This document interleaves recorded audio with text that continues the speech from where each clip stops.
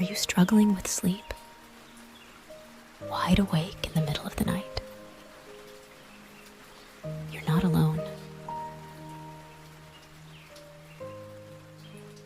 Shall I tell you a story?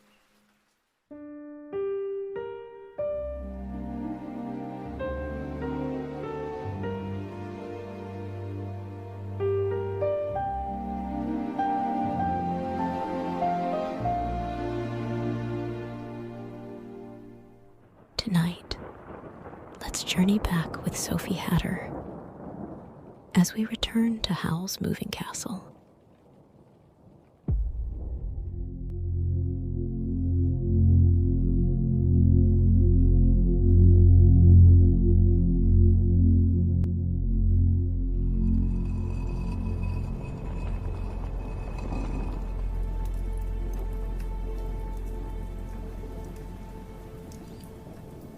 In the land of Ingri, where such things as 7-league boots and cloaks of invisibility really exist, it is quite a misfortune to be born the eldest of 3. Everyone knows you are the one who will fail first and worst if the 3 of you set out to seek your fortunes. Sophie Hatter was the eldest of 3 sisters.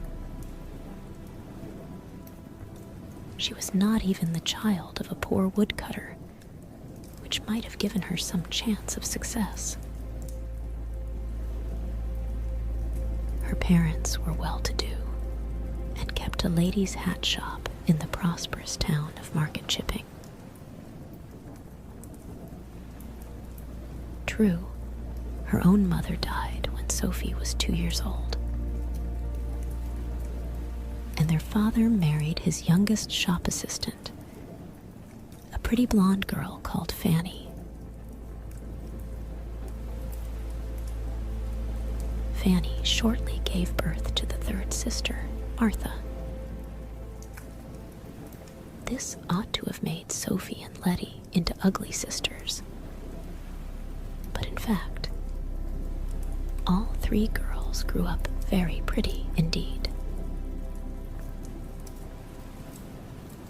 Though Letty was the one everyone said was most beautiful, Fanny treated all 3 girls with the same kindness and did not favor Martha in the least. Mr. Hatter was proud of his 3 daughters and sent them all to the best school in town. Sophie was the most studious. She read a great deal and very soon realized how little chance she had of an interesting future. It was a disappointment to her, but she was still happy enough, looking after her sisters and grooming Martha to seek her fortune when the time came.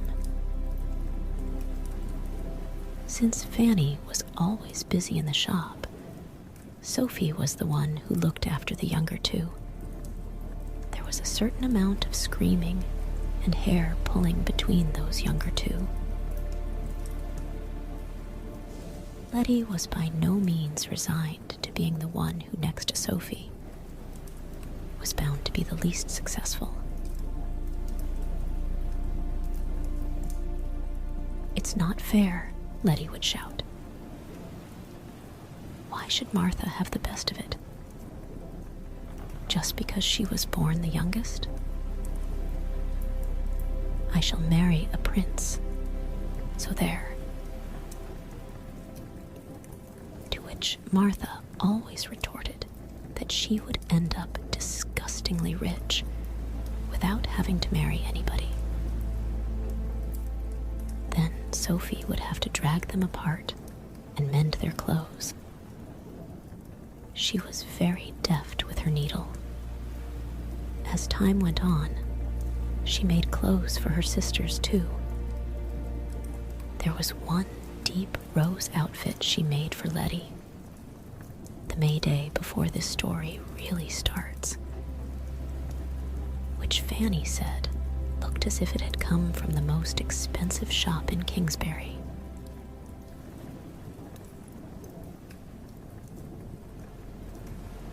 About this time, everyone began talking of the Witch of the Waste again. It was said the witch had threatened the life of the king's daughter, and that the king had commanded his personal magician, Wizard Suleiman, to go into the waste and deal with the witch. And it seemed that Wizard Suleiman had not only failed to deal with the witch, he had got himself killed by her.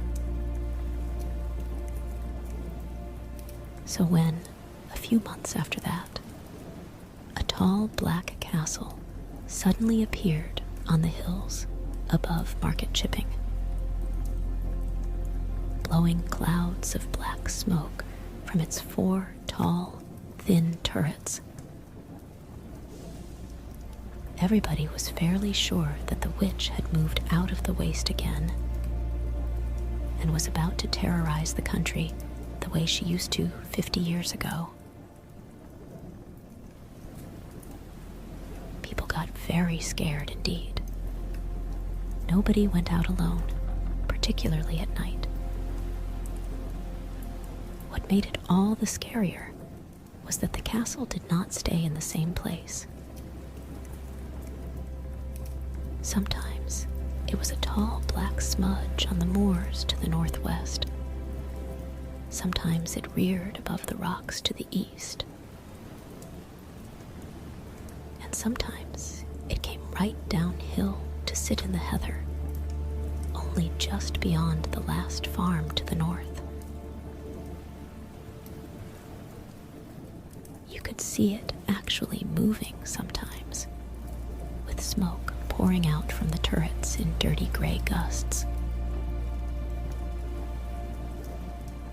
For a while, everyone was certain that the castle would come right down into the valley before long. And the mayor talked of sending to the king for help.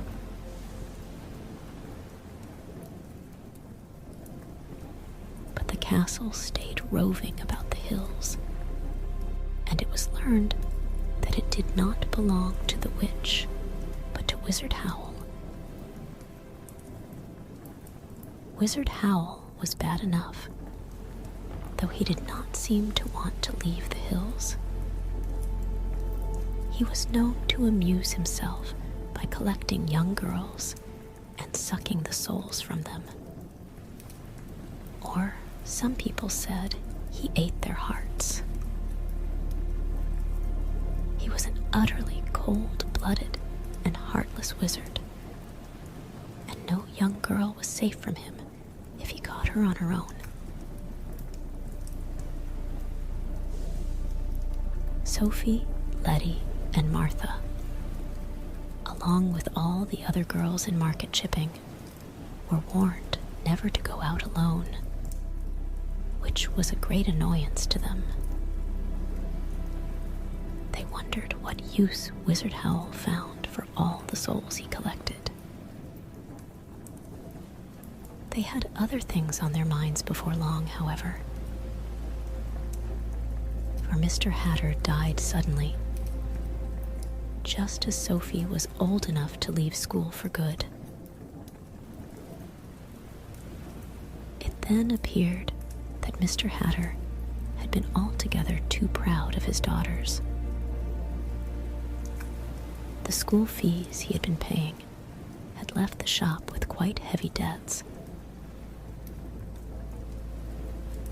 When the funeral was over, Fanny sat down in the parlor in the house next door to the shop and explained the situation. "You'll all have to leave that school, I'm afraid," she said. "I've been doing sums back and front and sideways, and the only way I can see to keep the business going and take care of the 3 of you is to see you all settled in a promising apprenticeship somewhere. It isn't practical to have you all in the shop. I can't afford it. So this is what I've decided. Letty first. Letty looked up, glowing with health and beauty, which even sorrow and black clothes could not hide. I want to go on learning, she said. So you shall, love, said Fanny. I've arranged for you to be apprenticed to Cesare's, the pastry cook in Market Square. They've a name for treating their learners like kings and queens, and you should be very happy there, as well as learning a useful trade. Mrs. Cesare's a good customer and a good friend, and she's agreed to squeeze you in as a favor. Letty laughed in the way that showed she was not at all pleased. Well, thank you, she said. Isn't it lucky that I like cooking? Fanny looked relieved. Letty could be awkwardly strong-minded at times. Now, Martha, she said, I know you're full young to go out to work, so I've thought round for something that would give you a long, quiet apprenticeship and go on being useful to you, whatever you decide to do after that. You know my old school friend, Annabelle Fairfax? Martha, who was slender and fair, fixed her big gray eyes on Fanny almost as strong-mindedly as Letty. You mean the one who talks such a lot, she said. Isn't she a witch? Yes, with a lovely house. And clients all over the Folding Valley, Fanny said eagerly. She's a good woman, Martha. She'll teach you all she knows, and very likely introduce you to grand people she knows in Kingsbury. You'll be all set up in life when she's done with you. She's a nice lady, Martha conceded. All right. Sophie, listening, felt that Fanny had worked everything out just as it should be. Letty, as the second daughter, was never likely to come to much, so Fanny had put her where she might meet a handsome young apprentice and live happily ever after. Martha, who was bound to strike out and make her fortune, would have witchcraft and rich friends to help her. As for Sophie herself, Sophie had no doubt what was coming. It did not surprise her when Fanny said, Now, Sophie dear, it seems only right and just that you should inherit the hat shop when I retire. Being the eldest as you are,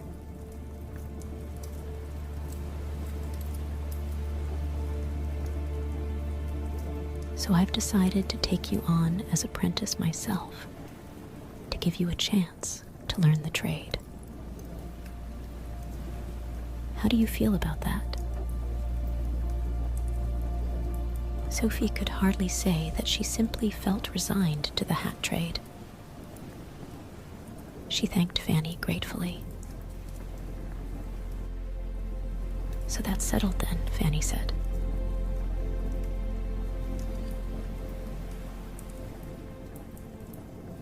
The next day, Sophie helped Martha pack her clothes in a box, and the morning after that, they all saw her off on the carrier's cart, looking small and upright and nervous. For the way to Upper Folding, where Mrs. Fairfax lived, lay over the hills past Wizard Howl's moving castle. Martha was understandably scared. "She'll be all right," said Letty. Letty refused all help with the packing. When the carrier's cart was out of sight, Letty crammed all her possessions into a pillowcase and paid the neighbor's boot boy 6 pence to wheel it in a wheelbarrow to Cesare's in Market Square. Letty marched behind the wheelbarrow, looking much more cheerful than Sophie expected. Indeed, she had the air of shaking the dust of the hat shop off her feet. The boot boy brought back a scribbled note from Letty, saying she had put her things in the girls' dormitory, and Cesare seemed great fun. A week later, the carrier brought a letter from Martha to say that Martha had arrived safely, and that Mrs. Fairfax was a great dear and uses honey with everything. She keeps bees. That was all Sophie heard of her sisters for quite a while, because she started her own apprenticeship the day Martha and Letty left.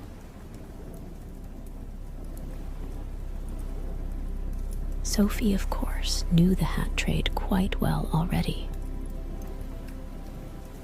Since she was a tiny child, she had run in and out of the big workshed across the yard, where the hats were damped and molded on blocks. And flowers and fruit and other trimmings were made from wax and silk. She knew the people who worked there. Most of them had been there when her father was a boy.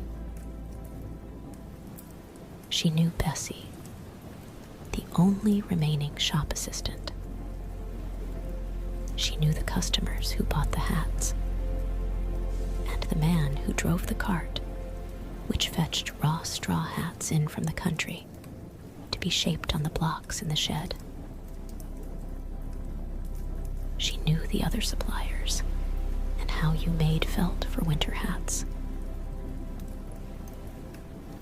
There was not really much that Fanny could teach her, except perhaps the best way to get a customer to buy a hat. "You lead up to the right hat, love," Fanny said. "Show them the ones that won't quite do first, so they know the difference as soon as they put the right one on." In fact, Sophie did not sell hats very much.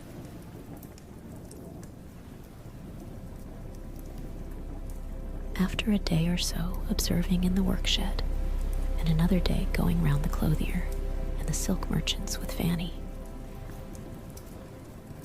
Fanny set her to trimming hats. Sophie sat in a small alcove at the back of the shop, sewing roses to bonnets and veiling to velours, lining all of them with silk and arranging wax fruit and ribbons stylishly on the outsides. She was good at it. She quite liked doing it, but she felt isolated and a little dull. The workshop people were too old to be much fun, and besides, they treated her as someone apart who was going to inherit the business someday. Bessie treated her the same way. Bessie's only talk anyway was about the farmer. She was going to marry the week after May Day. Sophie rather envied Fanny, who could bustle off to bargain with the silk merchant whenever she wanted. the most interesting thing was the talk from the customers. Nobody can buy a hat without gossiping. Sophie sat in her alcove and stitched, and heard that the mayor never would eat green vegetables, and that Wizard Howl's castle had moved round to the cliffs again. Really, that man. Whisper, whisper. The voices always dropped low when they talked of Wizard Howl. But Sophie gathered that he had caught a girl down the valley last month. Bluebeard, said the whispers, and then became voices again to say that Jane Ferrier was a perfect disgrace, the way she did her hair. That was one who would never attract even Wizard Howl, let alone a respectable man. Then there would be a fleeting, fearful whisper about the Witch of the Waste. Sophie began to feel that Wizard Howl and the Witch of the Waste should get together. They seemed to be made for one another. Someone ought to arrange a match, she remarked to the hat she was trimming at that moment. But by the end of the month, the gossip in the shop was suddenly all about Letty. Cesare's, it seemed, was packed with gentlemen from morning to night, each one buying quantities of cakes and demanding to be served by Letty. She had had 10 proposals of marriage, ranging in quality from the mayor's son to the lad who swept the streets.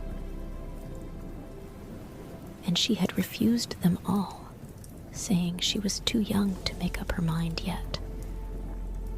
I call that sensible of her, Sophie said to a bonnet she was pleating silk into.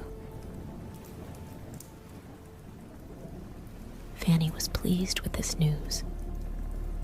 I knew she'd be all right, she said happily. It occurred to Sophie that Fanny was glad Letty was no longer around.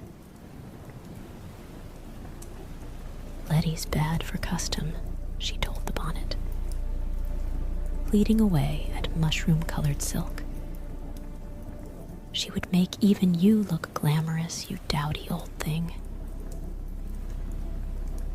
Other ladies look at Letty and despair. Sophie talked to hats more and more as weeks went by. There was no one else much to talk to.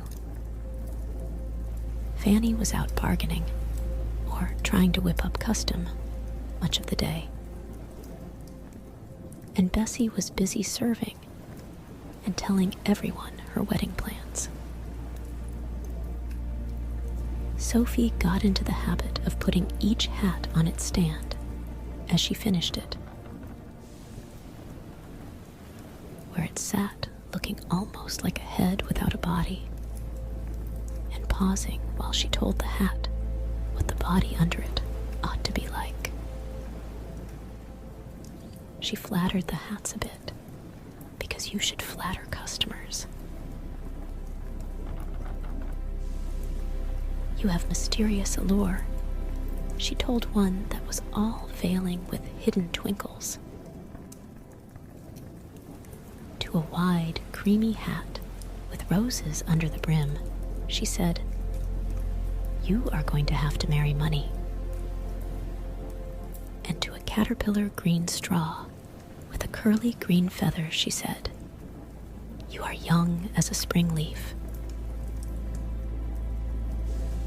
She told pink bonnets they had dimpled charm, and smart hats trimmed with velvet that they were witty. She told the mushroom-pleated bonnet, "You have a heart of gold, and someone in a high position will see it and fall in love with you." This was because she was sorry for that particular bonnet. It looked so fussy and plain. Jane Ferrier came into the shop next day and bought it. Her hair did look a little strange, Sophie thought. Peeping out of her alcove, as if Jane had wound it round a row of pokers. It seemed a pity she had chosen that bonnet.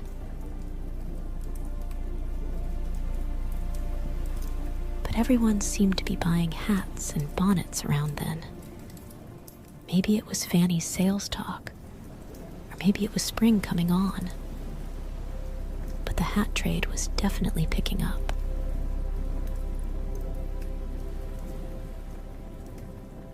Fanny began to say, a little guiltily, I think I shouldn't have been in such a hurry to get Martha and Letty placed out. At this rate, we might have managed. There was so much custom as April drew on toward May Day that Sophie had to put on a demure gray dress and help in the shop too. But such was the demand that she was hard at trimming hats in between customers, and every evening she took them next door to the house, where she worked by lamplight far into the night in order to have hats to sell the next day. Caterpillar green hats, like the one the mayor's wife had, were much called for, and so were pink bonnets. Then, the week before May Day, someone came in and asked for one with mushroom pleats, like the one Jane Ferrier had been wearing when she ran off with the Count of Cataract. That night, as she sewed, Sophie admitted to herself that her life was rather dull. Instead of talking to the hats, she tried each one on as she finished it and looked in the mirror. This was a mistake. The staid gray dress did not suit Sophie, particularly when her eyes were red-rimmed with sewing. And since her hair was a reddish straw color, neither did caterpillar green nor pink. The one with mushroom pleats simply made her look dreary. Like an old maid, said Sophie. Not that she wanted to race off with counts, like Jane Ferrier, or even fancied half the town offering her marriage, like Letty. But she wanted to do something. She was not sure what, that had a bit more interest to it than simply trimming hats. She thought she would find time next day to go and talk to Letty.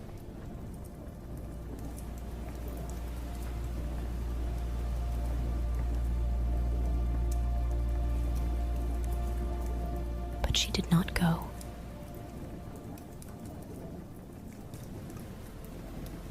Either she could not find the time, or she could not find the energy, or it seemed a great distance to Market Square, or she remembered that on her own she was in danger from Wizard Howl. Anyway, every day it seemed more difficult to go and see her sister. It was very odd. Sophie had always thought she was nearly as strong-minded as Letty. Now she was finding that there were some things she could only do when there were no excuses left. This is absurd, Sophie said. Market Square is only 2 streets away. If I run, and she swore to herself, she would go round to Cesari's when the hat shop was closed for May Day. Meanwhile, a new piece of gossip came into the shop. The king had quarreled with his own brother, Prince Justin, it was said. And the prince had gone into exile. Nobody quite knew the reason for the quarrel. But the prince had actually come through market shipping in disguise a couple of months back. And nobody had known.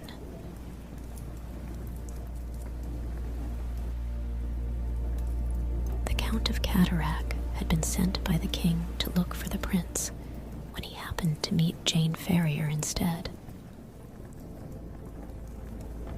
Sophie listened and felt sad. Interesting things did seem to happen, but always to somebody else. Still, it would be nice to see Letty. May Day came. Merrymaking filled the streets from dawn onward. Fanny went out early, but Sophie had a couple of hats to finish first. Sophie sang as she worked. After all, Letty was working too. Cesari's was open till midnight on holidays. I shall buy one of their cream cakes, Sophie decided. I haven't had one for ages. She watched people crowding past the window in all kinds of bright clothes. People selling souvenirs, people walking on stilts, and felt really excited. But when she at last put a gray shawl over her gray dress and went out into the street, Sophie did not feel excited. She felt overwhelmed. There were too many people rushing past, laughing and shouting, far too much noise and jostling. Sophie felt as if the past months of sitting and sewing had turned her into an old woman or a semi-invalid. She gathered her shawl round her and crept along close to the houses, trying to avoid being trodden on by people's best shoes or being jabbed by elbows in trailing silk sleeves. When there came a sudden volley of bangs from overhead somewhere, Sophie thought she was going to faint. She looked up and saw Wizard Howl's castle right down on the hillside above the town. So near, it seemed to be sitting on the chimneys. Blue flames were shooting out of all four of the castle's turrets, bringing balls of blue fire with them that exploded high in the sky, quite horrendously. Wizard Howl seemed to be offended by May Day, or maybe he was trying to join in his own fashion. Sophie was too terrified to care. She would have gone home, except that she was halfway to Cesari's by then. So she ran. What made me think I wanted life to be interesting? She asked as she ran. I'd be far too scared. It comes of being the eldest of three. When she reached Market Square, it was worse, if possible. Most of the inns were in the square. Crowds of young men swaggered beerily to and fro, trailing cloaks and long sleeves and stamping buckled boots. They would never have dreamed of wearing on a working day, calling loud remarks and accosting girls. The girls strolled in fine pairs, ready to be accosted. It was perfectly normal for May Day, but Sophie was scared of that too. when a young man in a fantastical blue and silver costume spotted Sophie and decided to accost her as well. Sophie shrank into a shop doorway and tried to hide. The young man looked at her in surprise. "It's all right, you little gray mouse," he said, laughing rather pityingly. "I only want to buy you a drink. Don't look so scared." The pitying look made Sophie utterly ashamed. He was such a dashing specimen, too, with a bony, sophisticated face, really quite old, well into his 20s, and elaborate blonde hair. His sleeves trailed longer than any in the square, all scalloped edges and silver insets.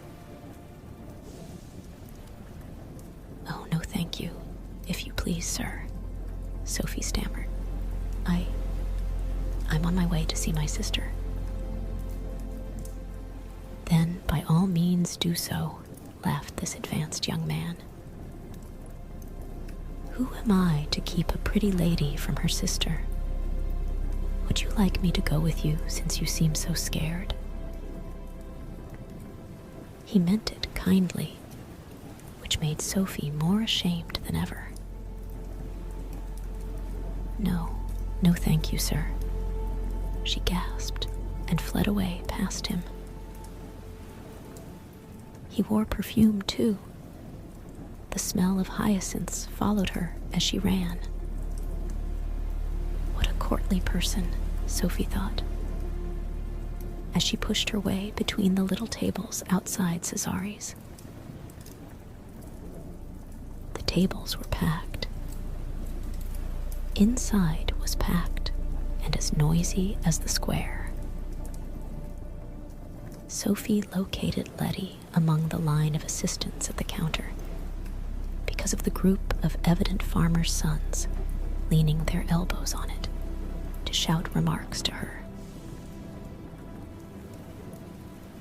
Letty, prettier than ever, and perhaps a little thinner, was putting cakes into bags as fast as she could go, giving each bag a deft little twist, and looking back under her own elbow with a smile and an answer for each bag she twisted.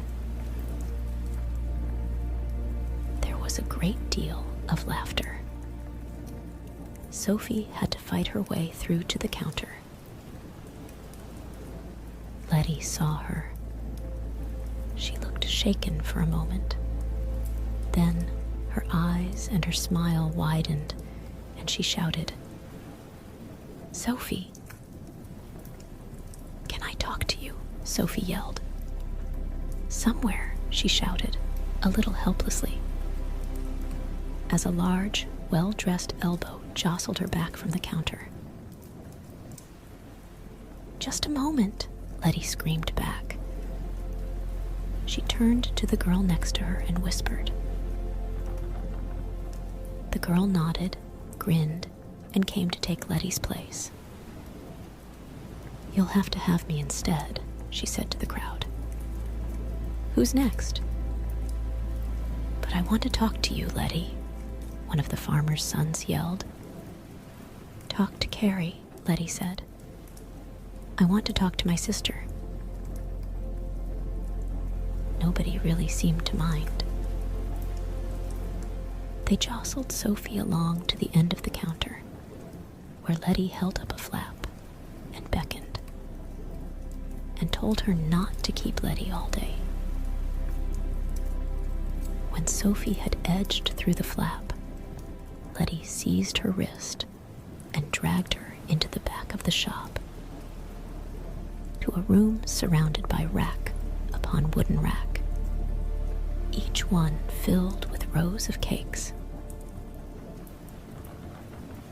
Letty pulled forward 2 stools. "Sit down," she said. She looked in the nearest rack in an absent-minded way and handed Sophie a cream cake out of it. You may need this, she said. Sophie sank onto the stool, breathing the rich smell of cake and feeling a little tearful. "Oh, Letty," she said, "I am so glad to see you." "Yes, and I'm glad you're sitting down," said Letty. "You see, I'm not Letty. I'm Martha."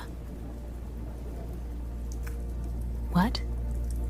Sophie stared at the girl on the stool opposite her. She looked just like Letty. She was wearing Letty's second-best blue dress, a wonderful blue that suited her perfectly. She had Letty's dark hair and blue eyes. "I am Martha," said her sister. "Who did you catch cutting up Letty's silk drawers? I never told Letty that. Did you?" "No," said Sophie, quite stunned. She could see it was Martha now. There was Martha's tilt to Letty's head, and Martha's way of clasping her hands round her knees with her thumbs twiddling. "Why?"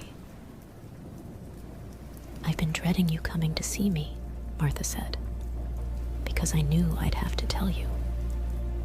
It's a relief now I have. Promise you won't tell anyone. I know you won't tell if you promise. You're so honorable." "I promise," Sophie said. "But why? How?" "Letty and I arranged it," Martha said, twiddling her thumbs, "because Letty wanted to learn witchcraft, and I didn't. Letty's got brains, and she wants a future where she can use them. Only try telling that to Mother. Mother's too jealous of Letty, even to admit she has brains." Sophie could not believe Fanny was like that, but she let it pass. "But what about you?"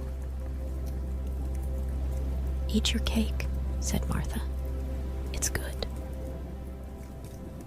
"Oh, yes, I can be clever too. It only took me 2 weeks at Mrs. Fairfax's to find the spell we're using. I got up at night and read her books secretly, and it was easy, really. Then I asked if I could visit my family, and Mrs. Fairfax said yes. She's a dear. She thought I was homesick. So I took the spell and came here, and Letty went back to Mrs. Fairfax pretending to be me. The difficult part was the first week, when I didn't know all the things I was supposed to know. It was awful. But I discovered that people like me, they do, if you like them, and then it was all right. And Mrs. Fairfax hasn't kicked Letty out, so I suppose she managed too. Sophie chomped at cake she was not really tasting. But what made you want to do this? Martha rocked on her stool, grinning all over Letty's face, twirling her thumbs in a happy pink whirl. I want to get married and have 10 children. You're not old enough, said Sophie. Not quite, Martha agreed. But you can see I've got to start quite soon in order to fit 10 children in. And this way gives me time to wait and see if the person I want likes me for being me. The spell's going to wear off gradually, and I shall get more and more like myself, you see. Sophie was so astonished that she finished her cake without noticing what kind it had been. Why 10 children? Because that's how many I want, said Martha.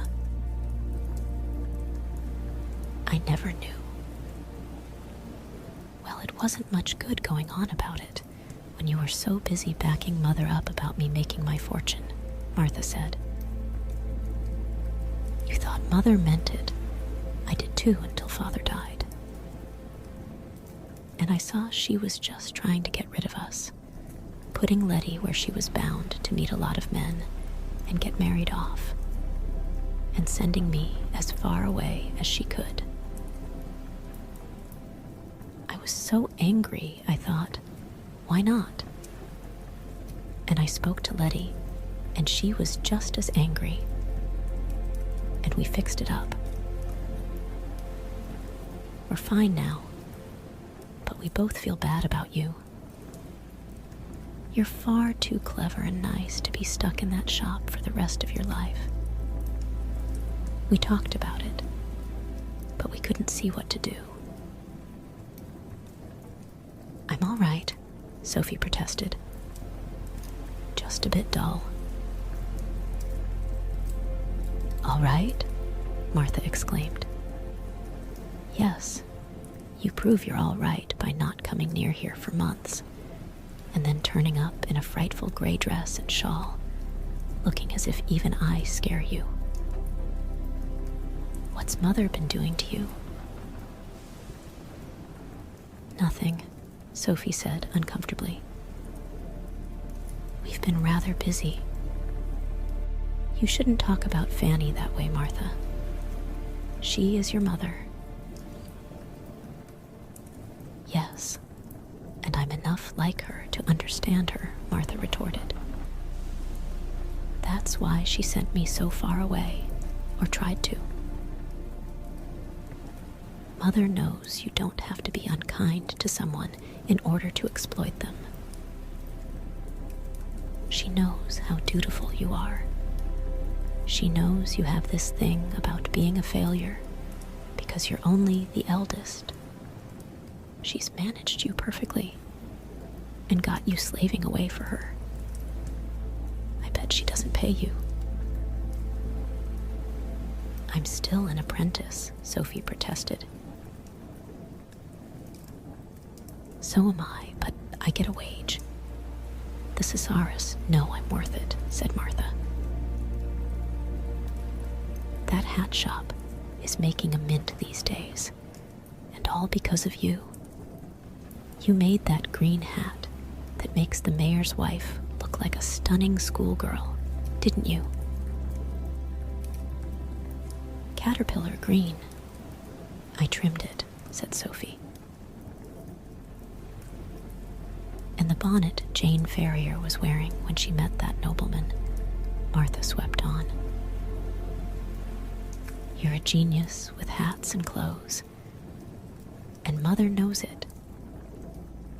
You sealed your fate when you made Letty that outfit last May Day.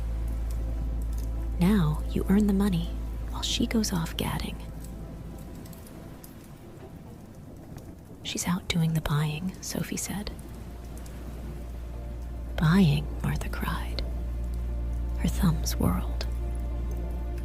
That takes her half a morning. I've seen her, Sophie, and heard the talk. She's off in a hired carriage and new clothes on your earnings, visiting all the mansions down the valley. They're saying she's going to buy that big place down at Vale End and set up in style. And where are you? Well, Fanny's entitled to some pleasure after all her hard work bringing us up, Sophie said. I suppose I'll inherit the shop. What a fate, Martha exclaimed. Listen. But at that moment, 2 empty cake racks were pulled away at the other end of the room, and an apprentice stuck his head through from the back somewhere. Thought I heard your voice, Letty, he said, grinning in the most friendly and flirtatious way. The new baking's just up. Tell them. His head, curly and somewhat flowery, disappeared again. Sophie thought he looked a nice lad. She longed to ask if he was the one Martha really liked, but she did not get a chance. Martha sprang up in a hurry, still talking. "I must get the girls to carry all these through to the shop," she said. "Help me with the end of this one." She dragged out the nearest rack, and Sophie helped her hump it past the door into the roaring, busy shop. "You must do something about yourself, Sophie," Martha panted as they went. Letty kept saying she didn't know what would happen to you when we weren't around to give you some self-respect. She was right to be worried.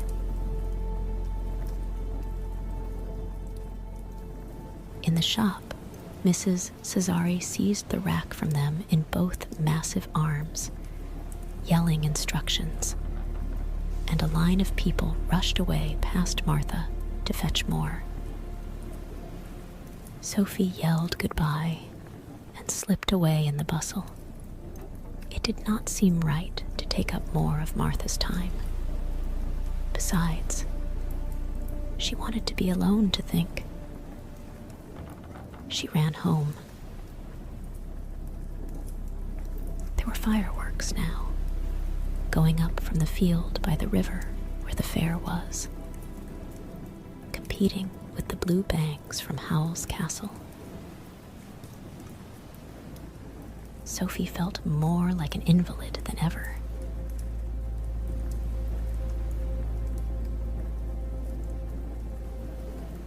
She thought and thought most of the following week, and all that happened was that she became confused and discontented.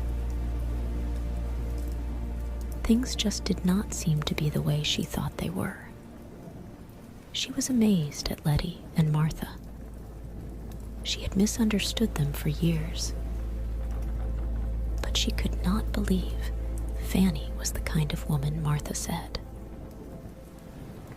There was a lot of time for thinking, because Bessie duly left to be married, and Sophie was mostly alone in the shop. Fanny did seem to be out a lot, gadding or not, and trade was slack after May Day. After 3 days, Sophie plucked up courage to ask Fanny, "Shouldn't I be earning a wage?"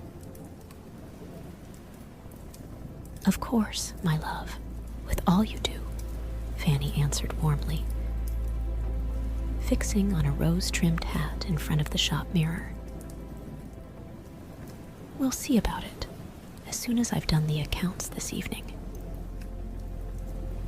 Then she went out and did not come back until Sophie had shut the shop and taken that day's hats through to the house to trim.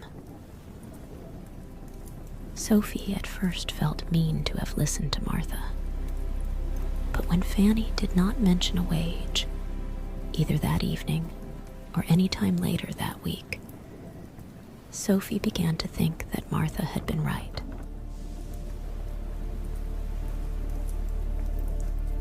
"Maybe I am being exploited," she told a hat she was trimming with red silk and a bunch of wax cherries. "But someone has to do this, or there will be no hats at all to sell." She finished that hat and started on a stark black and white one, very modish, and a quite new thought came to her. "Does it matter if there are no hats to sell?" she asked it. She looked round the assembled hats, on stands, or waiting in a heap to be trimmed. "What good are you all?" she asked them. "You certainly aren't doing me a scrap of good." And she was within an ace of leaving the house and setting out to seek her fortune, until she remembered she was the eldest, and there was no point. the hat again, sighing. She was still discontented, alone in the shop next morning, when a very plain young woman customer stormed in, whirling a pleated mushroom bonnet by its ribbons. "Look at this," the young lady shrieked. "You told me this was the same as the bonnet Jane Ferrier was wearing when she met the Count. And you lied. Nothing has happened to me at all." "I'm not surprised," Sophie said, before she had caught up with herself. "If you're fool enough to wear that bonnet with a face like that, you wouldn't have the wit to spot the king himself if he came begging. If he hadn't turned to stone first, just at the sight of you." The customer glared. Then she threw the bonnet at Sophie and stormed out of the shop. Sophie carefully crammed the bonnet into the wastebasket, panting rather. The rule was, lose your temper, lose a customer. She had just proven that rule. It troubled her to realize how very enjoyable it had been. Sophie had no time to recover. There was the sound of wheels and horse hoofs, and a carriage darkened the window. The shop bell clanged, and the grandest customer she had ever seen sailed in, with a sable wrap drooping from her elbows, and diamonds winking all over her dense black dress. Sophie's eyes went to the lady's wide hat first. Real ostrich plume dyed to reflect the pinks and greens and blues winking in the diamonds, and yet still look black. This was a wealthy hat. The lady's face was carefully beautiful. The chestnut brown hair made her seem young, but Sophie's eyes took in the young man who followed the lady in. A slightly formless-faced person with reddish hair. Quite well dressed, but pale and obviously upset. He stared at Sophie with a kind of beseeching horror. He was clearly younger than the lady. Sophie was puzzled. "Miss Hatter?" the lady asked in a musical but commanding voice. "Yes," said Sophie. The man looked more upset than ever. Perhaps the lady was his mother. "I hear you sell the most heavenly hats," said the lady. "Show me." Sophie did not trust herself to answer in her present mood. She went and got out hats. None of them were in this lady's class, but she could feel the man's eyes following her, and that made her uncomfortable. The sooner the lady discovered the hats were wrong for her, the sooner this odd pair would go. She followed Fanny's advice and got out the wrongest first. The lady began rejecting hats instantly. "Dimples," she said to the pink bonnet, and "youth" to the caterpillar green one. To the one of twinkles and veils, she said, "Mysterious allure. How very obvious. What else have you?" Sophie got out the modish black and white, which was the only hat even remotely likely to interest this lady. The lady looked at it with contempt This one doesn't do anything for anybody. You're wasting my time, Miss Hatter. Only because you came in and asked for hats, Sophie said. This is only a small shop in a small town, madam. Why did you? Behind the lady, the man gasped and seemed to be trying to signal warningly. Bother to come in? Sophie finished, wondering what was going on. I always bother when someone tries to set themselves up against the Witch of the Waste, said the lady. I've heard of you, Miss Hatter, and I don't care for your competition or your attitude. I came to put a stop to you. There. She spread out her hand in a flinging motion toward Sophie's face. You mean you're the Witch of the Waste? Sophie quavered. Her voice seemed to have gone strange with fear and astonishment. I am, said the lady, and let that teach you to meddle with things that belong to me. I don't think I did. There must be some mistake, Sophie croaked. The man was now staring at her in utter horror, though she could not see why.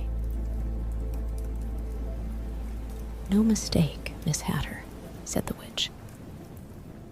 Come, Gaston. She turned and swept to the shop door. While the man was humbly opening it for her, she turned back to Sophie. By the way, you won't be able to tell anyone you're under a spell, she said. The shop door tolled like a funeral bell as she left. Sophie put her hands to her face, wondering what the man had stared at. She felt soft, leathery wrinkles. She looked at her hands. They were wrinkled, too, and skinny, with large veins in the back and knuckles like knobs. She pulled her gray skirt against her legs and looked down at skinny, decrepit ankles and feet, which had made her shoes all knobbly. They were the legs of someone about 90, and they seemed to be real. Sophie got herself to the mirror and found she had to hobble. The face in the mirror was quite calm, because it was what she expected to see. It was the face of a gaunt old woman, withered and brownish, surrounded by wispy white hair. Her own eyes, yellow and watery, stared out at her, looking rather tragic. Don't worry, old thing, Sophie said to the face. You look quite healthy. Besides, this is much more like you really are. She thought about her situation quite calmly.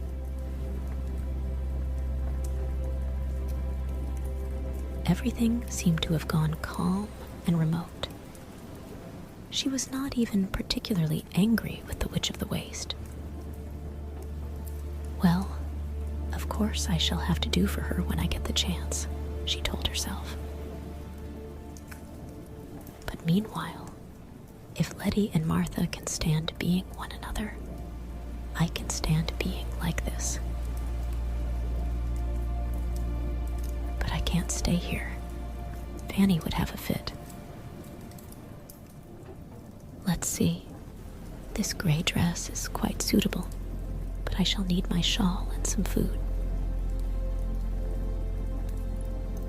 She hobbled over to the shop door and carefully put up the closed notice. Her joints creaked as she moved.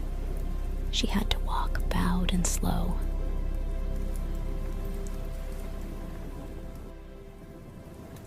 But but she was relieved to discover that she was quite a hale old woman. She did not feel weak or ill, just stiff. She hobbled to collect her shawl and wrapped it over her head and shoulders, as old women did. Then she shuffled through into the house, where she collected her purse with a few coins in it and a parcel of bread and cheese. She let herself out of the house, carefully hiding the key in the usual place, and hobbled away down the street, surprised at how calm she still felt. She did wonder if she should say goodbye to Martha, but she did not like the idea of Martha not knowing her. It was best just to go. Sophie decided she would write to both her sisters when she got wherever she was going, and shuffled on through the field where the fair had been, over the bridge, and on into the country lanes beyond. It was a warm spring day. Sophie discovered that being a crone did not stop her enjoying the sight and smell of May in the hedgerows, though the sight was a little blurred. Her back began to ache. She hobbled sturdily enough, but she needed a stick. She searched the hedges as she went for a loose stake of some kind. Evidently, her eyes were not as good as they had been. She thought she saw a stick a mile or so on, but when she hauled on it, it proved to be the bottom end of an old scarecrow someone had thrown into the hedge. Sophie heaved the thing upright. It had a withered turnip for a face. Sophie found she had some fellow feeling for it. Instead of pulling it to pieces and taking the stick, she stuck it between two branches of the hedge, so that it stood looming rakishly above the May, with the tattered sleeves on its stick arms fluttering over the hedge. "There," she said, and her cracked old voice surprised her into giving a cracked old cackle of laughter. "Neither of us are up to much, are we, my friend? Maybe you'll get back to your field if I leave you where people can see you." She set off up the lane again, but a thought struck her, and she turned back. Now, if I wasn't doomed to failure because of my position in the family, she told the scarecrow, you could come to life and offer me help in making my fortune. But I wish you luck anyway. She cackled again as she walked on.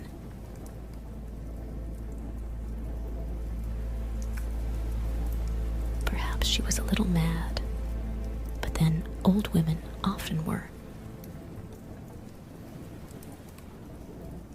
She found a stick an hour or so later when she sat down on the bank to rest and eat her bread and cheese. There were noises in the hedge behind her. Little strangled squeakings, followed by heavings that shook May petals off the hedge. Sophie crawled on her bony knees to peer past leaves and flowers and thorns into the inside of the hedge, and discovered a thin gray dog in there. It was hopelessly trapped by a stout stick, which had somehow got twisted into a rope that was tied round its neck. The stick had wedged itself between two branches of the hedge, so that the dog could barely move. It rolled its eyes wildly as at Sophie's peering face.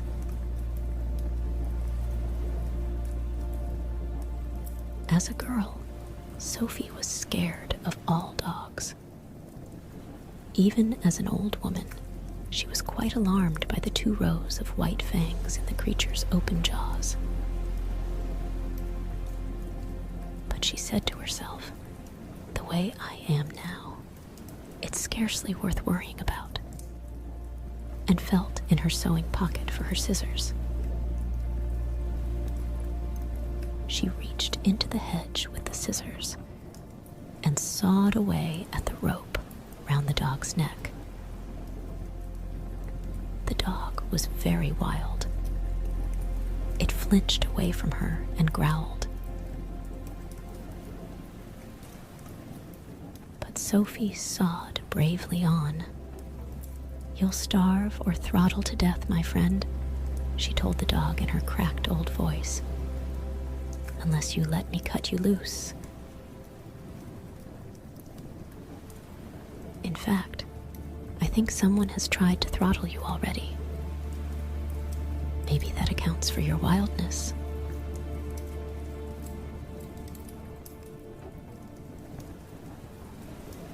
The rope had been tied quite tightly round the dog's neck, and the stick had been twisted viciously into it.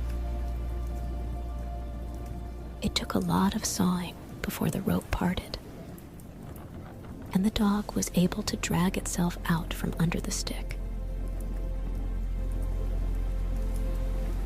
"Would you like some bread and cheese?" Sophie asked it then. But the dog just growled at her, forced its way out through the opposite side of the hedge, and slunk away. "There's gratitude for you," Sophie said, rubbing her prickled arms.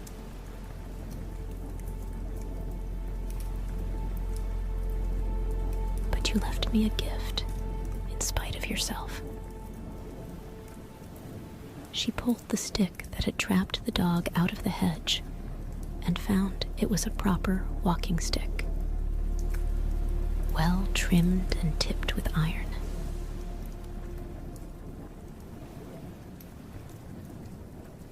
Sophie finished her bread and cheese and set off walking again. The lane became steeper and steeper.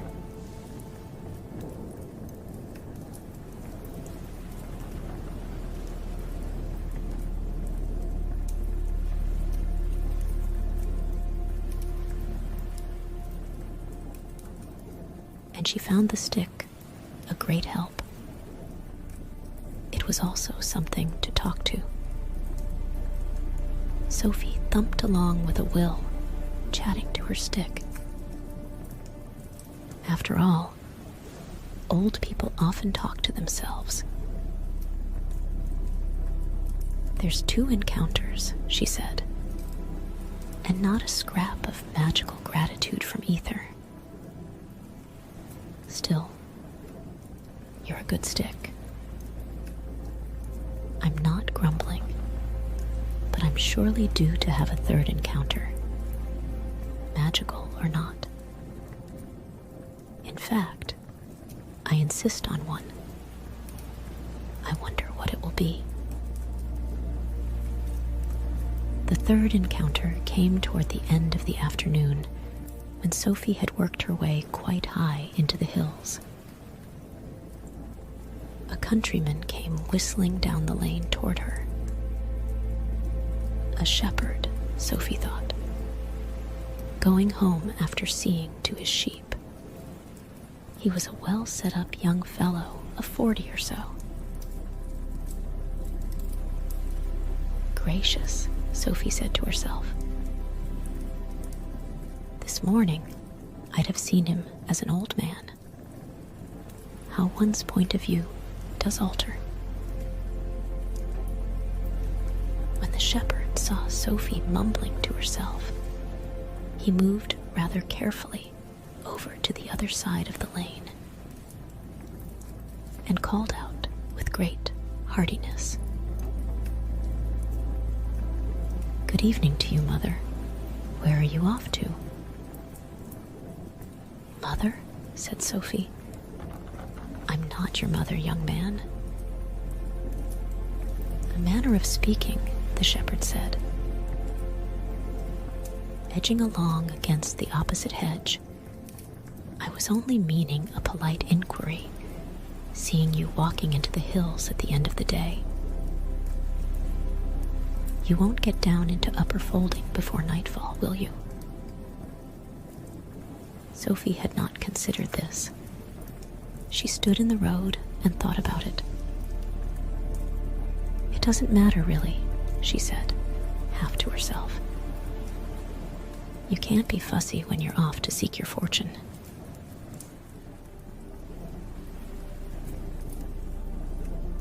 "Can't you indeed, Mother?" said the shepherd. He had now edged himself downhill of Sophie and seemed to feel better for it. "Then I wish you good luck, Mother, provided your fortune don't have nothing to do with charming folks' cattle." And he took off down the road in great strides, almost running, but not quite. Sophie stared after him indignantly. "He thought I was a witch," she said to her stick.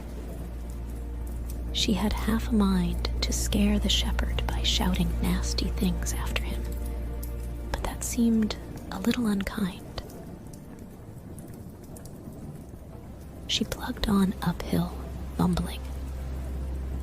Shortly, the hedges gave way to bare banks, and the land beyond became heathery upland, with a lot of steepness beyond that, covered with yellow, rattling grass. Sophie kept grimly on. By now, her knobby old feet ached, and her back, and her knees. She became too tired to mumble, and simply plugged on, panting, until the sun was quite low. And all at once, it became quite clear to Sophie that she could not walk a step further. She collapsed onto a stone by the wayside, wondering what she would do now. "The only fortune I can think of is a comfortable chair," she gasped. The stone proved to be on a sort of headland, which gave Sophie a magnificent view of the way she had come. There was most of the valley spread out beneath her in the setting sun, all fields and walls and hedges, the windings of the river, and the fine mansions of rich people glowing out from clumps of trees, right down to blue mountains in the far distance. Just below her was market chipping. Sophie could look down into its well-known streets. There was Market Square and Cesare's. She could have tossed a stone down the chimney pots of the house next to the hat shop. How near it still is, Sophie told her stick in dismay. All that walking just to get above my own rooftop. It got cold on the stone as the sun went down. An unpleasant wind blew whichever way Sophie turned to avoid it. Now, it no longer seemed so unimportant that she would be out on the hills during the night. She found herself thinking more and more of a comfortable chair and a fireside, and also of darkness and wild animals. But if she went back to market chipping, it would be the middle of the night before she got there. She might just as well go on. She sighed and stood up, creaking. was awful. She ached all over. I never realized before what old people had to put up with, she panted as she labored uphill. Still, I don't think wolves will eat me. I must be far too dry and tough. That's one comfort. Night was coming down fast now, and the heathery uplands were blue-gray. The wind was sharper. Sophie's panting and the creaking of her limbs were so loud in her ears that it took her a while to notice that some of the grinding and puffing was not coming from herself at all. She looked up blurrily. Wizard Howl's castle was rumbling and bumping toward her across the moorland. Black smoke was blowing up in clouds from behind its black battlements. It looked tall and thin and heavy and ugly and very sinister indeed. Sophie leaned on her stick and watched it. She was not particularly frightened. She wondered how it moved. But the main thing in her mind was that all that smoke must mean a large fireside, somewhere inside those tall black walls. Well, why not? She said to her stick. Wizard Howl is not likely to want my soul for his collection. He only takes young girls. She raised her stick and waved it imperiously at the castle. Stop, she shrieked. The castle obediently came to a rumbling, grinding halt about 50 feet uphill from her. Sophie felt rather gratified as she hobbled toward it. There was a large black door in the black wall, facing Sophie, and she made for that, hobbling briskly. The castle was uglier than ever close to. It was far too tall for its height, and not a very regular shape. As far as Sophie could see in the growing darkness, it was built of huge black blocks, like coal. And like coal, the blocks were all different shapes and sizes. Chill breathed off these blocks as she got closer, but that failed to frighten Sophie at all. She just thought of chairs and firesides and stretched her hand out eagerly to the door. Her hand could not come near it. Some invisible wall stopped her hand about a foot from the door. Sophie prodded at it with an irritable finger. When that made no difference, she prodded with her stick. The wall seemed to be all over the door, from as high as her stick could reach, and right down to the heather, sticking out from under the doorstep. Open up, Sophie cackled at it. That made no difference to the wall. Very well, Sophie said. I'll find your back door. She hobbled off to the left-hand corner of the castle, that being both nearest and slightly downhill. But she could not get round the corner. The invisible wall stopped her again, as soon as she was level with the irregular black cornerstones. At this, Sophie said a word she had learned from Martha, that neither old ladies nor young girls are supposed to know, and stumped uphill and anti-clockwise to the castle's right-hand corner. There was was no barrier there. She turned that corner and hobbled eagerly toward the second big black door in the middle of that side of the castle. There was a barrier over that door, too. Sophie glowered at it. "I call that very unwelcoming," she said. Black smoke blew down from the battlements in clouds.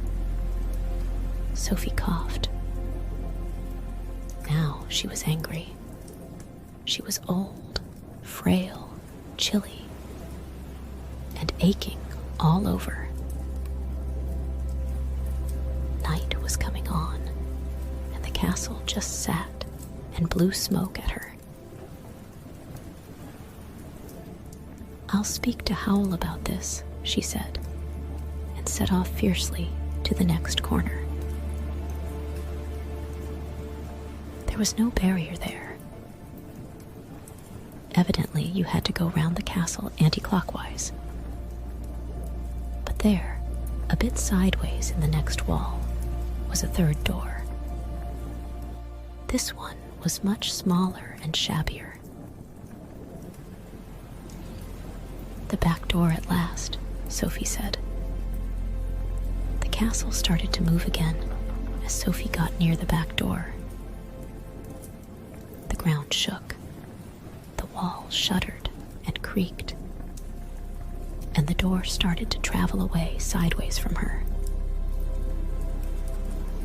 "Oh, no, you don't," Sophie shouted. She ran after the door and hit it violently with her stick. "Open up," she yelled. The door sprang open inward, still moving away sideways. Sophie, by hobbling furiously, managed to get one foot up on its doorstep. Then she hopped and scrambled and hopped again, while the great black blocks round the door jolted and crunched as the castle gathered speed over the uneven hillside. Sophie did not wonder the castle had a lopsided look. The marvel was that it did not fall apart on the spot. "What a stupid way to treat a building," she panted as she threw herself inside it. She had to drop her stick and hang on to the open door in order not to be jolted straight out again. When she began to get her breath, she realized there was a person standing in front of her, holding the door too. He was a head taller than Sophie, but she could see he was the merest child, only a little older than Martha. And he seemed to be trying to shut the door on her and push her out of the warm, lamplit, low-beamed room beyond him into the night again. "Don't you have the impudence to shut the door on me, my boy?" she said. "I wasn't going to, but you're keeping the door open," he protested. "What do you want?" Sophie looked round at what she could see beyond the boy. There were a number of probably wizardly things hanging from the beams, strings of onions, bunches of herbs, and bundles of strange roots. There were also definitely wizardly things, like leather books, crooked bottles, and an old, brown, grinning human skull. On the other side of the boy was a fireplace with a small fire burning in the grate. It was a much smaller fire than all the smoke outside suggested. But then, this was obviously only a back room in the castle. Much more important to Sophie, this fire had reached the glowing rosy stage, with with little blue flames dancing on the logs, and placed beside it, in the warmest position, was a low chair with a cushion on it. Sophie pushed the boy aside and dived for that chair. "Ah, my fortune," she said, settling herself comfortably in it. It was bliss. The fire warmed her aches, and the chair supported her back, and she knew that if anyone wanted to turn her out now, they were going to have to use extreme and violent magic to do it.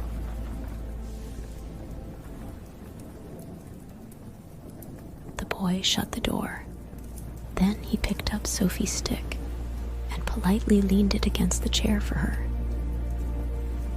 Sophie realized that there was now no sign at all that the castle was moving across the hillside. Not even the ghost of a rumble or the tiniest shaking. "How odd. Tell Wizard Howl," she said to the boy, "that this castle's going to come apart round his ears if it travels much further. The castle's bespelled to hold together," the boy said. "But I'm afraid Howl's not here just at the moment." This was good news to Sophie. "When will he be back?" she asked a little nervously. "Probably not till tomorrow now," the boy said. "What do you want? Can I help you instead? I'm Howl's apprentice, Michael." This was better news than ever. "I'm afraid only the wizard can possibly help me," Sophie said quickly and firmly. It was probably true too. "I'll wait, if you don't mind." It was clear Michael did mind. He hovered over her, a little helplessly, to make it plain to him that she had no intention of being turned out by a mere boy apprentice. Sophie closed her eyes and pretended to go to sleep. "Tell him the name's Sophie," she murmured.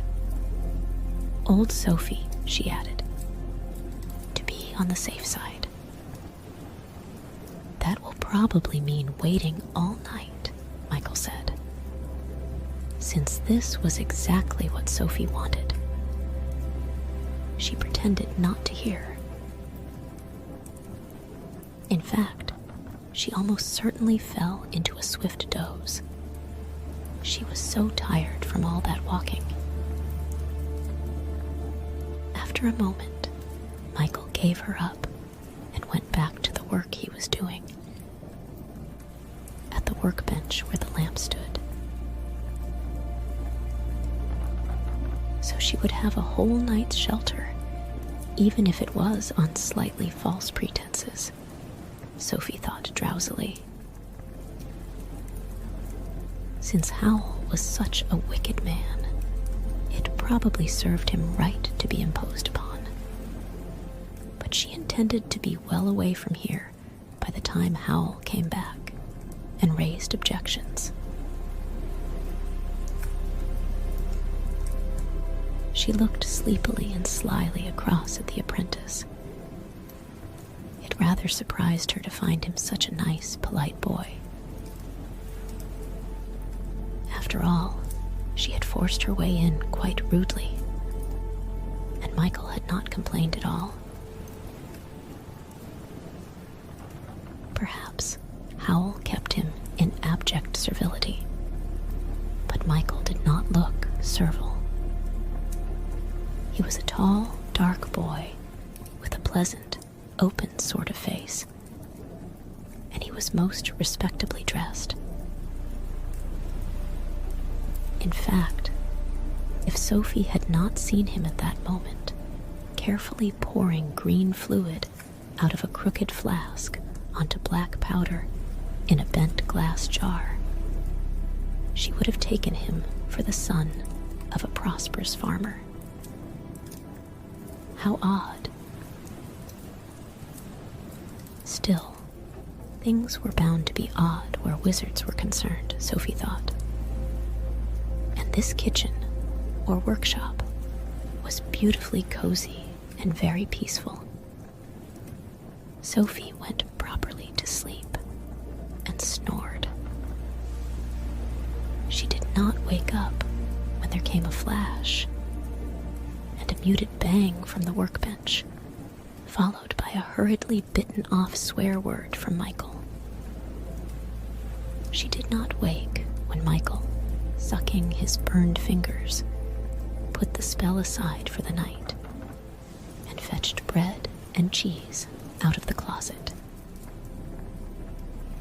She did not stir when Michael knocked her stick down with a clatter, reaching over her for a log to put on the fire, or when Michael, looking down into Sophie's open mouth, remarked to the fireplace, "She's got all her teeth. She's not the witch of the waste, is she?" "I wouldn't have let her come in if she was," the fireplace retorted. Michael shrugged and picked Sophie's stick politely up again. Then he put a log on the fire with equal politeness and went away to bed somewhere overhead. In the middle of the night, Sophie was woken by someone snoring. She jumped upright, rather irritated to discover that she was the one who had been snoring. It seemed to her that she had only dropped off for a second or so, but Michael seemed to have vanished in those seconds, taking the light with him. No doubt, a wizard's apprentice learned to do that kind of thing in his first week, and he had left the fire very low. It was giving out irritating hissings and poppings. A cold draft blew on Sophie's back. Sophie recalled that she was in a wizard's castle, and also, with unpleasant distinctness, that there was a human skull on a workbench somewhere behind her. She shivered and cranked her stiff old neck around, but there was only darkness behind her. "Let's have a bit more light, shall we?" she said. Her cracked little voice seemed to make no more noise than the crackling of the fire. Sophie was surprised. She had expected it to echo through the vaults of the castle. Still, there was a basket of logs beside her. She stretched out a creaking arm and heaved a log on the fire, which sent a spray of green and blue sparks flying up the chimney. She heaved on a second log and sat back, not without a nervous look or so behind her, where blue-purple light from the fire was dancing over the polished brown bone of the skull. The room was quite small. There was no one in it but Sophie and the skull. "He's got both feet in the grave, and I've only got one," she consoled herself. She turned back to the fire, which was now flaring up into blue and green flames. "Must be salt in that wood," Sophie murmured. She settled herself more comfortably, putting her knobby feet on the fender and her head into a corner of the chair where she could stare into the colored flames, and began dreamily considering what she ought to do in the morning. But she was sidetracked a little by imagining a face in the flames. "It would be a thin blue face," she murmured, "very long and thin, with a thin blue nose. But those curly green flames on top are most definitely your hair." Suppose I didn't go until Howl gets back. Wizards can lift spells, I suppose. And those purple flames near the bottom make the mouth. You have savage teeth, my friend. You have 2 green tufts of flame for eyebrows. Curiously enough, the only orange flames in the fire were under the green eyebrow flames, just like eyes. And they each had a little purple glint in the middle that Sophie could almost imagine was looking at her, like the pupil of an eye. On the other hand, Sophie continued, looking into the orange flames. If the spell was off, I'd have my heart eaten before I could turn around. Don't you want your heart eaten? Asked the fire. It was definitely the fire that spoke. Sophie saw its purple mouth move as the words came. Its voice was nearly as cracked as her own, full of the spitting and whining of burning wood. Naturally I don't, Sophie answered. What are you? A fire demon, answered the purple mouth. There was more whine than spit to its voice as it said,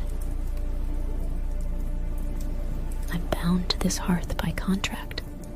I can't move from this spot. Then its voice became brisk and crackling. And what are you? It asked. I can see you're under a spell. This roused Sophie from her dreamlike state. You see? She exclaimed. Can you take the spell off? There was a popping, blazing silence, while the orange eyes in the demon's wavering blue face traveled up and down Sophie. It's a strong spell, it said at length. It feels like one of the Witch of the Wastes to me. It is, said Sophie. But it seems more than that, crackled the demon. I detect 2 layers. And of course, you won't be able to tell anyone about it, unless they know already. It gazed at Sophie a moment longer. I shall have to study it, it said. How long will that take? Sophie asked. It may take a while, said the demon. And it added in a soft, persuasive flicker. How about making a bargain with me? I'll break your spell if you agree to break this contract I'm under. Sophie looked warily at the demon's thin blue face. It had a distinctly cunning look as it made this proposal. Everything she had read showed the extreme danger of making a bargain with a demon. And there was no doubt that this one did look extraordinarily evil. Those long purple teeth. Are you sure you're being quite honest? She said. Not completely, admitted the demon. But do you want to stay like that till you die? That spell has shortened your life by about 60 years, if I am any judge of such things. This was a nasty thought, and one which Sophie had tried not to think about up to now. It made quite a difference. This contract you're under, she said. It's with Wizard Howl, is it?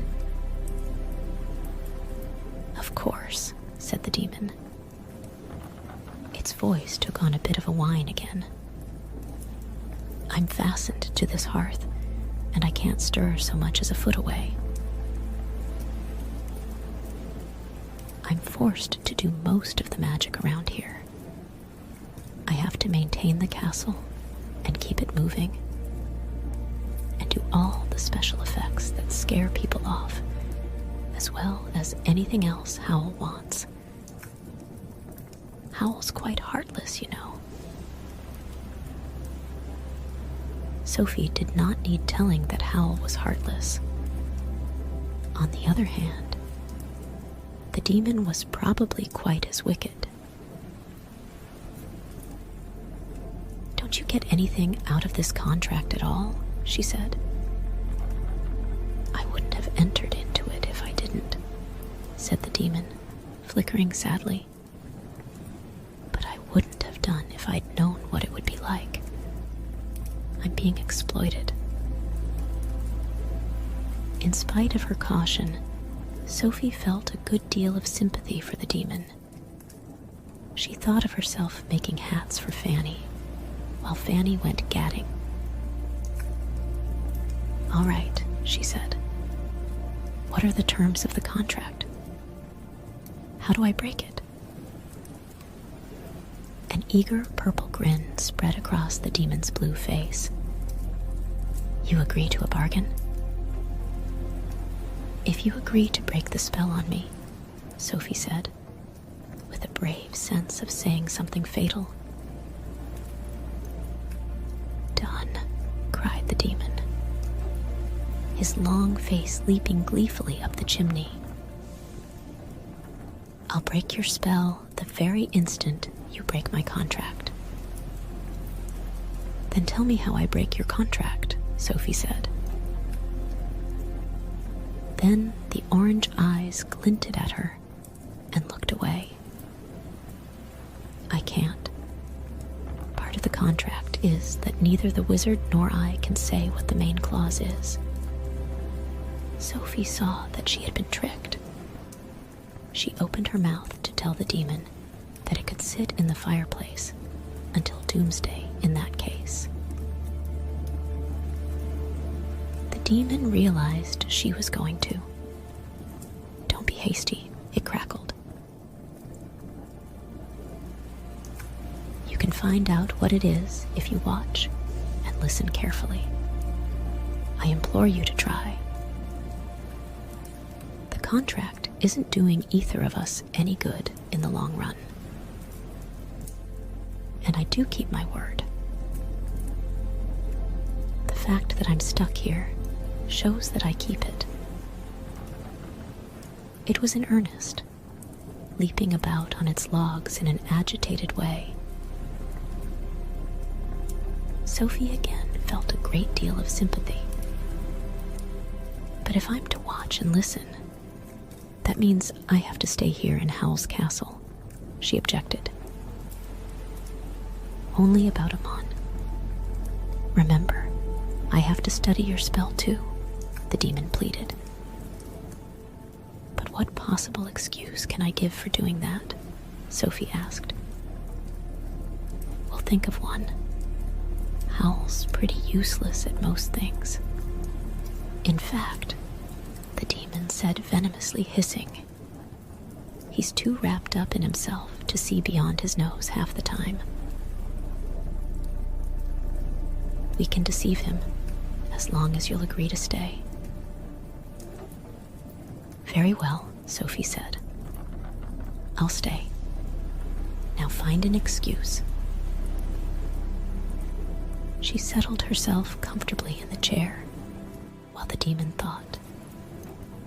It thought aloud in a little crackling, flickering murmur, which reminded Sophie rather of the way she had talked to her stick when she walked here. And it blazed while it thought with such a glad and powerful roaring that she dozed again. She thought the demon did make a few suggestions. She remembered shaking her head to the notion that she should pretend to be Howl's long-lost great-aunt, and to one or two other ones even more far-fetched, but she did not remember very clearly. The demon at length fell to singing a gentle, flickering little song. It was not in any language Sophie knew, or she thought not, until she distinctly heard the word saucepan in it several times, and it was very sleepy sounding. Sophie fell into a deep sleep, with a slight suspicion that she was being bewitched now, as well as beguiled, but it did not bother her particularly. She would be free of the spell soon. When Sophie woke up, daylight was streaming across her. Since Sophie remembered no windows at all in the castle, her first notion was that she had fallen asleep, trimming hats, and dreamed of leaving home. The fire in front of her had sunk to rosy charcoal and white ash, which convinced her that she had certainly dreamed there was a fire demon. But her very first movements told her that there were some things she had not dreamed. There were sharp cracks from all over her body.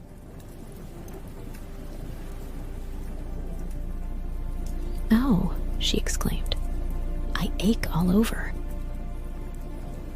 The voice that exclaimed was a weak, cracked piping. She put her knobby hands to her face and felt wrinkles. At that, she discovered she had been in a state of shock all yesterday. She was very angry indeed with the Witch of the Waste for doing this to her. Hugely, enormously angry. Sailing into shops and turning people old, she exclaimed. Oh, what I won't do to her. Her anger made her jump up in a salvo of cracks and creaks and hobble over to the unexpected window.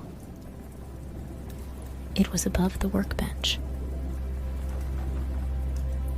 To her utter astonishment, the view from it was a view of a dockside town.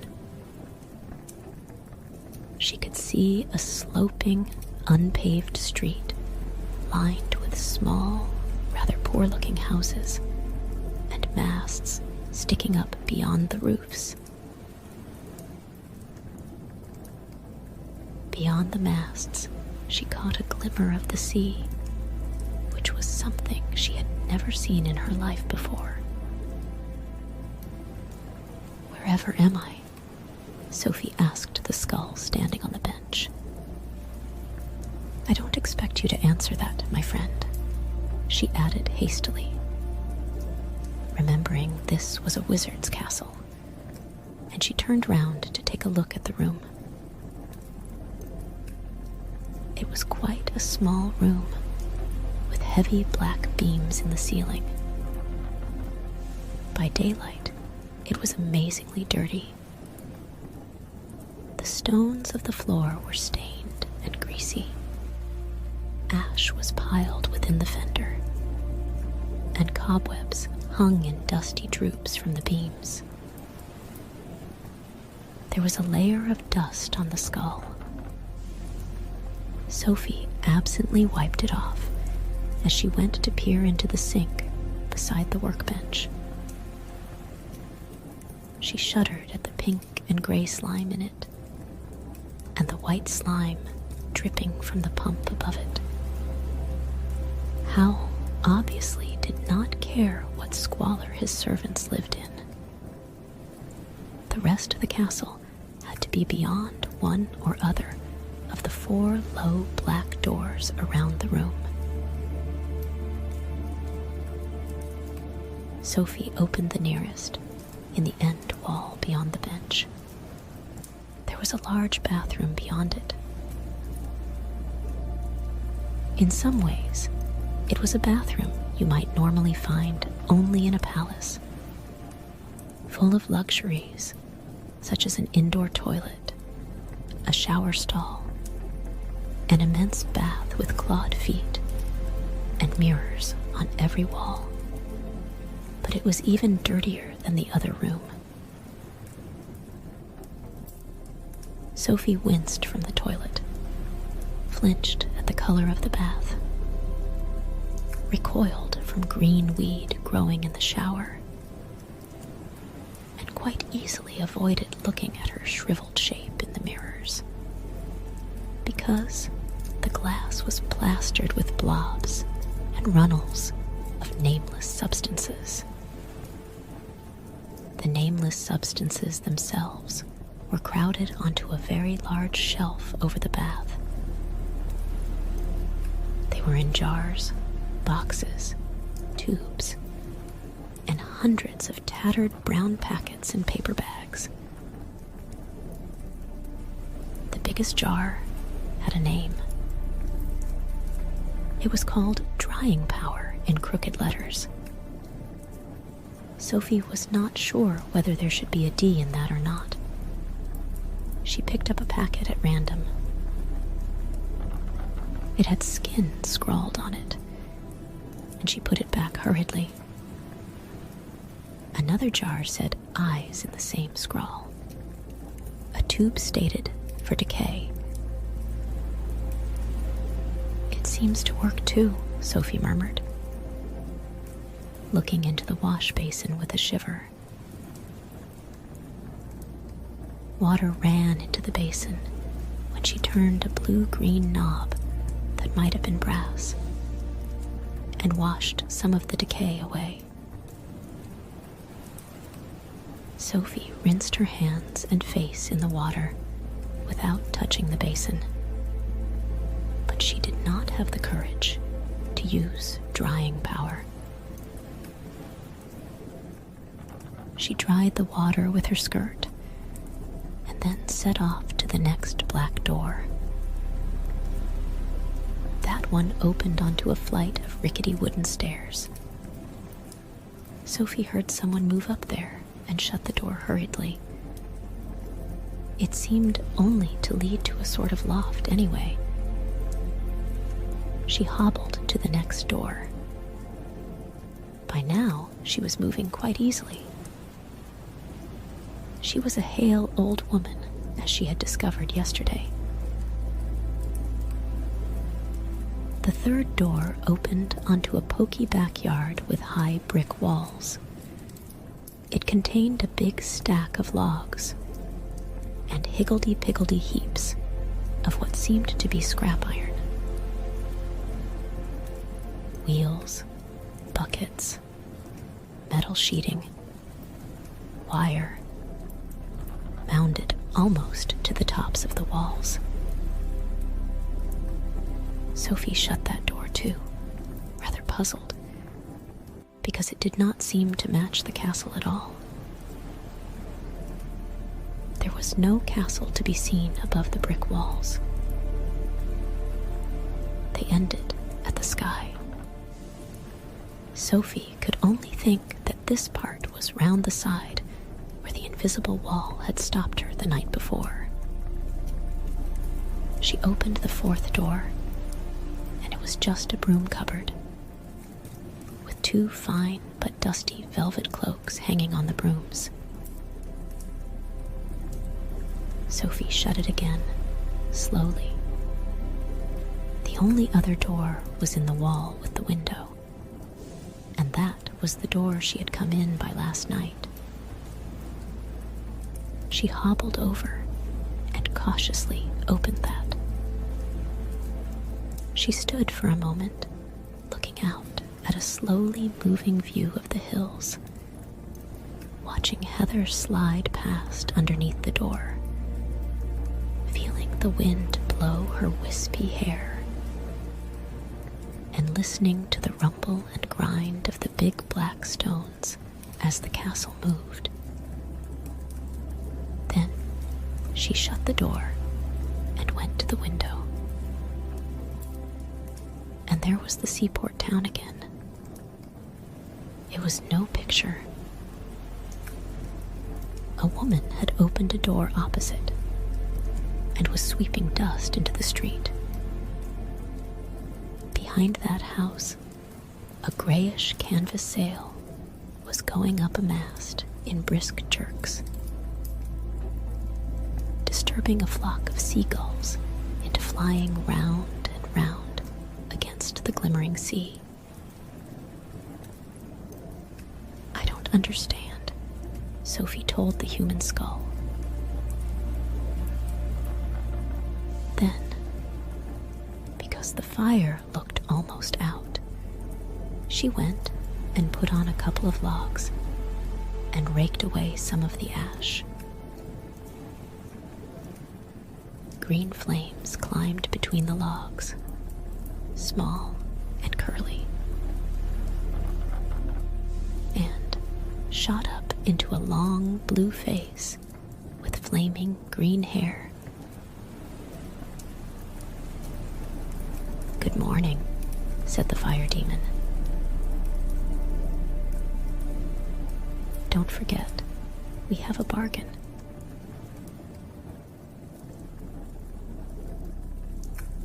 So none of it was a dream. Sophie was not much given to crying, but she sat in the chair for quite a while, staring at a blurred and sliding fire demon, and did not pay much attention to the sounds of Michael getting up until she found him standing beside her, looking embarrassed and a little exasperated. "You're still here," he said. "Is something the matter?" Sophie sniffed. "I'm old," she began. But it was just as the witch had said, and the fire demon had guessed. Michael said cheerfully, "Well, it comes to us all in time. Would you like some breakfast?" Sophie discovered she was a very hale old woman indeed.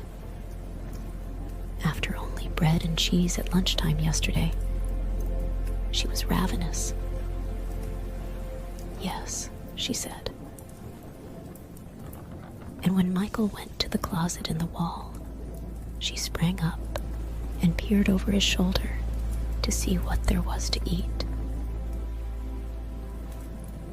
"I'm afraid there's only bread and cheese," Michael said rather stiffly. "But there's a whole basket of eggs in there," Sophie said. "And isn't that bacon? What about a hot drink as well? Where's your kettle?" "There isn't one," Michael said. "Howl's the only one who can cook." "I can cook," said Sophie. "Unhook that frying pan and I'll show you." She reached for the large black pan hanging on the closet wall, in spite of Michael trying to prevent her. "You don't understand," Michael said. "It's Calcifer, a fire demon. He won't bend down his head to be cooked on for anyone but Howl." Sophie turned and looked at the fire demon. He flickered back at her wickedly. "I refuse to be exploited," he said. "You mean," Sophie said to Michael, "that you have to do without even a hot drink unless Howl's here?" Michael gave an embarrassed nod. "Then you're the one that's being exploited," said Sophie. "Give that here." She wrenched the pan from Michael's resisting fingers, plunked the bacon into it, popped a handy wooden spoon into the egg basket, and marched with the lot to the fireplace. "Now, Calcifer," she said, "let's have no more nonsense. Bend down on your head. You can't make me, crackled the fire demon. Oh, yes, I can, Sophie crackled back, with the ferocity that had often stopped both her sisters in mid-fight. If you don't, I shall pour water on you. Or I shall pick up the tongs and take away both your logs, she added, as she got herself creakingly onto her knees by the hearth. There, she whispered, or I can go back on our bargain, or tell Howl about it, can't I? Oh, curses, Calcifer spat. Why did you let her in here, Michael? Sulkily, he bent his blue face forward until all that could be seen of him was a ring of curly green flames dancing on the logs. Thank you, Sophie said, and slapped the heavy pan onto the green ring to make sure Calcifer did not suddenly rise up again. I hope your bacon burns, Calcifer said, muffled under the pan. Sophie slapped slices of bacon into the pan. It was good and hot. The bacon sizzled, and she had to wrap her skirt round her hand to hold the handle. The door opened, but she did not notice because of the sizzling. Don't be silly, she told Calcifer, and hold still, because I want to break in the eggs. Oh, hello, Howl, Michael said helplessly. Sophie turned round at that, rather hurriedly. She stared. The tall young fellow in a flamboyant blue and silver suit who had just come in stopped in the act of leaning a guitar in the corner. He brushed the fair hair from his rather curious glass-green eyes and stared back. His long, angular face was perplexed. Who on earth are you? Said Howl. Where have I seen you before? I'm a total stranger, Sophie lied firmly. After all, Howl had only met her long enough to call her a mouse before, so it was almost true. She ought to have been thanking her stars for the lucky escape she'd had then, she supposed. But in fact, her main thought was, good gracious. Wizard Howl is only a child in his 20s. For all his wickedness, it made such a difference to be old, she thought, as she turned the bacon over in the pan. And she would have died rather than let this overdressed boy know she was the girl he had pitied on May Day. Hearts and souls did not enter into it. Howl was not going to know. She says her name's Sophie, Michael said. She came last night. How did she make Calcifer bend down? Said Howl. She bullied me, Calcifer said, in a piteous, muffled voice from under the sizzling pan. Not many people can do that, Howl said thoughtfully. He propped his guitar in the corner and came over to the hearth. The smell of hyacinths mixed with the smell of bacon as he shoved Sophie firmly aside. Calcifer doesn't like anyone but me to cook on him, he said, kneeling down and wrapping one trailing sleeve round his hand to hold the pan. pass me 2 more slices of bacon and 6 eggs, please, and tell me why you've come here. Sophie stared at the blue jewel hanging from Howl's ear and passed him egg after egg. "Why I came, young man," she said. It was obvious after what she had seen of the castle. "I came because I'm your new cleaning lady, of course." "Are you indeed?" Howl said, cracking the eggs one-handed and tossing the shells among the logs, where Calcifer seemed to be eating them with a lot of snarling and gobbling. "Who says you are?" "I do," said Sophie, and she added piously, "I can clean the dirt from this place, even if I can't clean you from your wickedness, young man."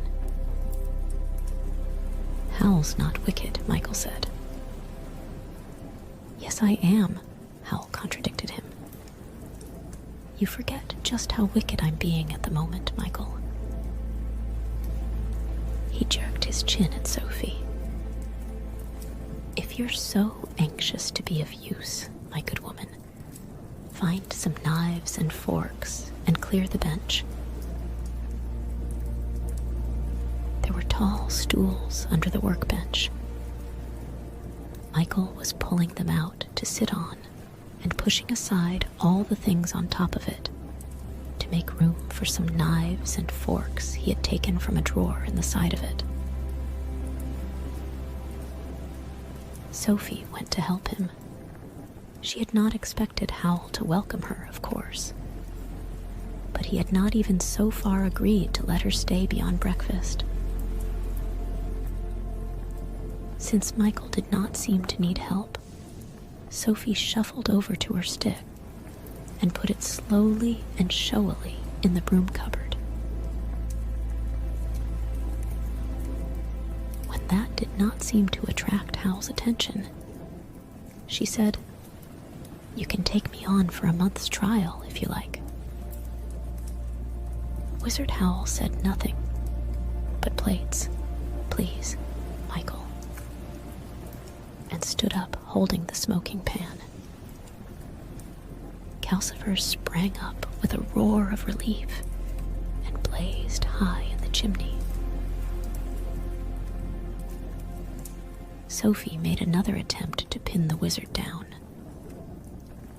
"If I'm going to be cleaning here for the next month," she said, "I'd like to know where the rest of the castle is. I can only find this one room and the bathroom."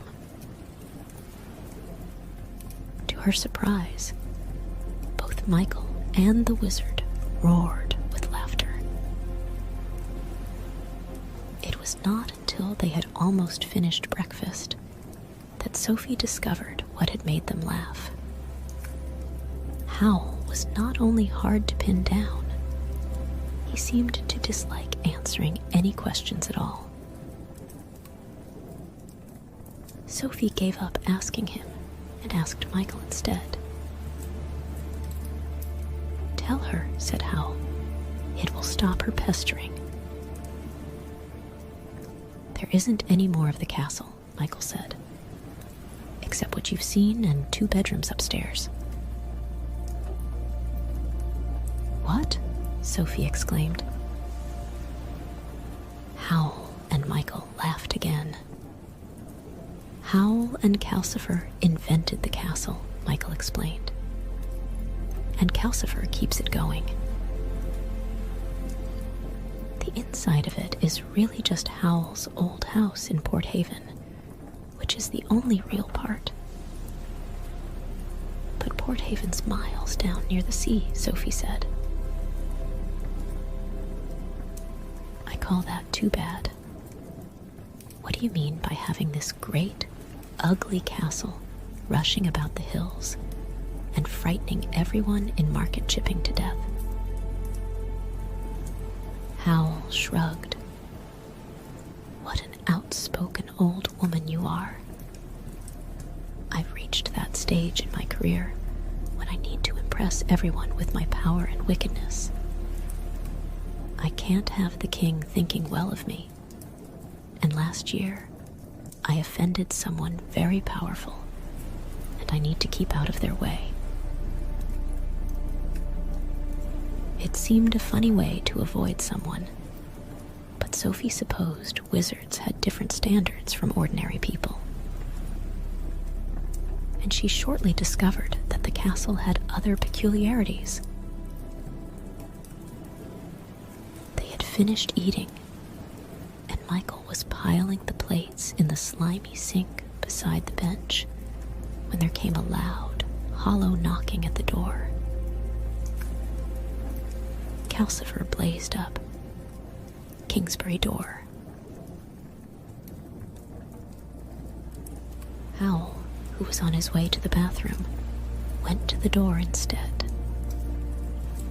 There was a square wooden knob above the door, set into the lintel, with a dab of paint on each of its 4 sides. At that moment, there was a green blob on the side that was at the bottom, but Howl turned the knob round so that it had a red blob downward before he opened the door. Outside stood a personage wearing a stiff white wig and a wide hat on top of that. He was clothed in scarlet and purple and gold, and he held up a little staff decorated with ribbons like an infant maypole. He bowed. Scents of cloves and orange blossom blew into the room. His Majesty, the King presents his compliments and sends payment for 2,000 pair of 7-league boots, this person said. Behind him, Sophie had glimpses of a coach waiting in a street full of sumptuous houses covered with painted carvings, and towers and spires and domes beyond that, of a splendor she had barely before imagined. She was sorry it took so little time for the person at the door to hand over a long, silken, chinking purse, and for Howl to take the purse, bow back, and shut the door. Howl turned the square knob back so that the green blob was downward again and stowed the long purse in his pocket. Sophie saw Michael's eyes follow the purse in an urgent, worried way. Howl went straight to the bathroom then, calling out, "I need hot water in here, Calcifer," and was gone for a long, long time. Sophie could not restrain her curiosity. "Whoever was that at the door?" she asked Michael. "Or do I mean wherever?" "That door gives on Kingsbury," Michael said, "where the king lives. I think that man was the Chancellor's clerk. And," he added worriedly to Calcifer, "I do wish he hadn't given Howl all that money." "Is Howl going to let me stay here?" Sophie asked. "If he is, you'll never pin him down," Michael answered. "He hates being pinned down to anything." The only thing to do, Sophie decided, was to show Howl that she was an excellent cleaning lady, a real treasure.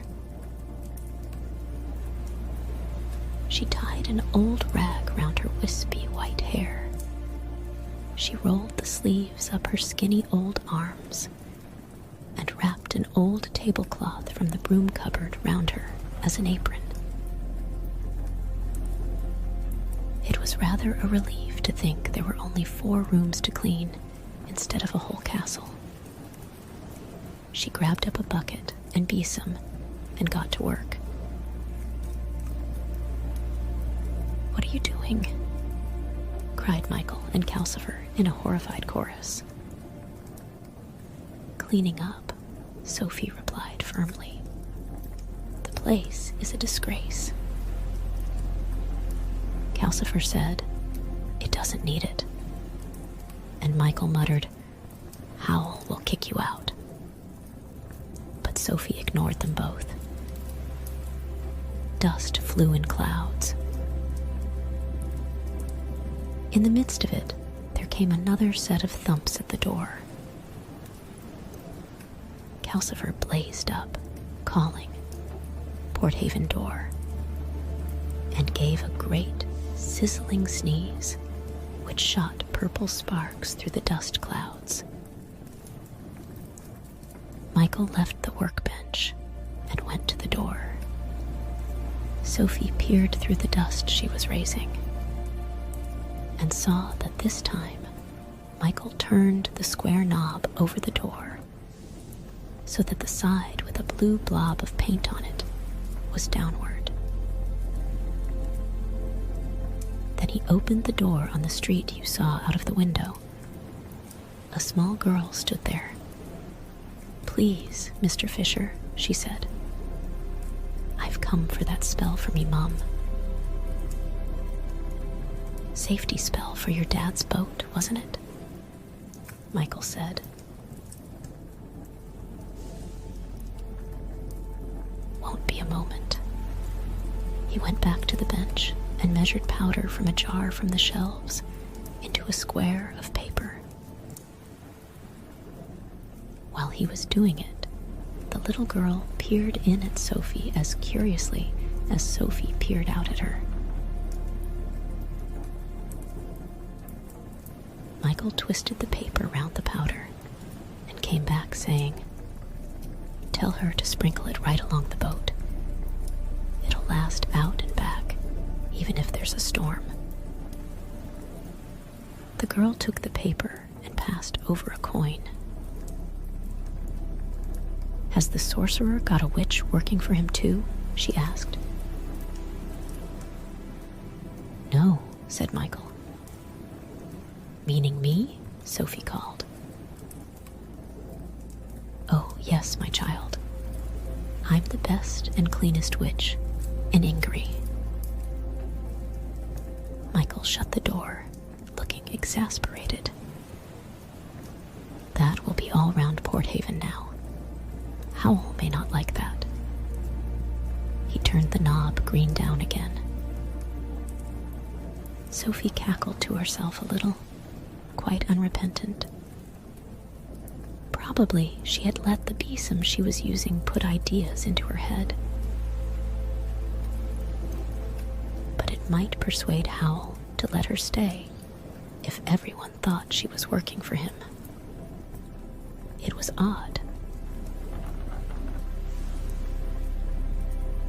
As a girl, Sophie would have shriveled with embarrassment at the way she was behaving. As an old woman, she did not mind what she did or said. She found that a great relief. She went nosily over as Michael lifted up a stone in the hearth and hid the little girl's coin under it. "What are you doing?" "Calcifer and I try to keep a store of money," Michael said rather guiltily. "Howl spends every penny we've got if we don't." "Feckless spendthrift," Calcifer crackled. "He'll spend the king's money faster than I burn a log." "No sense." Sophie sprinkled water from the sink to lay the dust, which made Calcifer shrink back against the chimney. Then she swept the floor all over again she swept her way toward the door in order to have a look at the square knob above it. The fourth side, which she had not seen used yet, had a blob of black paint on it. Wondering where that led to, Sophie began briskly sweeping the cobwebs off the beams. Michael moaned, and Calcifer sneezed again. Howl came out of the bathroom just then in a waft of steamy perfume. He looked marvelously spruce. Even the silver inlets and embroidery on his suit seemed to have become brighter. He took one look and backed into the bathroom again, with a blue and silver sleeve protecting his head. "Stop it, woman," he said. "Leave those poor spiders alone. These cobwebs are a disgrace," Sophie declared, fetching them down in bundles. "Then get them down and leave the spiders," said Howl. Probably he had a wicked affinity with spiders, Sophie thought. "They'll only make more webs," she said. "And kill flies, which is very useful," said Howl. "Keep that broom still while I cross my own room, please." Sophie leaned on the broom and watched Howl cross the room and pick up his guitar. As he put his hand on the door latch, she said, "If the red blob leads to Kingsbury and the blue blob goes to Port Haven, where does the black blob take you?" "What a nosy old woman you are," said Howl. "That leads to my private bolt hole, and you are not being told where it is."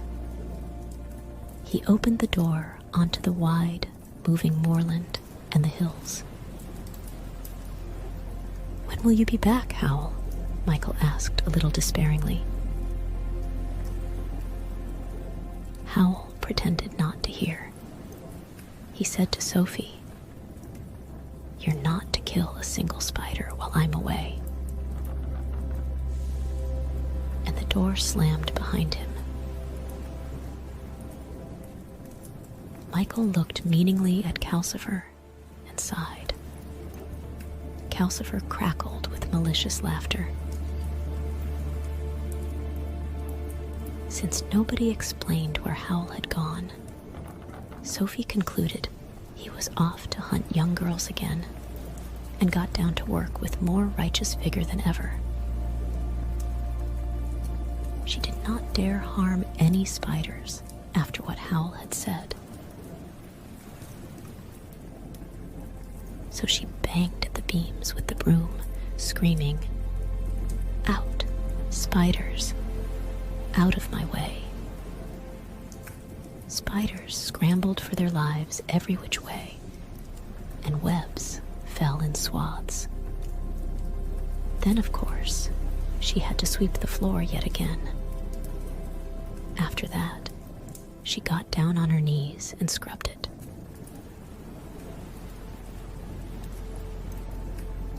"I wish you'd stop," Michael said, sitting on the stairs out of her way.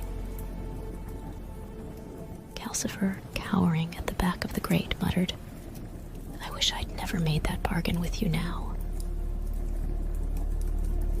Sophie scrubbed on vigorously. "You'll be much happier when it's all nice and clean," she said. "But I'm miserable now," Michael protested. Howl did not come back again until late that night.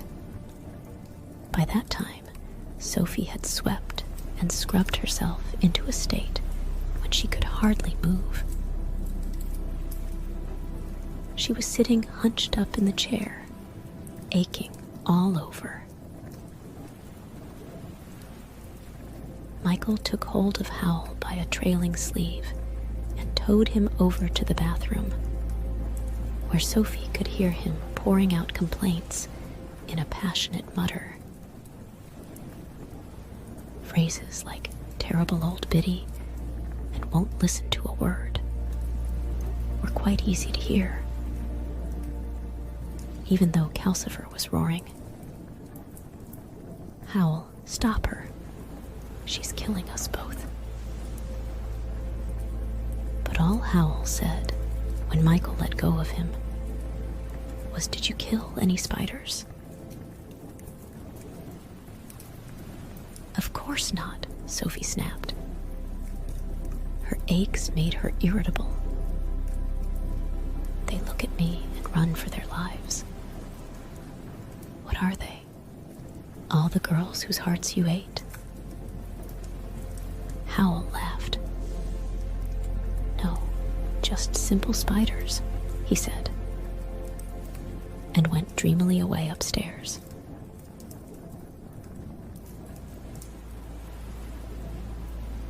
Michael sighed. He went into the broom cupboard and hunted until he found an old folding bed, a straw mattress, and some rugs, which he put into the arched space under the stairs. "You'd better sleep here tonight," he told Sophie. "Does that mean Howl's going to let me stay?" Sophie asked.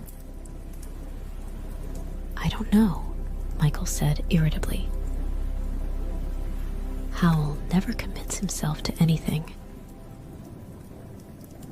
I was here 6 months before he seemed to notice I was living here and made me his apprentice. I just thought a bed would be better than the chair." "Then thank you very much," Sophie said gratefully. The bed was indeed more comfortable than a chair, and when Calcifer complained he was hungry in the night, it was an easy matter for Sophie to creak her way out and give him another log. In the days that followed, Sophie cleaned her way remorselessly through the castle. She really enjoyed herself, telling herself she was looking for clues. She washed the window, she cleaned out the oozing sink, and she made Michael clear everything off the workbench and the shelves so that she could scrub them. She had everything out of the cupboards and down from the beams, and cleaned those too. The human skull, she fancied, began to look as long-suffering as Michael. It had been moved so often. Then she tacked an old sheet to the beams nearest the fireplace and forced Calcifer to bend his head down while she swept the chimney. Calcifer hated that. He crackled with mean laughter when Sophie discovered that soot had got all over the room and she had to clean it all again.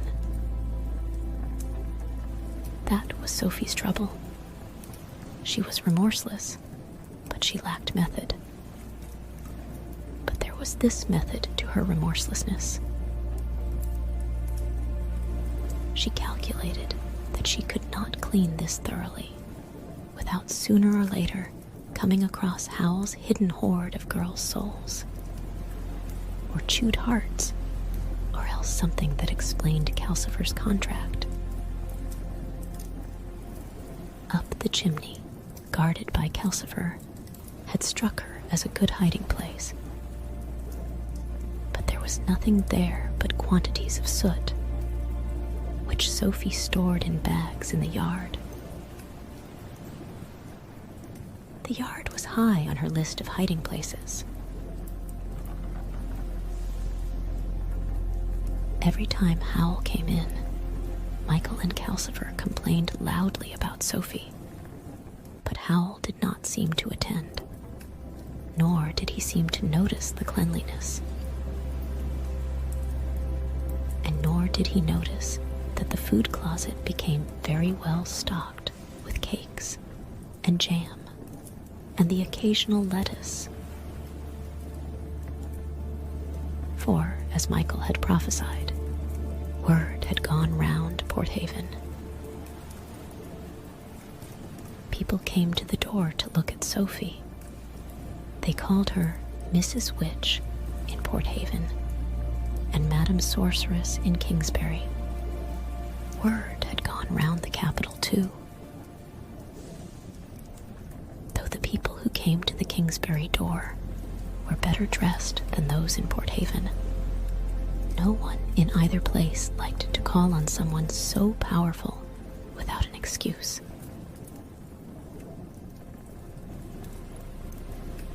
So Sophie was always having to pause in her work to nod and smile and take in a gift, or to get Michael to put up a quick spell for someone. Some of the gifts were nice things: pictures, strings of shells, and useful aprons. Sophie used the aprons daily and hung the shells and pictures round her cubbyhole under the stairs, which soon began to look very homelike indeed. Sophie knew she would miss this when Howl turned her out. She became more and more afraid that he would. She knew he could not go on ignoring her forever. She cleaned the bathroom next. That took her days, because Howl spent so long in it every day before he went out. As soon as he went, leaving it full of steam and scented spells, Sophie moved in. Now we'll see about that contract. She muttered at the bath. But her main target was, of course, the shelf of packets, jars, and tubes. She took every one of them down on the pretext of scrubbing the shelf, and spent most of a day carefully going through them to see if the ones labeled skin, eyes, and hair were in fact pieces of girl. As far as she could tell, they were all just creams and powders and paint. If they once had been girls, then Sophie thought Howl had used the tube for decay on them and rotted them down the wash basin too thoroughly to recall.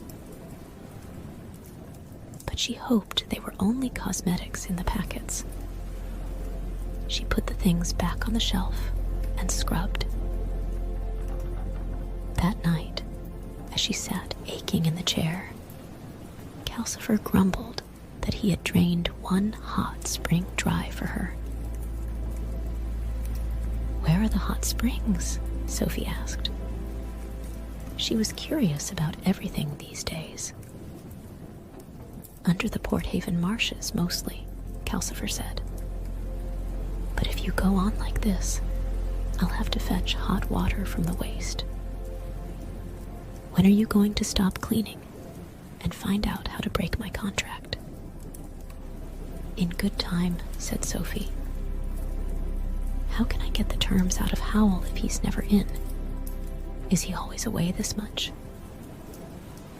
"Only when he's after a lady," Calcifer said. When the bathroom was clean and gleaming, Sophie scrubbed the stairs and the landing upstairs.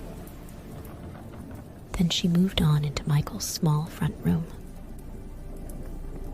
Michael, who by this time seemed to be accepting Sophie gloomily as a sort of natural disaster, gave a yell of dismay and pounded upstairs to rescue his most treasured possessions. They were in an old box under his worm-eaten little bed. As he hurried the box protectively away, Sophie glimpsed a blue ribbon and a spun sugar rose in it, on top of what seemed to be letters.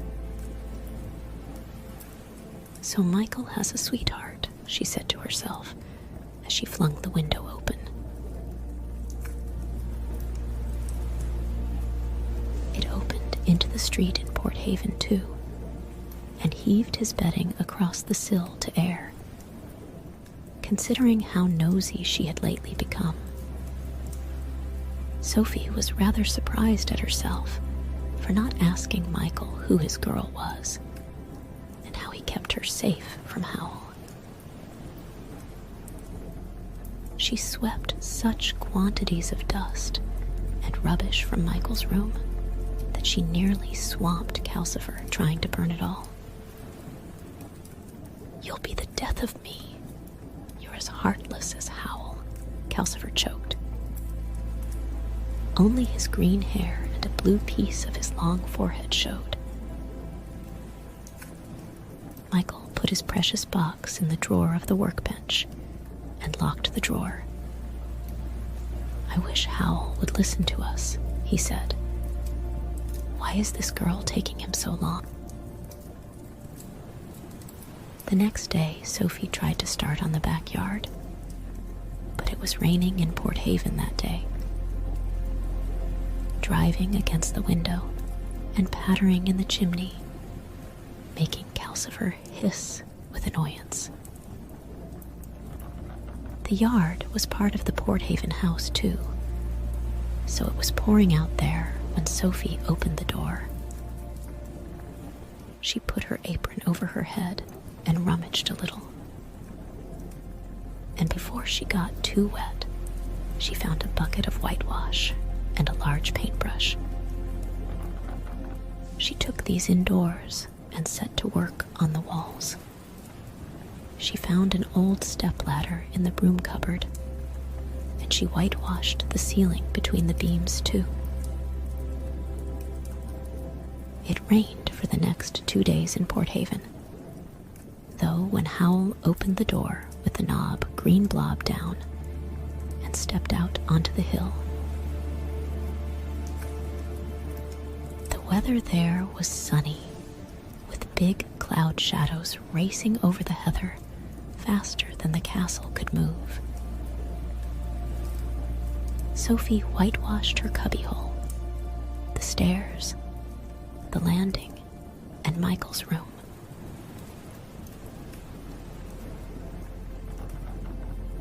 "What's happened in here?" Howl asked when he came in on the third day. "It seems much lighter." "Sophie," Michael said in a voice of doom. "I should have guessed," Howl said as he disappeared into the bathroom. He noticed, Michael whispered to Calcifer. "The girl must be giving in at last." It was still drizzling in Port Haven the next day. Sophie tied on her headcloth, rolled up her sleeves, and girded on her apron. She collected her besom, her bucket, and her soap, and as soon as Howl was out of the door, she set off like an elderly avenging angel to clean Howl's bedroom. She had left that until last for fear of what she would find. She had not even dared to peep into it. And that was silly, she thought, as she hobbled up the stairs. By now it was clear that Calcifer did all the strong magic in the castle, and Michael did all the hack work, while Howl gadded off catching girls and exploiting the other two, just as Fanny had exploited her. Sophie had never found Howl particularly frightening. Now she felt nothing but contempt. She arrived on the landing and found Howl standing in the doorway of his bedroom. He was leaning lazily on one hand, completely blocking her way. "No, you don't," he said quite pleasantly. "I want it dirty, thank you." Sophie gaped at him. Where did you come from? I saw you go out. I meant you too, said Howl. You'd done your worst with Calcifer and poor Michael. It stood to reason you'd descend on me today. And whatever Calcifer told you, I am a wizard, you know. Didn't you think I could do magic? This undermined all Sophie's assumptions. She would have died rather than admit it. Everyone knows you're a wizard, young man, she said severely. But that doesn't alter the fact that your castle is the dirtiest place I've ever been in. She looked into the room, past Howl's dangling blue and silver sleeve. The carpet on the floor was littered like a bird's nest. She glimpsed peeling walls and a shelf full of books, some of them very queer-looking. There was no sign of a pile of gnawed hearts, but those were probably behind or under the huge four-poster bed.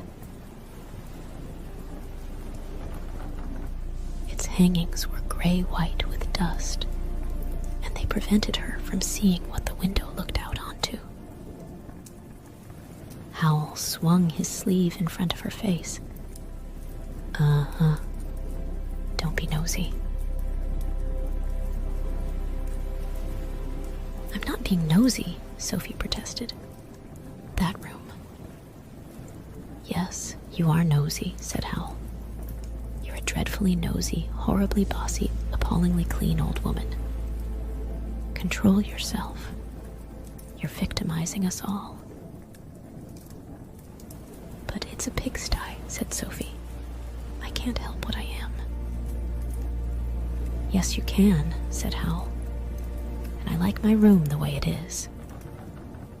You must admit I have a right to live in a pigsty if I want. Now go downstairs and think of something else to do. Please. I hate quarreling with people. There was nothing Sophie could do but hobble away with her bucket, clanking by her side. She was a little shaken, and very surprised that Howl had not thrown her out of the castle on the spot. But since he had not, she thought of the next thing that needed doing at once. She opened the door beside the stairs, found the drizzle had almost stopped, and sallied out into the yard, where she began vigorously sorting through piles of dripping rubbish. There was a metallic clash, and Howl appeared again, stumbling slightly. In the middle of the large sheet of rusty iron Sophie had been going to move next. Not here either, he said. You are a terror, aren't you? Leave this yard alone. I know just where everything is in it, and I won't be able to find the things I need for my transport spells if you tidy them up. So there was probably a bundle of souls or a box of chewed hearts somewhere out here, Sophie thought. She felt really thwarted. Tidying up is what I'm here for, she shouted at Howl. Then you must think of a new meaning for your life, Howl said. For a moment, it seemed as if he was going to lose his temper too. His strange, pale eyes all but glared at Sophie. But he controlled himself and said, Now trot along indoors, you overactive old thing, and find something else to play with before I get angry. I hate getting angry.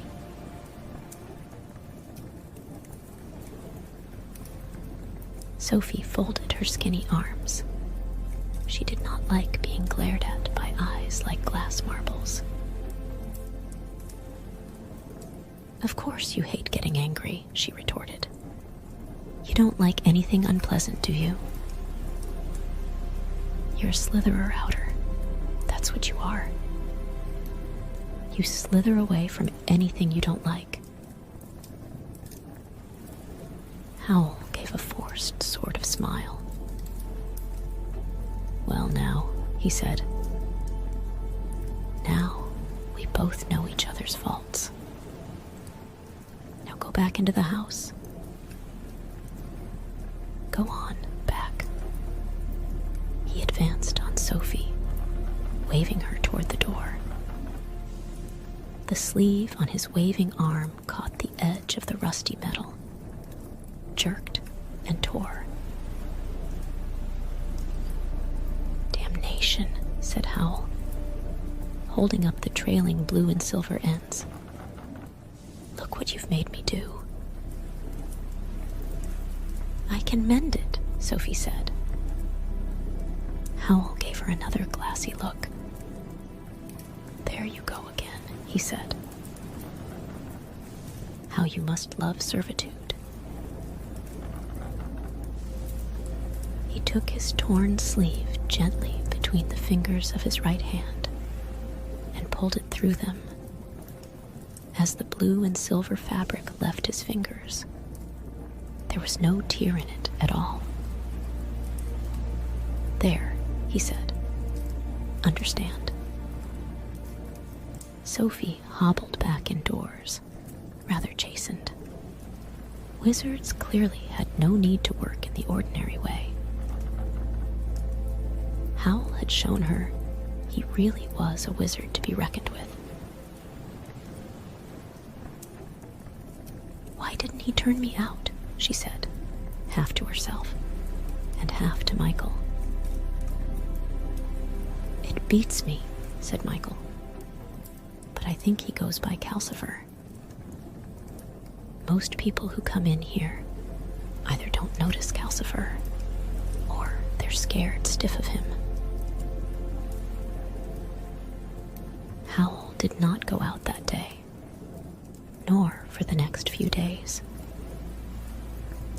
Sophie sat quietly in the chair by the hearth, keeping out of his way and thinking. She saw that, much as Howl deserved it. She had been taking out her feelings on the castle when she was really angry with the Witch of the Waste. And she was a little upset at the thought that she was here on false pretenses. Howl might think Calcifer liked her, but Sophie knew Calcifer had simply seized on the chance to make a bargain with her. Sophie rather thought she had let Calcifer down. This state of mind did not last. Sophie discovered a pile of Michael's clothes that needed mending. She fetched out thimble, scissors, and thread from her sewing pocket and set to work. By that evening, she was cheerful enough to join in Calcifer's silly little song about saucepans. Happy in your work? Howl said sarcastically. I need more to do, Sophie said. My old suit needs mending if you have to feel busy, said Howl.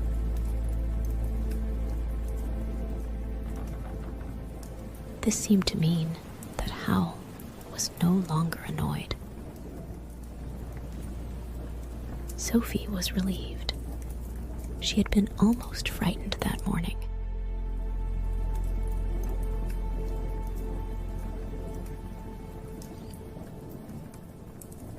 It was clear Howl had not yet caught the girl he was after. Sophie listened to Michael asking rather obvious questions about it, and Howl slithering neatly out of answering any of them. He is a slitherer outer, Sophie murmured to a pair of Michael's socks. Can't face his own wickedness. she watched Howl being restlessly busy in order to hide his discontent. That was something Sophie understood rather well.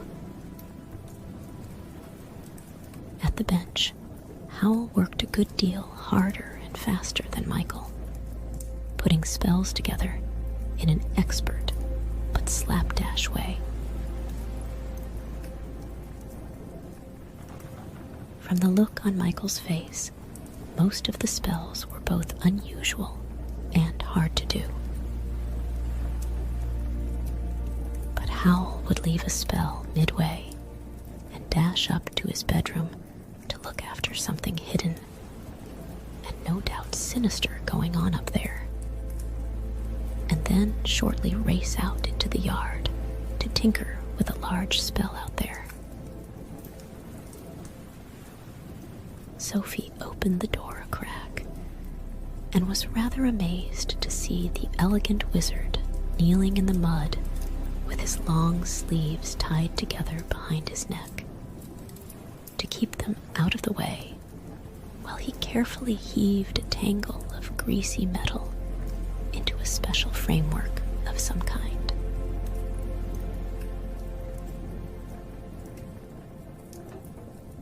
That spell was for the king.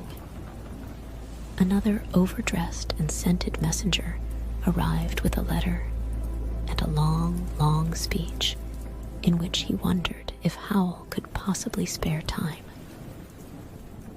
No doubt valuably employed in other ways to bend his powerful and ingenious mind to a small problem experienced by His Royal Majesty.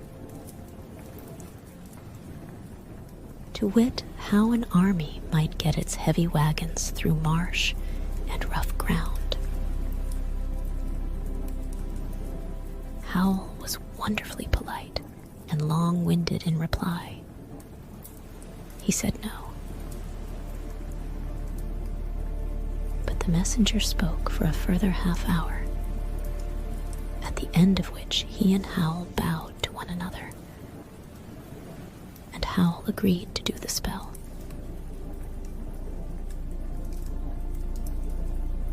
"This is a bit ominous," Howl said to Michael when the messenger had gone.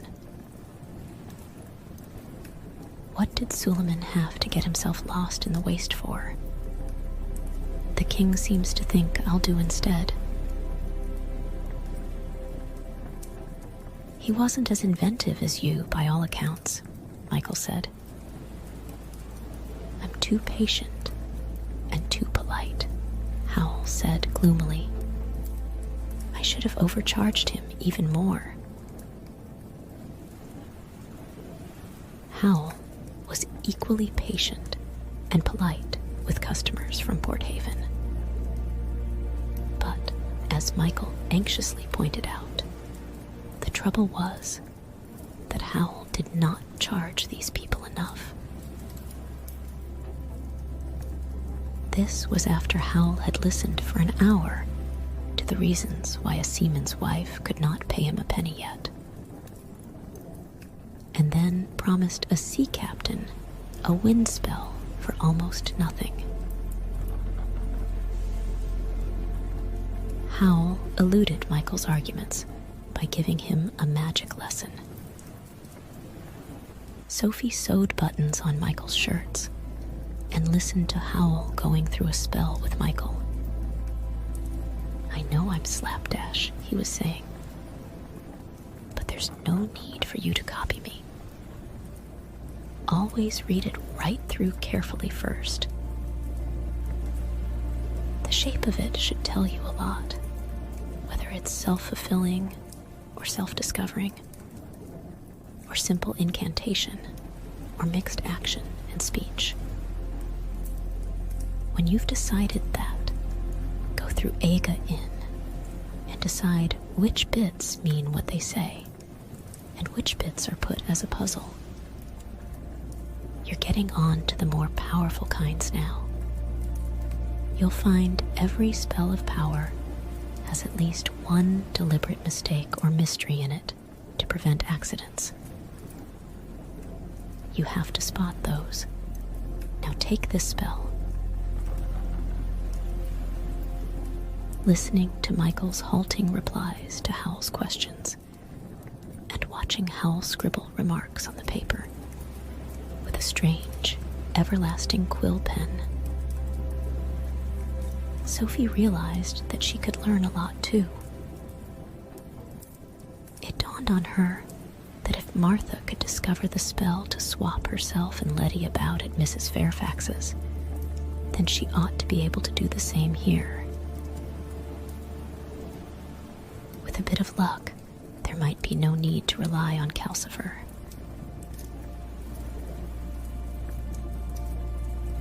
When Howl was satisfied that Michael had forgotten all about how much or little he charged people in Port Haven, he took him out into the yard to help with the king's spell.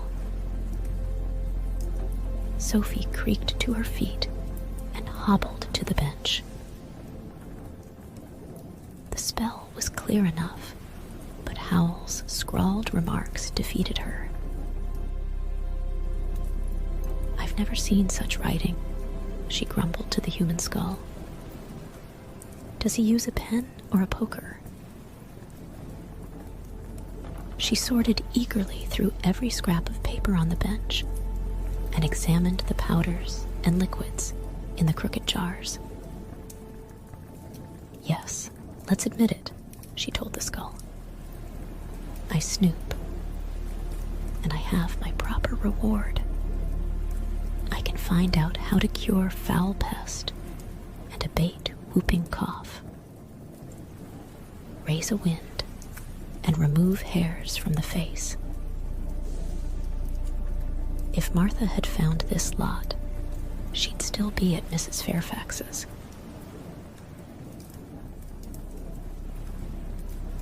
Howl, it seemed to Sophie, went and examined all the things she had moved when he came in from the yard. But that seemed to be only restlessness. He seemed not to know what to do with himself after that. Sophie heard him roving up and down during the night. He was only an hour in the bathroom the next morning.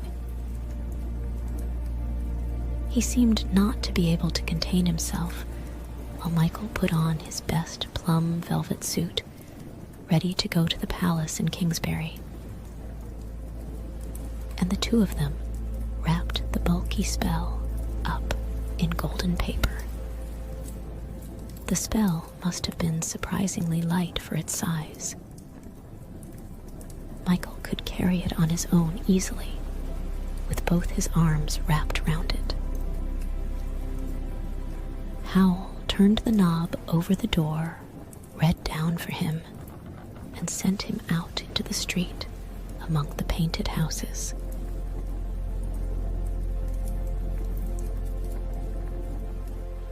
"They're expecting it," Howl said.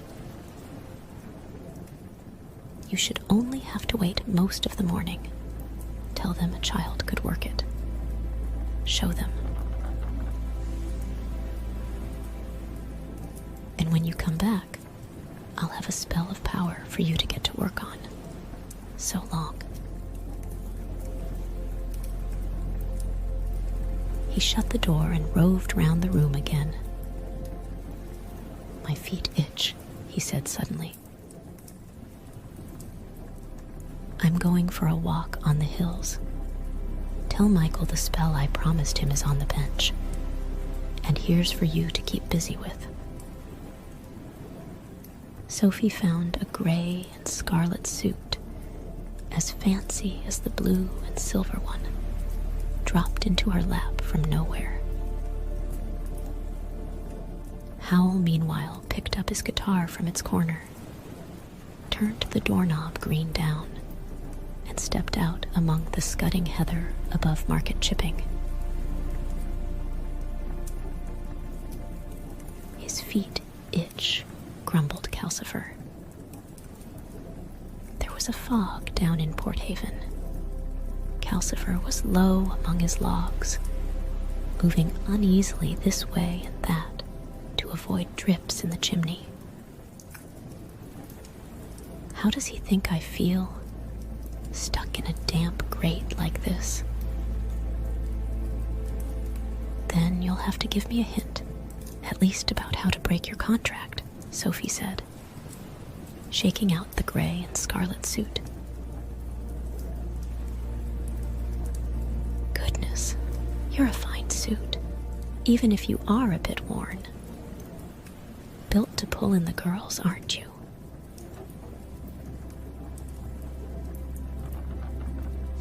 I have given you a hint, Calcifer fizzed. Then you'll have to give it me again. I didn't catch it, Sophie said, as she laid the suit down and hobbled to the door.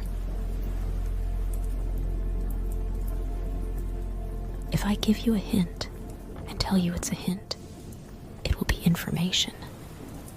And I'm not allowed to give that, Calcifer said. Where are you going? To do something I didn't dare do until they were both out, Sophie said. She twisted the square knob over the door until the black blob pointed downward.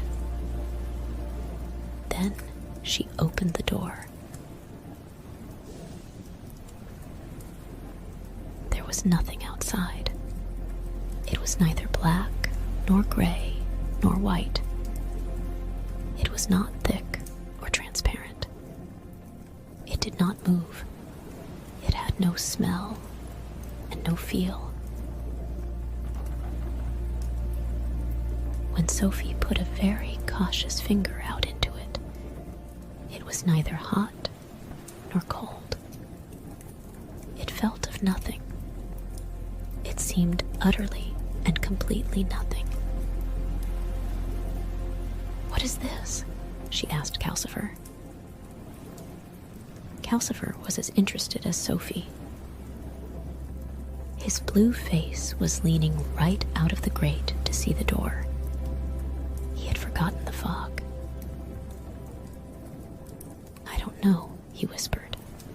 I only maintain it. All I know is that it's on the side of the castle that no one can walk around. It feels quite far away. It feels beyond the moon, said Sophie. She shut the door and turned the knob green downward.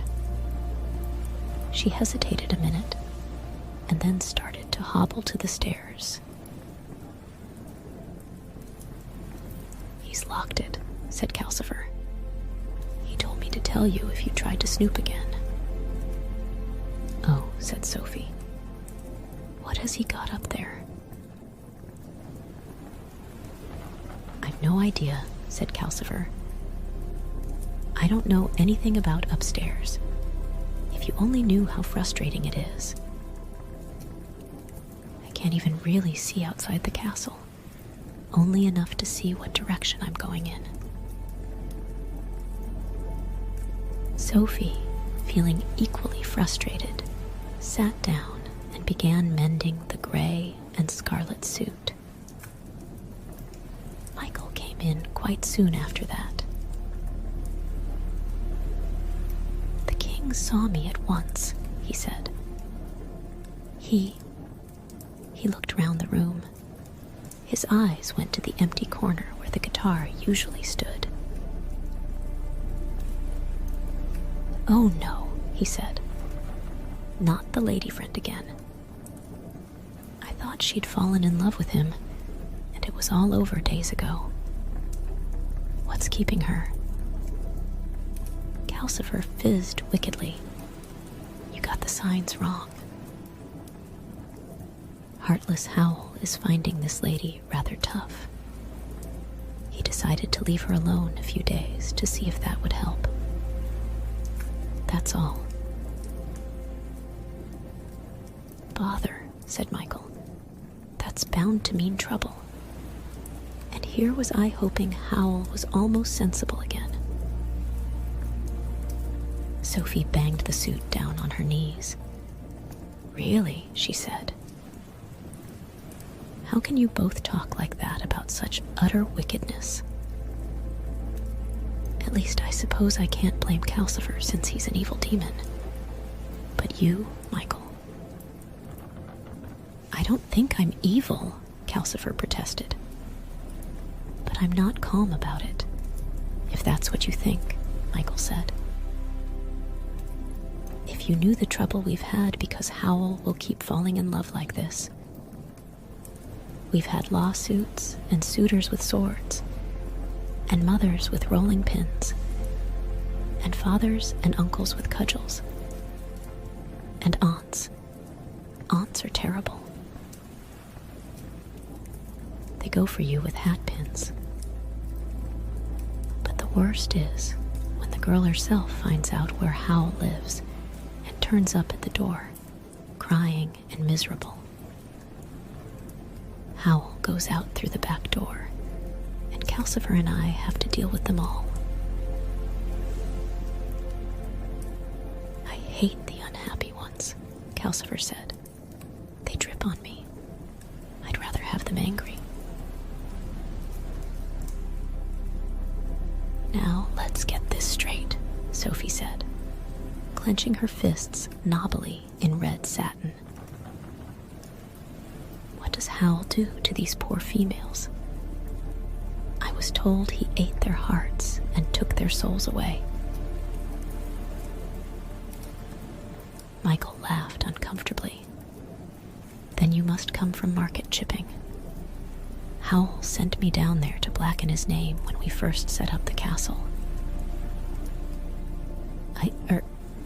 I said that sort of thing. It's what ants usually say. It's only true in a manner of speaking. Howl's very fickle, said Calcifer. He's only interested until the girl falls in love with him. Then he can't be bothered with her. But he can't rest until he's made her love him, Michael said eagerly. You can't get any sense out of him until he has.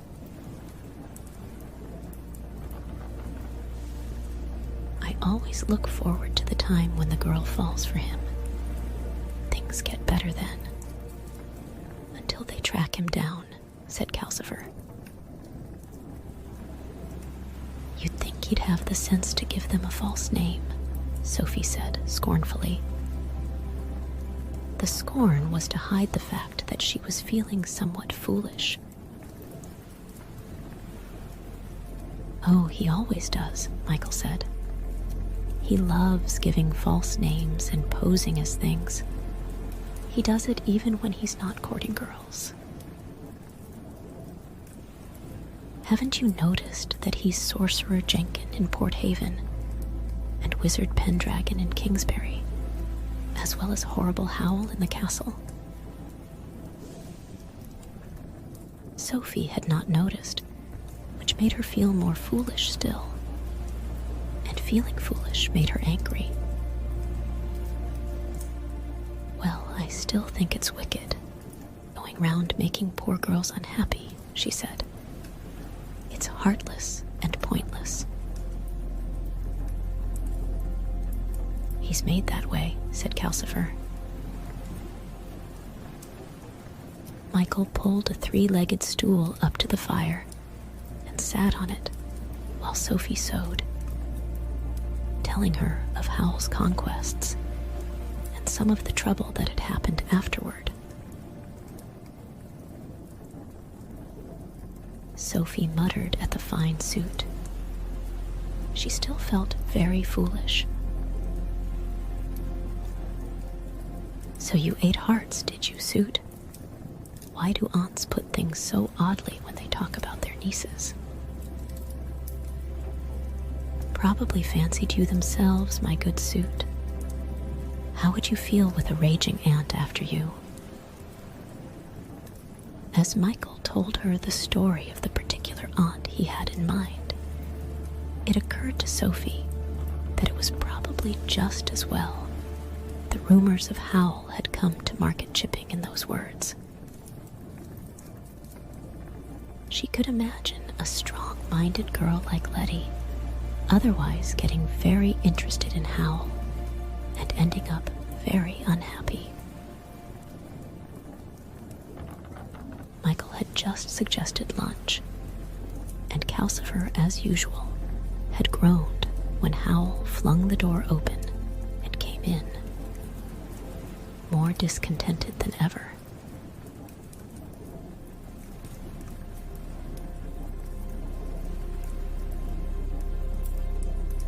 "Something to eat?" said Sophie. "No," said Howl. "Hot water in the bathroom, Calcifer." He stood moodily in the bathroom door a moment. "Sophie, have you tidied this shelf of spells in here by any chance?" Sophie felt more foolish than ever. Nothing would have possessed her to admit that she had gone through all those packets and jars looking for pieces of girl. "I haven't touched a thing," she replied virtuously as she went to get the frying pan.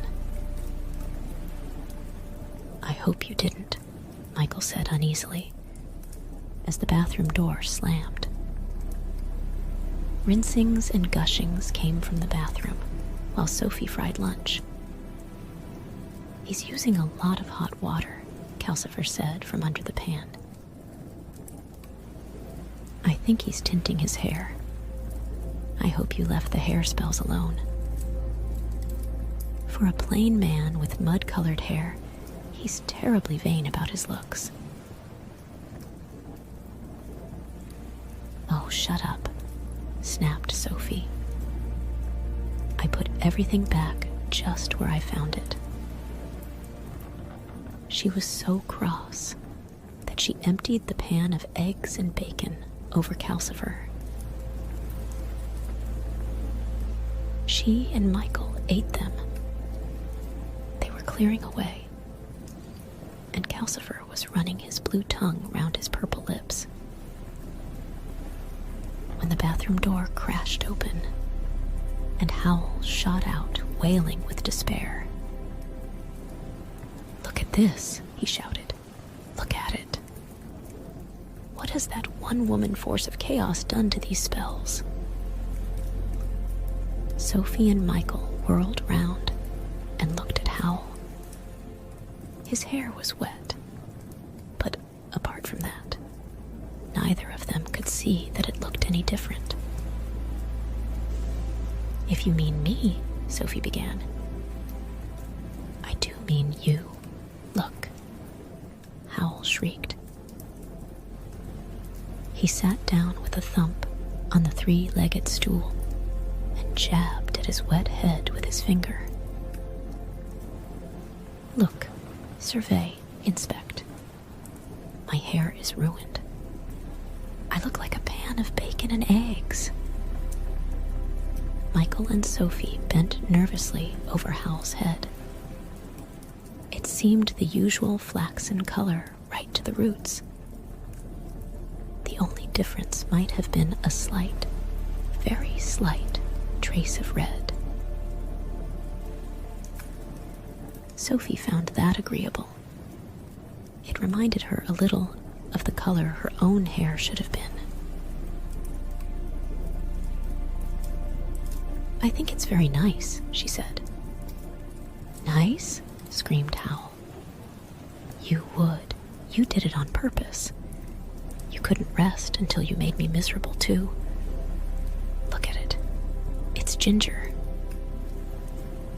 I shall have to hide until it's grown out." He spread his arms out passionately. Despair, he yelled. Anguish. Horror. The room turned dim.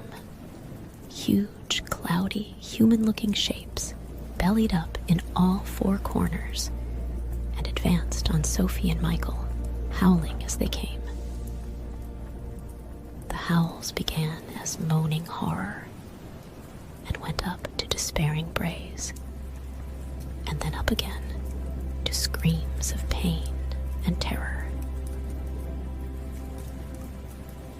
Sophie pressed her hands to her ears, but the screams pressed through her hands louder and louder still, more horrible every second. Calcifer shrank hurriedly down in the grate and flickered his way under his lowest log. Michael grabbed Sophie by her elbow and dragged her to the door. He spun the knob to blue down, kicked the door open, and got them both out into the street in Port Haven as fast as he could. The noise was almost as horrible out there. Doors were opening all down the road, and people were running out with their hands over their ears. Ought we to leave him alone in that state? Sophie quavered. Yes, said Michael. If he thinks it's your fault, then definitely. They hurried through the town, pursued by throbbing screams. Quite a crowd came with them.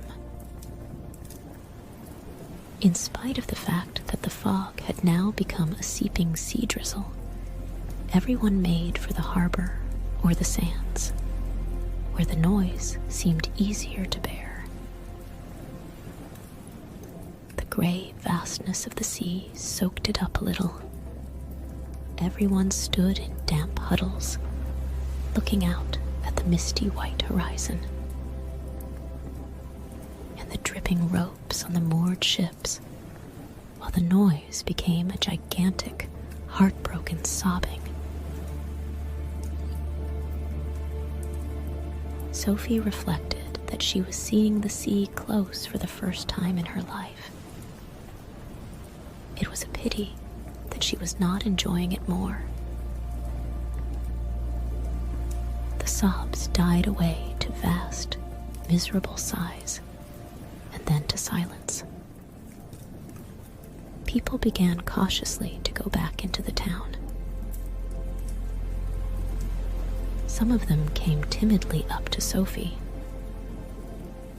Is something wrong with the poor sorcerer, Mrs. Witch?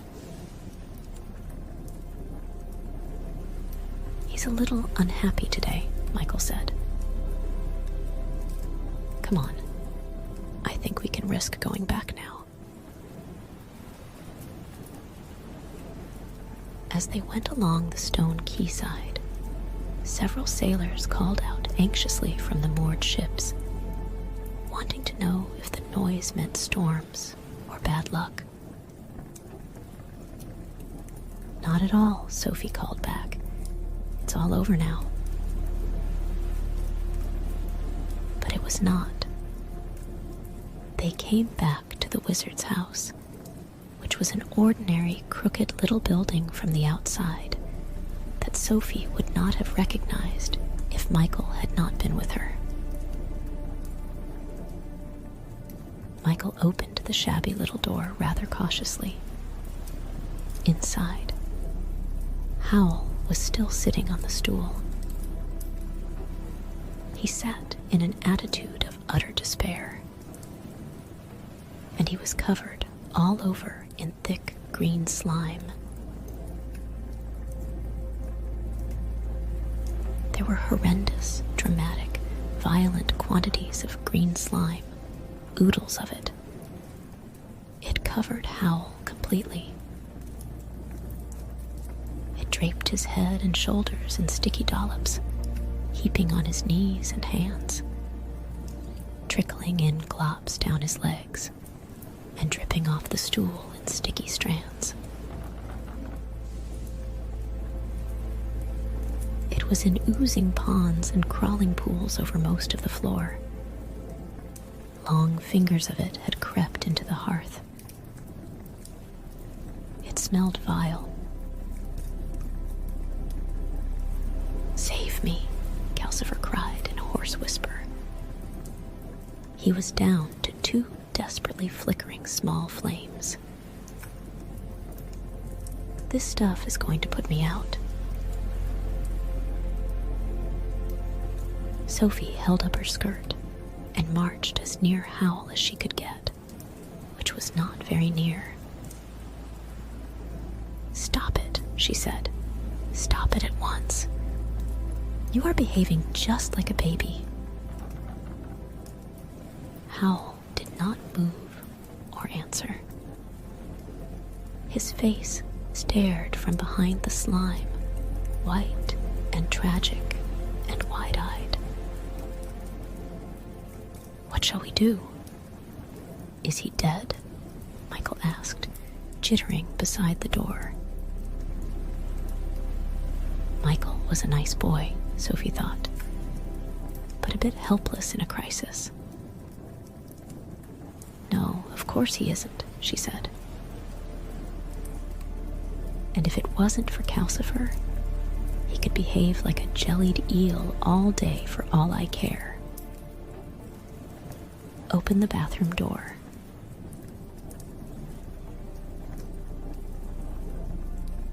While Michael was working his way between pools of slime to the bathroom, Sophie threw her apron into the hearth to stop more of the stuff getting near Calcifer, and snatched up the shovel. She scooped up loads of ash and dumped them in the biggest pools of slime. It hissed violently. The room filled with steam and smelled worse than ever. Sophie furled up her sleeves, bent her back to get a good purchase on the wizard's slimy knees, and pushed Howl, stool and all, toward the bathroom. Her feet slipped and skidded in the slime, but of course, the ooziness helped the stool to move too. Michael came and pulled at Howl's slime-draped sleeves. Together, they trundled him into the bathroom. There, since Howl still refused to move, they shunted him into the shower stall. "Hot water, Calcifer," Sophie panted grimly. "Very hot." It took an hour to wash the slime off Howl. It took Michael another hour to persuade Howl to get off the stool and into dry clothes. Luckily, the gray and scarlet suit Sophie had just mended had been draped over the back of the chair, out of the way of the slime. The blue and silver suit was ruined. Sophie told Michael to put it in the bath to soak. Meanwhile, mumbling and grumbling, she fetched more hot water. She turned the doorknob green down and swept all the slime out onto the moors. The castle left a trail like a snail in the heather, but it was an easy way to get rid of the slime. There were some advantages to living in a moving castle, Sophie thought, as she washed the floor. She wondered if Howl's noises had been coming from the castle too, in which case she pitied the folk of Market Chipping. By this time, Sophie was tired and cross. She knew the green slime was Howl's revenge on her, and she was not at all prepared to be sympathetic when Michael finally led Howl forth from the bathroom, clothed in gray and scarlet, and sat him tenderly in the chair by the hearth.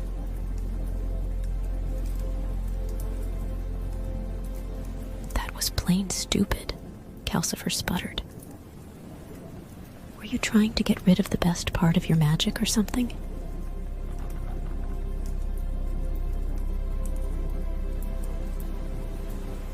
Howl took no notice. He just sat, looking tragic and shivering. "I can't get him to speak. Michael whispered miserably. "It's just a tantrum," Sophie said. Martha and Letty were good at having tantrums too. She knew how to deal with those. On the other hand, it is quite a risk to spank a wizard for getting hysterical about his hair.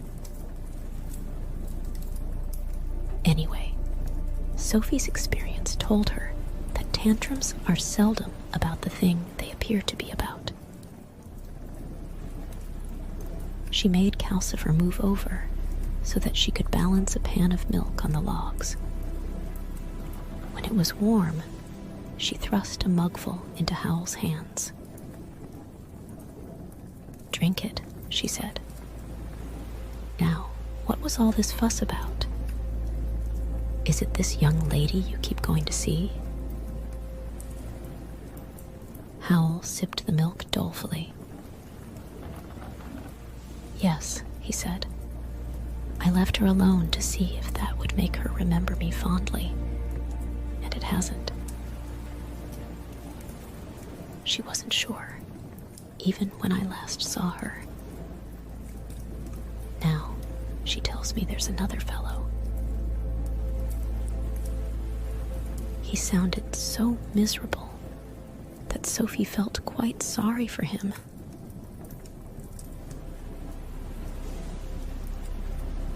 Now his hair was dry, she noticed guiltily. It really was almost pink. "She's the most beautiful girl there ever was in these parts," Howl went on mournfully. "I love her so dearly. But she scorns my deep devotion and gets sorry for another fellow. How can she have another fellow after all this attention I've given her? They usually get rid of the other fellows as soon as I come along." Sophie's sympathy shrank quite sharply. It occurred to her that if Howl could cover himself with green slime so easily, then he could just as easily turn his hair the proper color. "Then why don't you feed the girl a love potion and get it over with?" she said. "Oh no," said Howl. "That's not playing the game. That would spoil all the fun." Sophie's sympathy shrank again. A game, was it? "Don't you ever give a thought for the poor girl?" she snapped. Howl finished the milk and gazed into the mug with a sentimental smile. "I think of her all the time," he said. "Lovely, lovely Letty Hatter." Sophie's sympathy went for good with a sharp bang. A good deal of anxiety took its place. "Oh, Martha," she thought, "you have been busy. So it wasn't anyone in Cesare's you were talking about." Only a particularly bad attack of aches and pains prevented Sophie from setting out for market chipping that evening. But the drizzle in Porthaven had got into her bones. She lay in her cubbyhole and ached and worried about Martha. It might not be so bad, she thought. She only had to tell Martha that the suitor she was not sure about was none other than Wizard Howl. That would scare Martha off. And she would tell Martha that the way to scare Howl off was to announce that she was in love with him, and then, perhaps, to threaten him with aunts. Sophie was still creaking when she got up next morning. curse the witch of the waste. She muttered to her stick as she got it out, ready to leave. She could hear Howl singing in the bathroom, as if he had never had a tantrum in his life. She tiptoed to the door as fast as she could hobble. Howl, of course, came out of the bathroom before she reached it. Sophie looked at him sourly. He was all spruce and dashing, scented gently with apple blossom. The sunlight from the window dazzled off his gray and scarlet suit and made a faintly pink halo of his hair. "I think my hair looks rather good this color," he said. "Do you indeed?" grumped Sophie.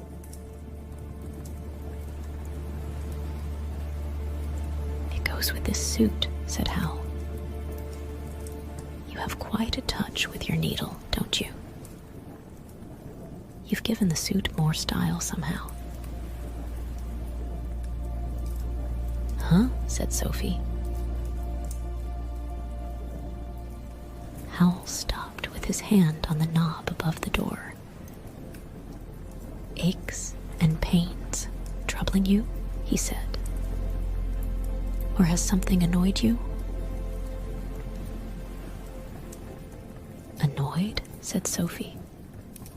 "Why should I be annoyed?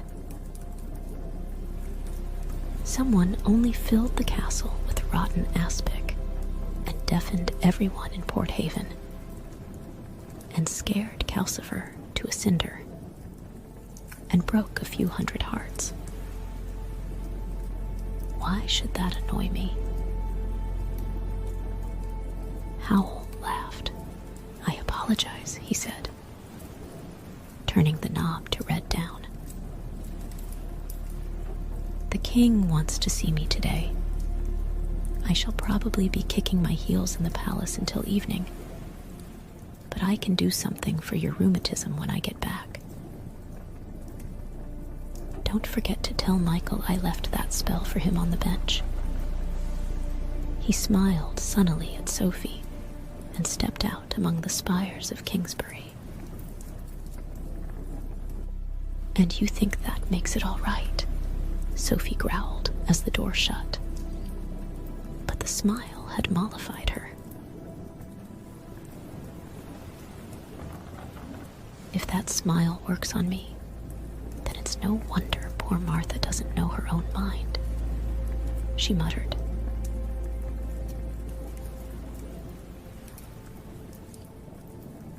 "I need another log before you go," Calcifer reminded her. Sophie hobbled to drop another log into the grate. Then she set off to the door again. But here, Michael came running downstairs and snatched the remains of a loaf off the bench as he ran to the door. "You don't mind, do you?" he said in an agitated way. "I'll bring a fresh loaf when I come back. I've got something very urgent to see to today, but I'll be back by evening." If the sea captain calls for his wind spell, it's on the end of the bench, clearly labeled. He turned the doorknob green downward and jumped out onto the windy hillside. Loaf clutched to his stomach. "See you," he shouted as the castle trundled away past him and the door slammed. "Botheration," said Sophie. "Calcifer, how does a person open the door when there's no one inside the castle?" "I'll open it for you, or Michael." "Howl does it himself," said Calcifer. So no one would be locked out when Sophie left. She was not at all sure she would be coming back, but she did not intend to tell Calcifer. She gave Michael time to get well on the way to wherever he was going and set off for the door again. This time, Calcifer stopped her. "If you're going to be away long," he said, "you might leave some logs where I can reach them." "Can you pick up logs?" Sophie asked, intrigued in spite of her impatience. For answer, Calcifer stretched out a blue arm-shaped flame divided into green, finger-like flames at the end. It was not very long, nor did it look strong. "See, I can almost reach the hearth," he said proudly. Sophie stacked a pile of logs in front of the grate so that Calcifer could at least reach the top one.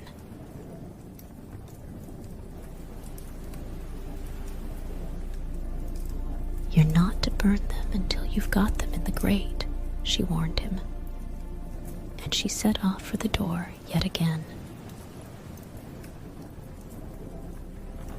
This time, somebody knocked on it before she got there. It was one of those days, Sophie thought. It must be the sea captain. She put up her hand to turn the knob blue down. "No, it's the castle door," Calcifer said. "But I'm not sure." Then it was Michael back for some reason, Sophie thought as she opened the door. A turnip face leered at her. She smelled mildew. Against the wide blue sky, a ragged arm ending in the stump of a stick wheeled round and tried to paw at her. It was a scarecrow. It was only made of sticks and rags, but it was alive, and it was trying to come in. "Calcifer," Sophie screamed. "Make the castle go faster." The stone blocks round the doorway crunched and grated. The green-brown moorland was suddenly rushing past.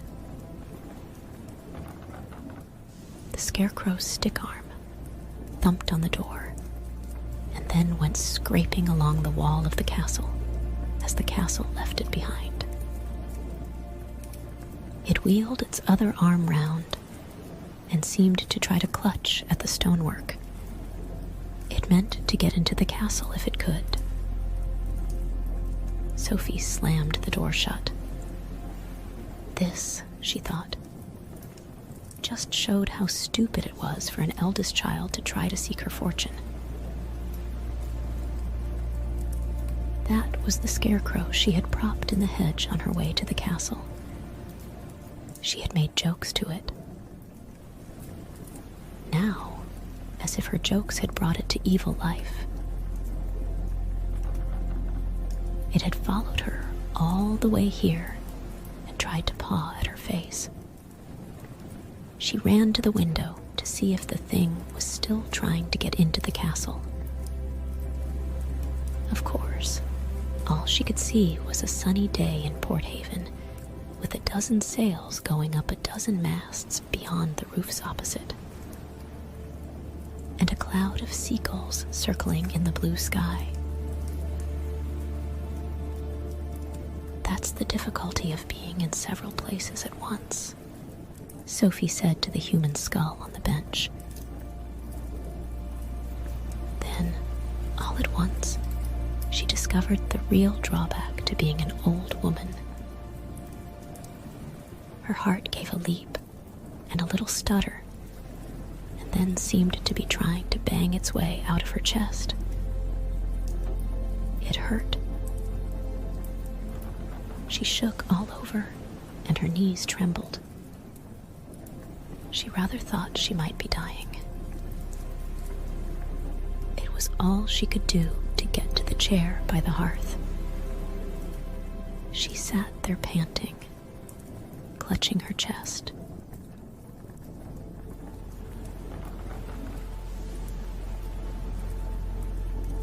"Is something the matter?"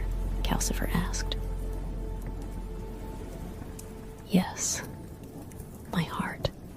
There was a scarecrow at the door," Sophie gasped. "What has a scarecrow to do with your heart?" Calcifer asked. "It was trying to get in here. It gave me a terrible fright. And my heart? But you wouldn't understand, you silly young demon," Sophie panted. "You haven't got a heart."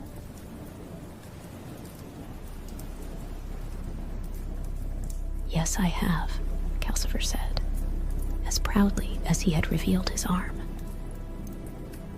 Down in the glowing part under the logs. "And don't call me young. I'm a good 1,000,000 years older than you are. Can I reduce the speed of the castle now?" "Only if the scarecrow's gone," said Sophie. "Has it?" "I can't tell," said Calcifer. "It's not flesh and blood, you see. I told you I couldn't really see outside." Sophie got up and dragged herself to the door again, feeling ill. She opened it slowly and cautiously. Green steepness, rocks, and purple slopes whirled past, making her feel dizzy. But she took a grip on the door frame and leaned out to look along the wall to the moorland they were leaving behind.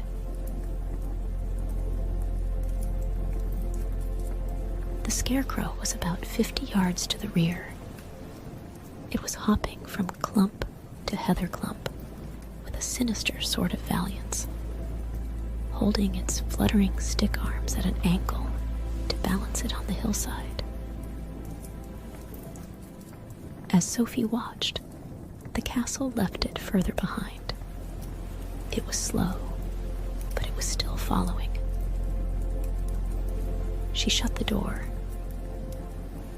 "It's still there," she said, "hopping after us. Go faster." "But that upsets all my calculations," Calcifer explained. "I was aiming to circle the hills and get back to where Michael left us in time to pick him up this evening. Then go twice as fast and circle the hills twice. As long as you leave that horrible thing behind," said Sophie. "What a fuss," Calcifer grumbled. But he increased the castle's speed. Sophie could actually, for the first time, feel it rumbling around her as she sat huddled in her chair, wondering if she was dying.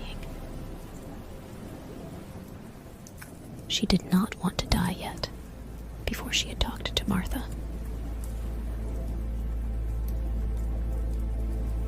As the day went on, everything in the castle began to jiggle with its speed. Bottles chinked. The skull clattered on the bench. Sophie could hear things falling off the shelf in the bathroom and splashing into the bath, where Howl's blue and silver suit was still soaking. She began to feel a little better. She dragged herself to the door again and looked out, with her hair flying in the wind. The ground was streaking past underneath. The hills seemed to be spinning slowly as the castle sped across them.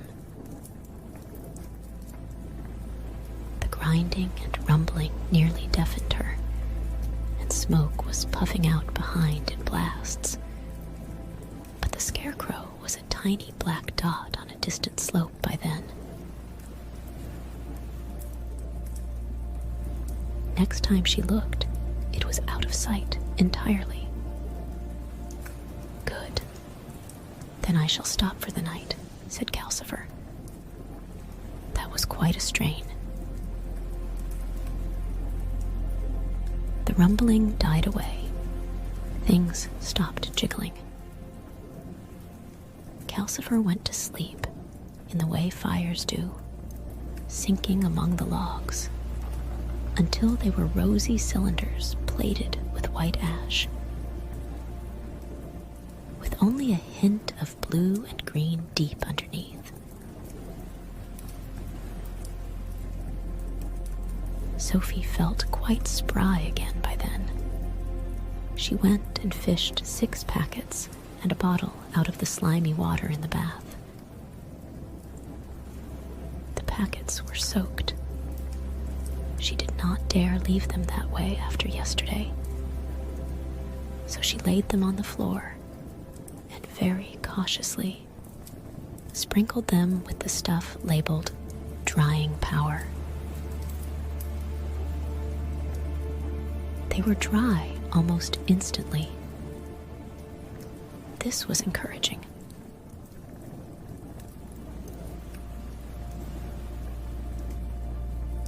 Sophie let the water out of the bath and tried the power on Howl's suit.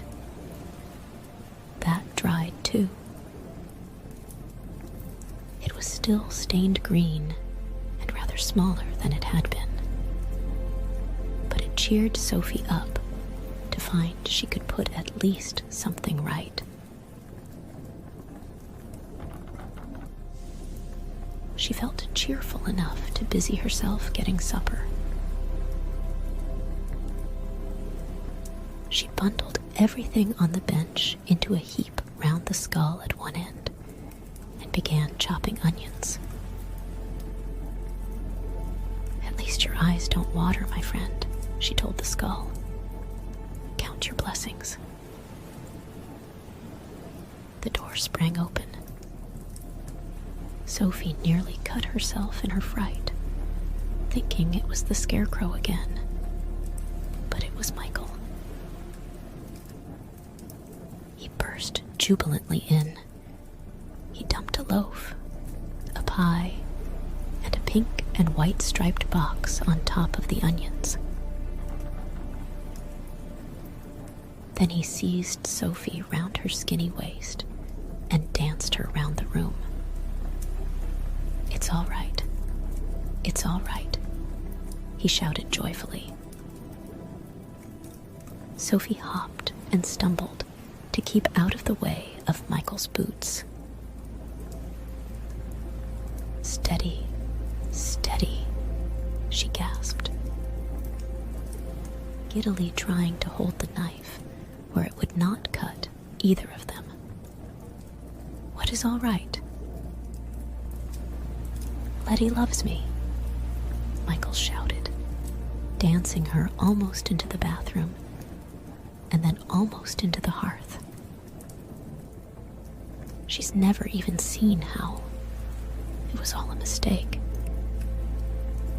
He spun them both round in the middle of the room. Will you let me go before this knife cuts one of us? Sophie squawked. And perhaps explain a little. Oui, Michael shouted. He whirled Sophie to the chair and dumped her into it, where she sat gasping. Last night I wished you'd dyed his hair blue, he said.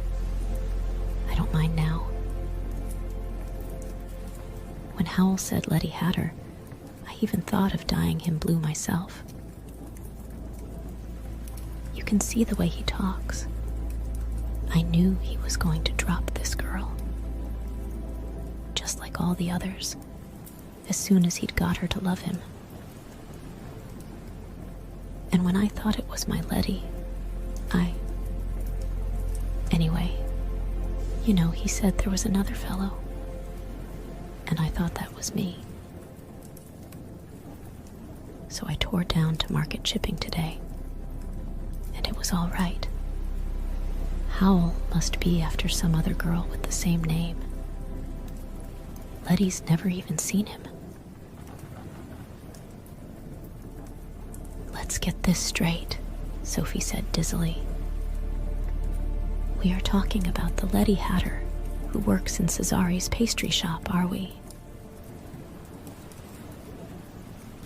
Of course we are, Michael said jubilantly. I've loved her ever since she started work there, and I almost couldn't believe it when she said she loved me. She has hundreds of admirers. I wouldn't have been surprised if Howl was one of them. I'm so relieved. I got you a cake from Cesari's to celebrate. Where did I put it? Oh, here it is. He thrust the pink and white box at Sophie. Onion fell off it into her lap. How old are you, my child? Sophie asked. 15 last May Day, said Michael. Calcifer sent fireworks up from the castle. Didn't you, Calcifer? Oh, he's asleep. You're probably thinking I'm too young to be engaged. I've still got 3 years of my apprenticeship to run, and Letty's got even longer. But we promised one another, and we don't mind waiting. Then Michael was about the right age for Martha, Sophie thought. And she knew by now he was a nice, steady lad with a career as a wizard ahead of him. Bless Martha's heart. When she thought back to that bewildering May Day, she realized that Michael had been one of that shouting group leaning on the counter in front of Martha. But Howl had been outside in Market Square.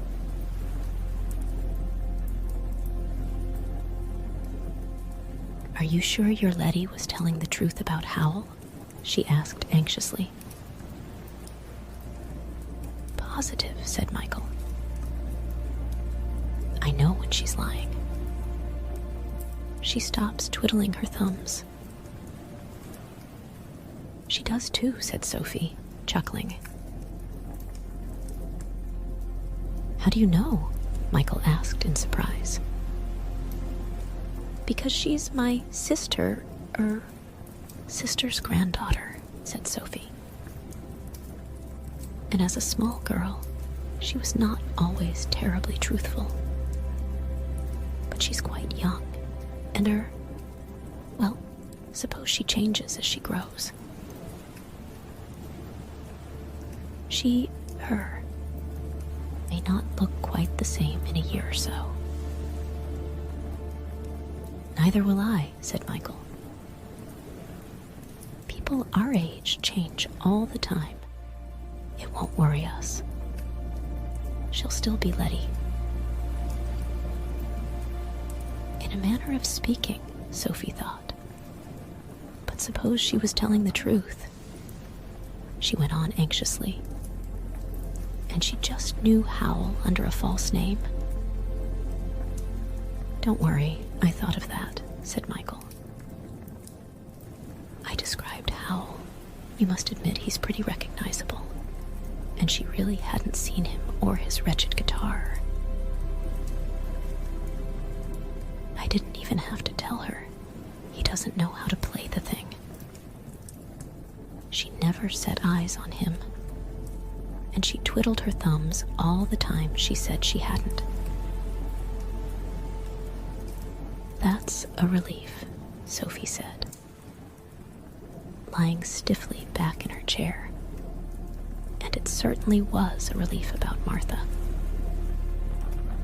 But it was not much of a relief, because Sophie was positive that the only other Letty Hatter in the district was the real one.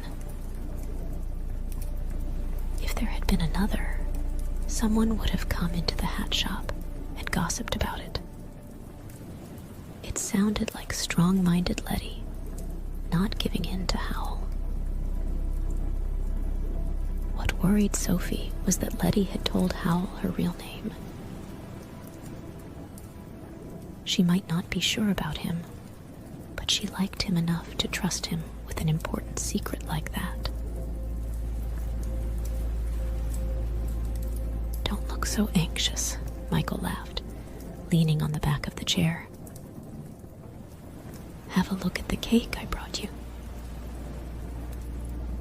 As Sophie started opening the box, it dawned on her that Michael had gone from seeing her as a natural disaster to actually liking her. She was so pleased and grateful that she decided to tell Michael the whole truth about Letty and Martha, and herself too.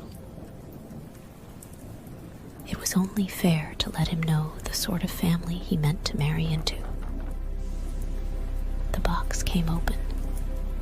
It was Cesari's most luscious cake, covered in cream and cherries and little curls of chocolate. "Oh," said Sophie. The square knob over the door clicked round to red blob down of its own accord, and Howl came in.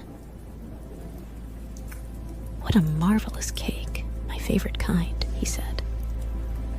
"Where did you get it?" I called in at Cesari's," Michael said in a sheepish, self-conscious way. Sophie looked up at Howl. Something was always going to interrupt her when she decided to say she was under a spell. Even a wizard, it seemed. "It looks worth the walk," Howl said, inspecting the cake. "I've heard Cesari's is better than any of the cake shops in Kingsbury.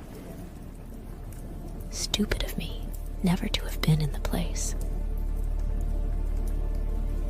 And is that a pie I see on the bench?" He went over to look. Pie in a bed of raw onions, human skull looking put upon. He picked up the skull and knocked an onion ring out of its eye socket.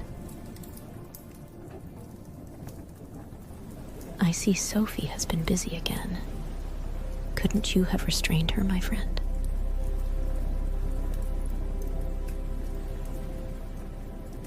The skull yattered its teeth at him. Howl looked startled and put it down rather hastily. "Is something the matter?" Michael asked. He seemed to know the signs. "There is," said Howl. "I shall have to find someone to blacken my name to the king." "Was there something wrong with the wagon spell?" said Michael. "No, it worked perfectly." "That's the trouble," Howl said, restlessly twiddling an onion ring on one finger. "The king's trying to pin me down to do something else now. Calcifer, if we're not very careful, he's going to appoint me royal magician." Calcifer did not answer. Howl roved back to the fireside and realized Calcifer was asleep. "Wake him up, Michael," he said. "I need to consult him." Michael threw 2 logs on Calcifer and called him. Nothing happened, apart from a thin spire of smoke. "Calcifer," Howl shouted. That did no good either. Howl gave Michael a mystified look and picked up the poker, which was something Sophie had never seen him do before. "Sorry, Calcifer," he said, jabbing under the unburned logs. "Wake up." One thick black cloud of smoke rolled up and stopped, Go away, Calcifer grunted. I'm tired. At this, Howl looked thoroughly alarmed. What's wrong with him? I've never known him like this before. I think it was the scarecrow, Sophie said.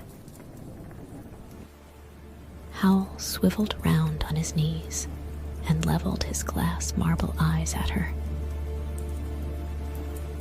What have you done now? He went on staring while Sophie explained. A scarecrow, he said.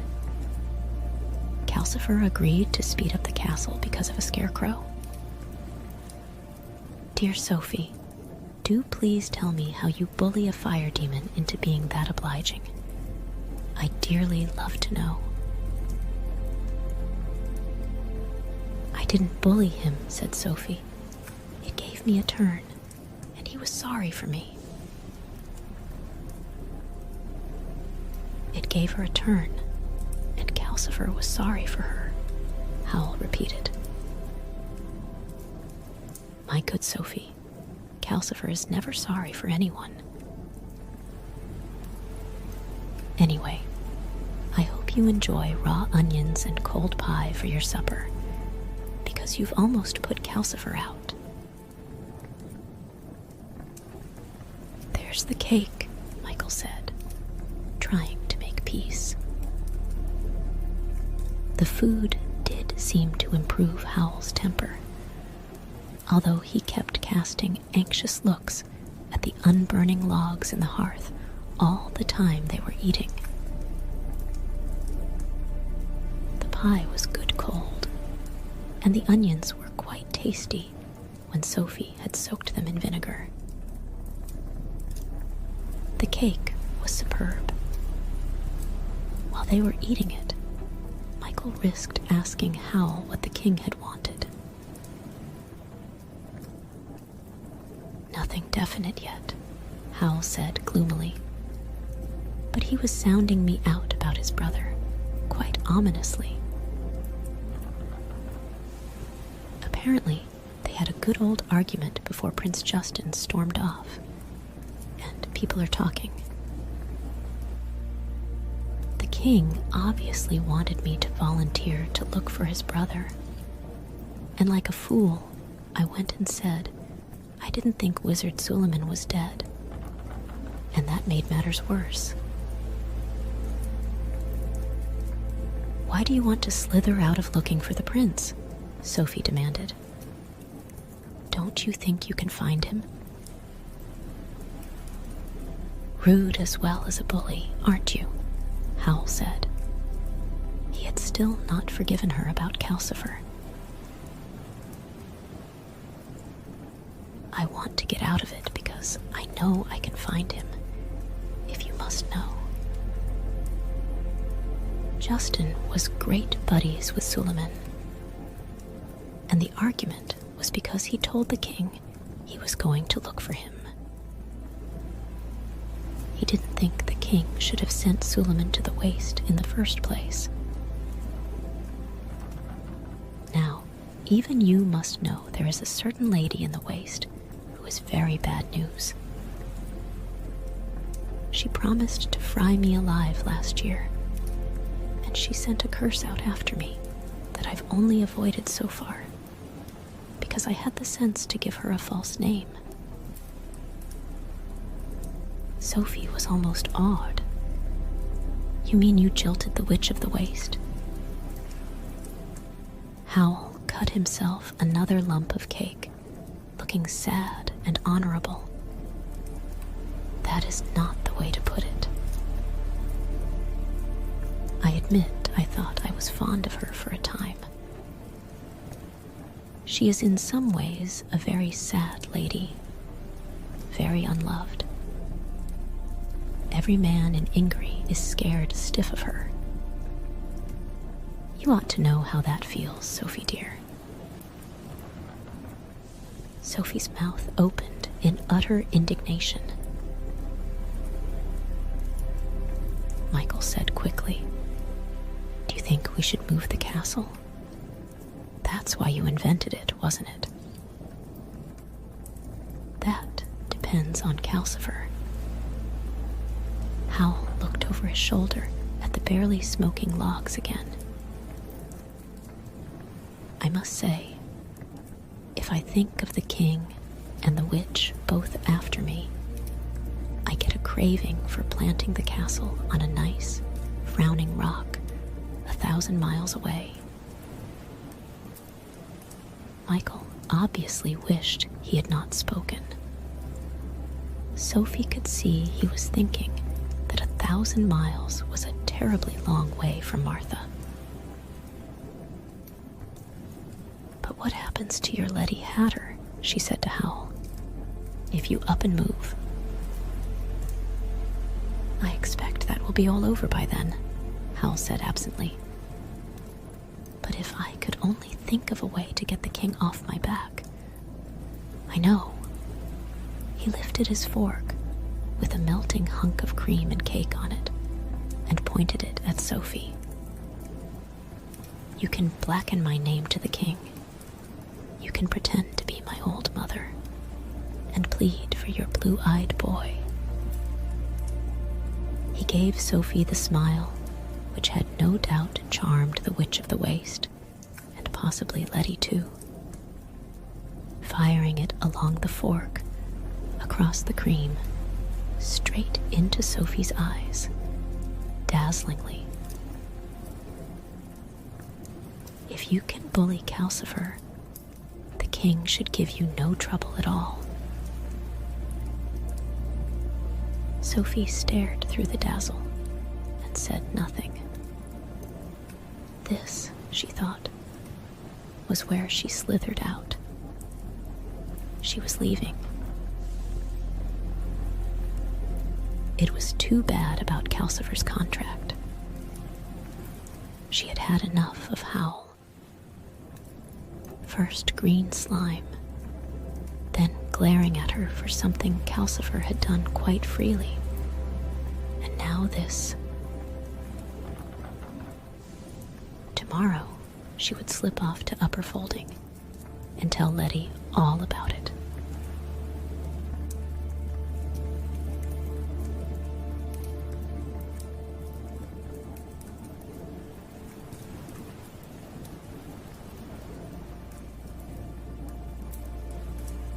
To Sophie's relief, Calcifer blazed up bright and cheerful next morning. If she had not had enough of Howl, she would have been almost touched by how glad Howl was to see Calcifer.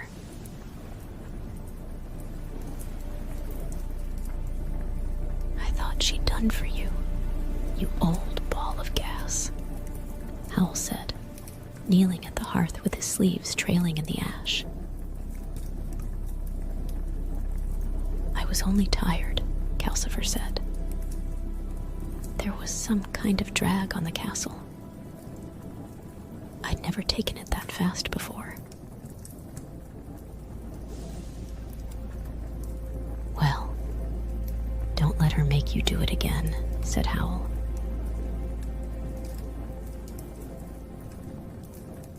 He stood up, gracefully brushing ash off his gray and scarlet suit. Make a start on that spell today, Michael. And if anyone comes from the king, I'm away on urgent private business until tomorrow. I'm going to see Letty, but you needn't tell him that. He picked up his guitar and opened the door with the knob green down onto the wide, cloudy hills. The scarecrow was there again. When Howl opened the door, it pitched sideways across him, with its turnip face in his chest. The guitar uttered an awful twangoing. Sophie gave a faint squawk of terror and hung on to the chair. One of the scarecrow's stick arms was scraping stiffly round to get a purchase on the door. from the way Howl's feet were braced. It was clear he was being shoved quite hard. There was no doubt that the thing was determined to get into the castle. Calcifer's blue face leaned out of the grate. Michael stood stock still beyond. There really is a scarecrow, they both said. Oh, is there? Do tell, Howl panted. He got one foot up against the doorframe and heaved.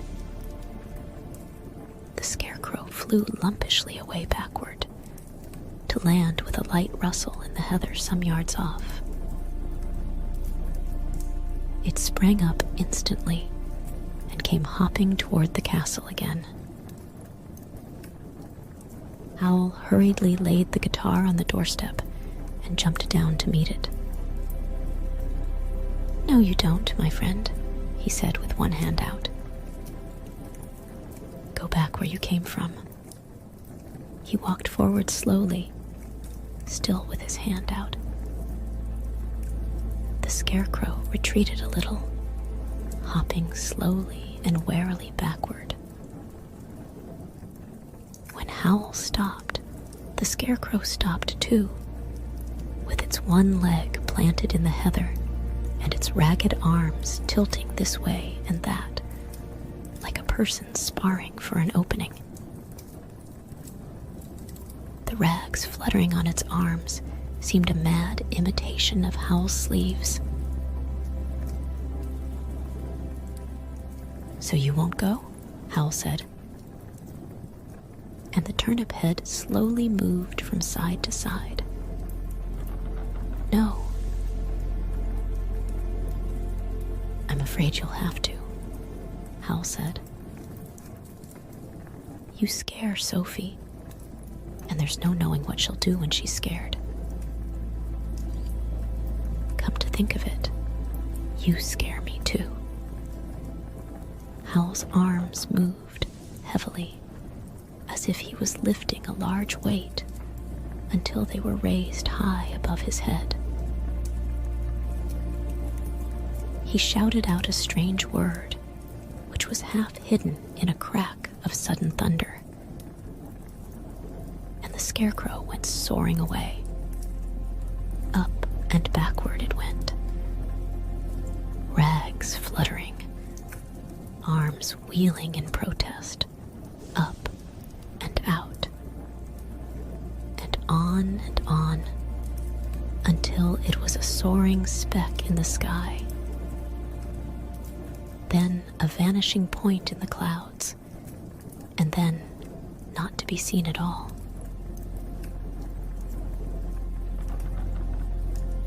Howl lowered his arms and came back to the doorway, mopping his face on the back of his hand. I take back my hard words, Sophie, he said, panting. That thing was alarming. It may have been dragging the castle back all yesterday. It had some of the strongest magic I've met. Whatever was it? All that was left of the last person you cleaned for?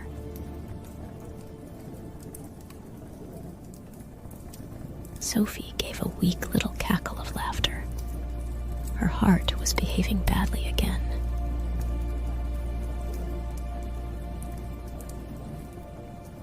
Howl realized something was wrong with her. He jumped indoors across his guitar, took hold of her elbow, and sat her in the chair. Take it easy now. Something happened between Howl and Calcifer then. Sophie felt it because she was being held by Howl. And Calcifer was still leaning out of the grate. Whatever it was, her heart began to behave properly, almost at once. Howl looked at Calcifer, shrugged, and turned turned away to give Michael a whole lot of instructions about making Sophie keep quiet for the rest of the day. Then he picked up the guitar and left at last. Sophie lay in the chair and pretended to feel twice as ill as she did. She had to let Howl get out of sight. It was a nuisance he was going to upper folding as well. But she would walk so much more slowly that she would arrive around the time he started back. The important thing was not to meet him on the way. She watched Michael slyly while he spread out the spell and scratched his head over it. She waited until he dragged big leather books off the shelves and began making notes in a frantic, depressed sort of way. When he seemed properly absorbed, Sophie muttered several times, "Stuffy in here." Michael took no notice. "Terribly stuffy," Sophie said, getting up and shambling to the door. Fresh air. She opened the door and climbed out. Calcifer obligingly stopped the castle dead while she did. Sophie landed in the heather and took a look round to get her bearings. The road over the hills to Upper Folding was a sandy line through the heather just downhill from the castle. Naturally, Calcifer would not make things inconvenient for Howl. Sophie set off toward it. She felt a little sad. She was going to miss Michael and Calcifer. She was almost at the road when there was shouting behind her. Michael came bounding down the hillside after her, and the tall black castle came hobbling along behind him, shedding anxious puffs of smoke from all four turrets. "What are you doing?" Michael said when he caught up. From the way he looked at her, Sophie could see he thought the scarecrow had sent her wrong in the head.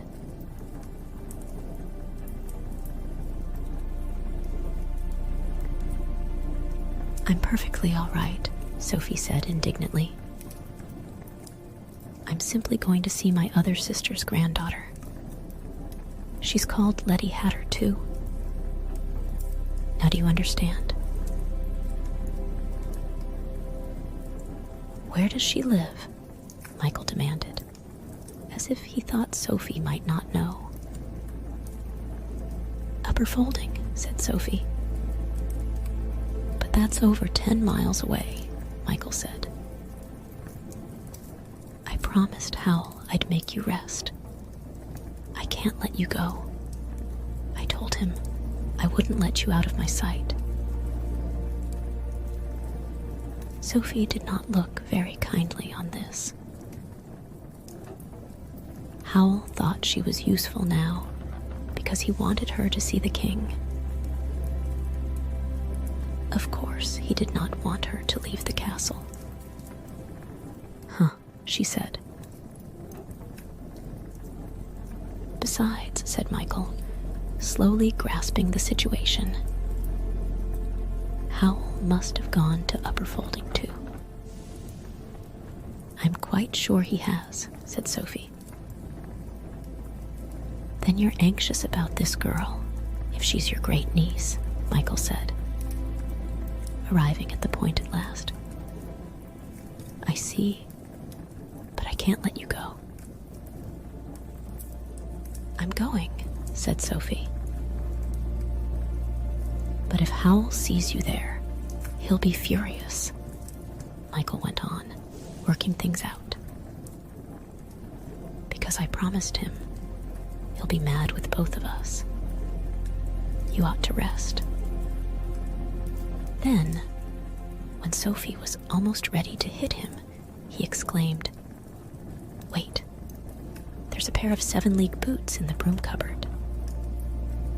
He took Sophie by her skinny old wrist and towed her uphill to the waiting castle. She was forced to give little hops in order not to catch her feet in the heather. But, she panted, 7 leagues is 21 miles. I'd be halfway to Port Haven in 2 strides. No, it's 10.5 miles a step, said Michael. That makes upper folding almost exactly. If we each take 1 boot and go together, then I won't be letting you out of my sight, and you won't be doing anything strenuous. And we'll get there before Howl does.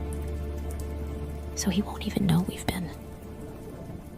That solves all our problems beautifully.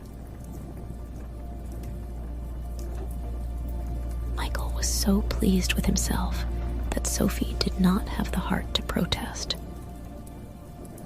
She shrugged and supposed Michael had better find out about the 2 leadys before they changed looks again. It was more honest this way. But when Michael fetched the boots from the broom cupboard, Sophie began to have doubts.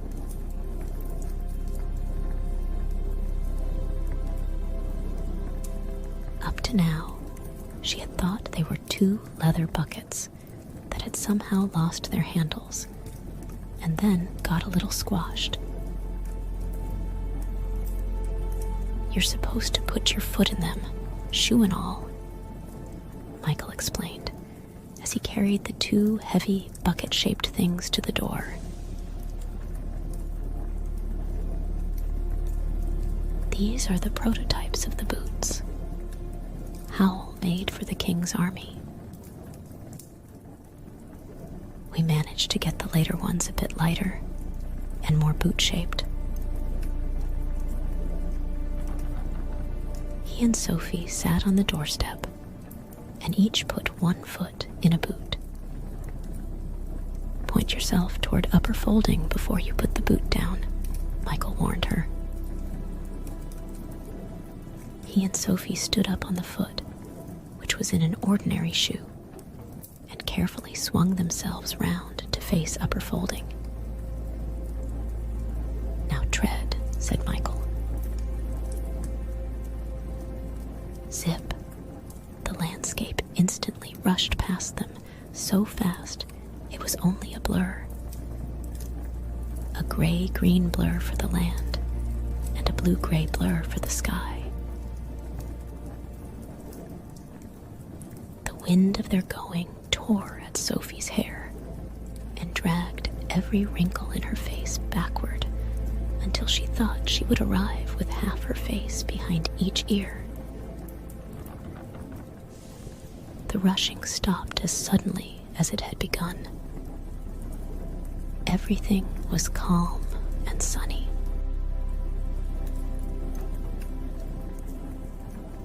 They were knee-deep in buttercups in the middle of Upper Folding Village Common. A cow nearby stared at them. Beyond it, thatched cottages drowsed under trees. Unfortunately, the bucket-like boot was so heavy that Sophie staggered as she landed. "Don't put that foot down," Michael yelled. Too late. There was another zipping blur and more rushing wind. When it stopped, Sophie found herself right down the folding valley, almost into Marsh Folding. "Oh, drat," she said, and hopped carefully round on her shoe and tried again.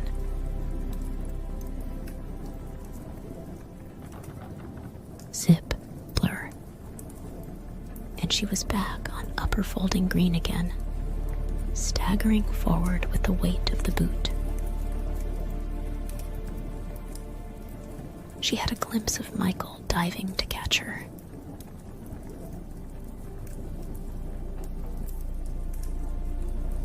Zip, blur.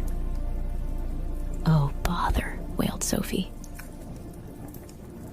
She was up in the hills again. The crooked black shape of the castle was drifting peacefully nearby. Calcifer was amusing himself, blowing black smoke rings from one turret. Sophie saw that much before her shoe caught in the heather, and she stumbled forward again. Zip, zip. This time, Sophie visited in rapid succession the market square of market chipping and the front lawn of a very grand mansion.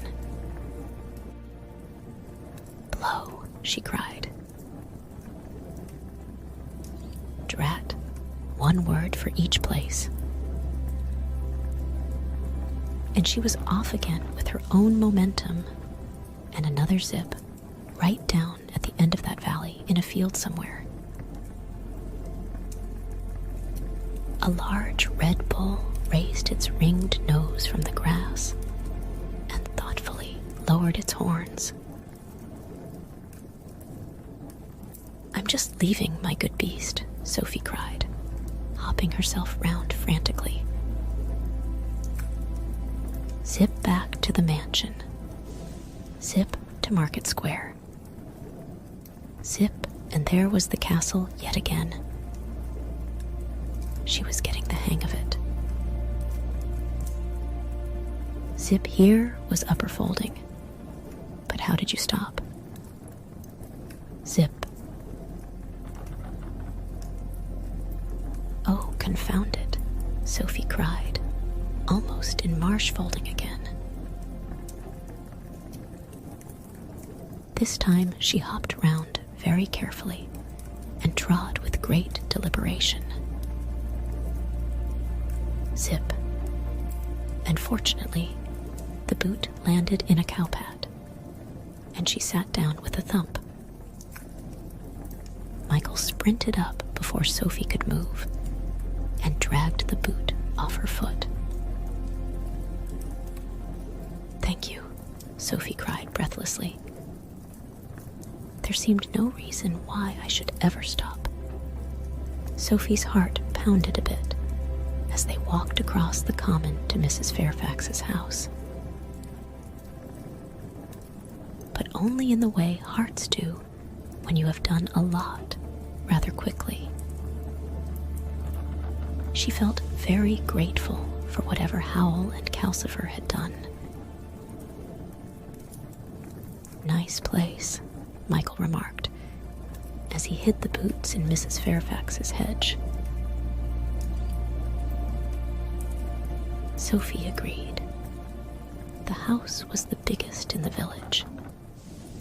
It was thatched, with white walls between the black beams, and as Sophie remembered from visits as a child. You walked up to the porch through a garden crowded with flowers and humming with bees. Over the porch, a honeysuckle and a white climbing rose were competing as to which could give most work to the bees. It was a perfect, hot summer morning down here in Upper Folding. Mrs. Fairfax answered the door herself. She was one of those plump, comfortable ladies, with swaths of butter-colored hair coiled round her head, who made you feel good with life just to look at her. Sophie felt just the tiniest bit envious of Letty. Mrs. Fairfax looked from Sophie to Michael. She had seen Sophie last a year ago as a girl of 17, and there was no reason for her to recognize her as an old woman of 90. "Good morning to you," she said politely. Sophie sighed. said. "This is Letty Hatter's great-aunt. I brought her here to see Letty."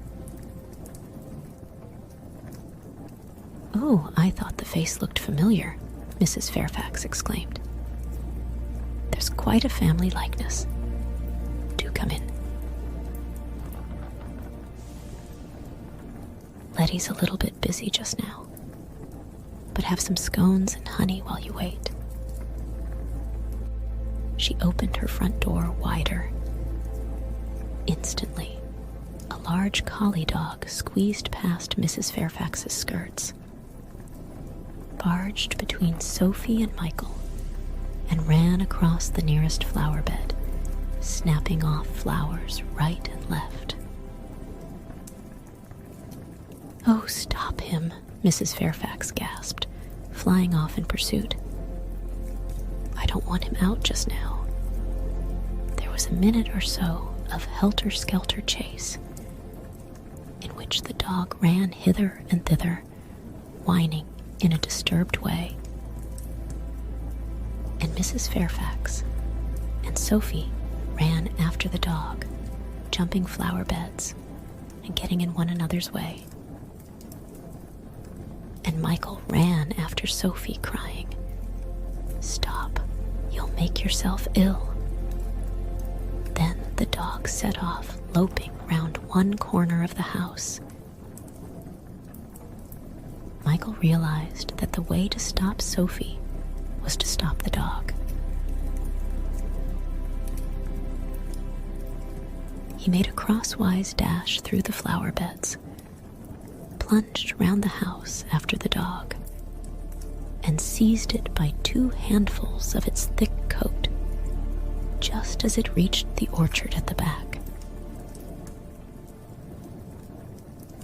Sophie hobbled up to find Michael pulling the dog away backward and making such strange faces at her that she thought at first he was ill. But he jerked his head so often toward the orchard that she realized he was only trying to tell her something. She stuck her face round the corner of the house, expecting to see a swarm of bees. Howl was there with Letty. They were in a grove of mossy apple trees in full bloom, with a row of beehives in the distance. Letty sat in a white garden seat. Howl was kneeling on one knee in the grass at her feet, holding one of her hands and looking noble and ardent. Letty was smiling lovingly at him, but the worst of it, as far as Sophie was concerned, was that Letty did not look like Martha at all.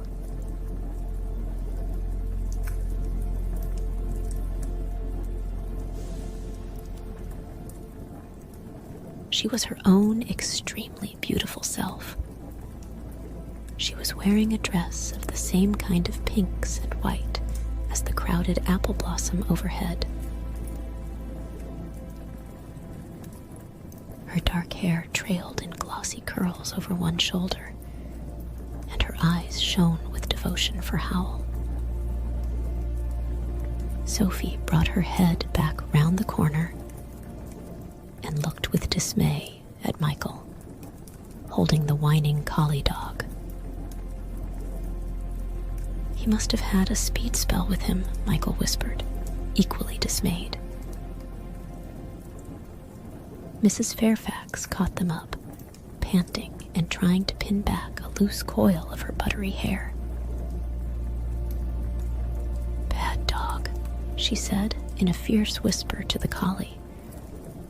"I'll put a spell on you if you do that once more." The dog blinked and crouched down. Mrs. Fairfax pointed a stern finger. "Into the house. Stay in the house." The collie shook himself free of Michael's hands and slunk away round the house again. "Thank you so much," Mrs. Fairfax said to Michael as they all followed it.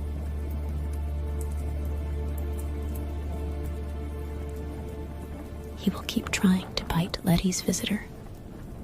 Inside," she shouted sternly in the front garden, as the collie seemed to be thinking of going round the house and getting to the orchard the other way.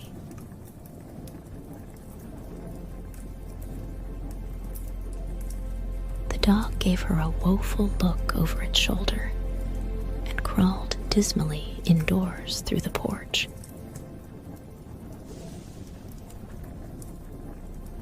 "That dog may have the right idea," Sophie said. "Mrs. Fairfax, do you know who Letty's visitor is?" Mrs. Fairfax chuckled. "The wizard Pendragon, or Howl, or whatever he calls himself," she said. "But Letty and I don't let on we know.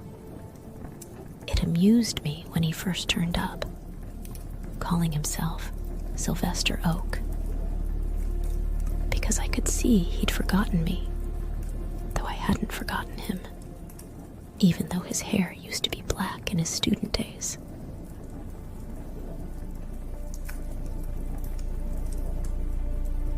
Mrs. Fairfax by now had her hands folded in front of her and was standing bolt upright, prepared to talk all day, as Sophie had often seen her do before.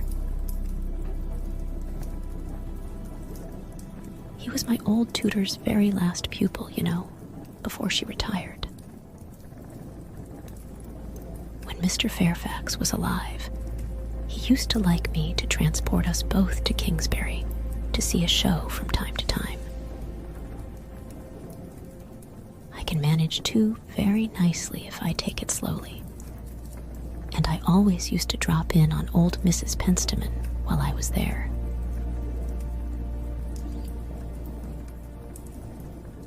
She likes her old pupils to keep in touch, and one time she introduced this young Howl to us.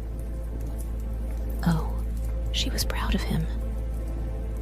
She taught Wizard Suleiman too, you know, and she said Howl was twice as good. But don't you know the reputation Howl has?" Michael interrupted. Getting into Mrs. Fairfax's conversation was rather like getting into a turning skipping rope. You had to choose the exact moment, but once you were in, you were in. Mrs. Fairfax turned herself slightly to face Michael. "Most of it's just talk, to my mind," she said. Michael opened his mouth to say that it was not. But he was in the skipping rope then, and it went on turning. And I said to Letty, "Here's your big chance, my love." I knew Howl could teach her 20 times more than I could. For I don't mind telling you, Letty's brains go way beyond mine. And she could end up in the same league as the Witch of the Waste, only in a good way. Letty's a good girl, and I'm fond of her. If Mrs. Penstamen was still teaching, I'd have Letty to her tomorrow.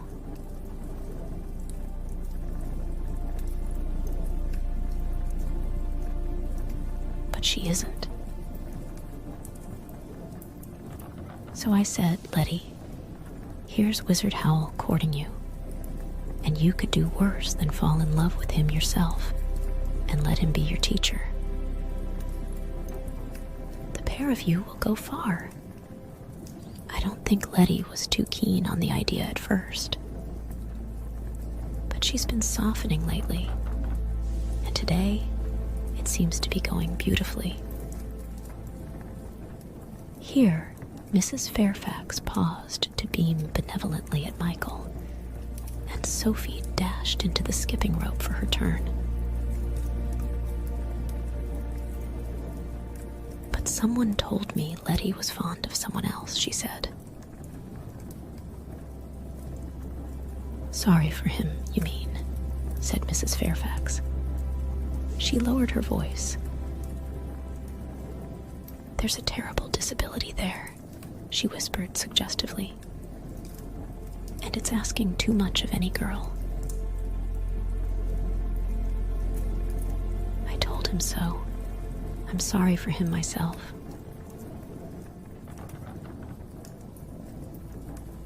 Sophie managed a mystified, "Oh?" But it's a fearsomely strong spell. It's very sad, Mrs. Fairfax wound on. I had to tell him that there's no way someone of my abilities can break anything that's put on by the Witch of the Waste. Howl might, but of course he can't ask Howl, can he? Here Michael, who kept looking nervously to the corner of the house in case Howl came round it and discovered them, managed to trample through the skipping rope and stop it by saying, I think we'd better be going. Are you sure you won't come in for a taste of my honey? Asked Mrs. Fairfax. I use it in nearly all my spells, you know. And she was off again, this time about the magical properties of honey.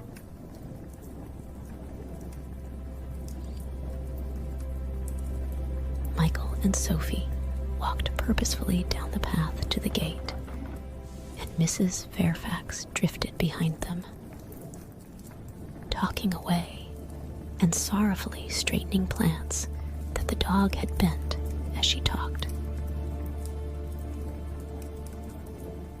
Sophie, meanwhile, racked her brains for a way to find out how Mrs. Fairfax knew Letty was Letty without upsetting Michael.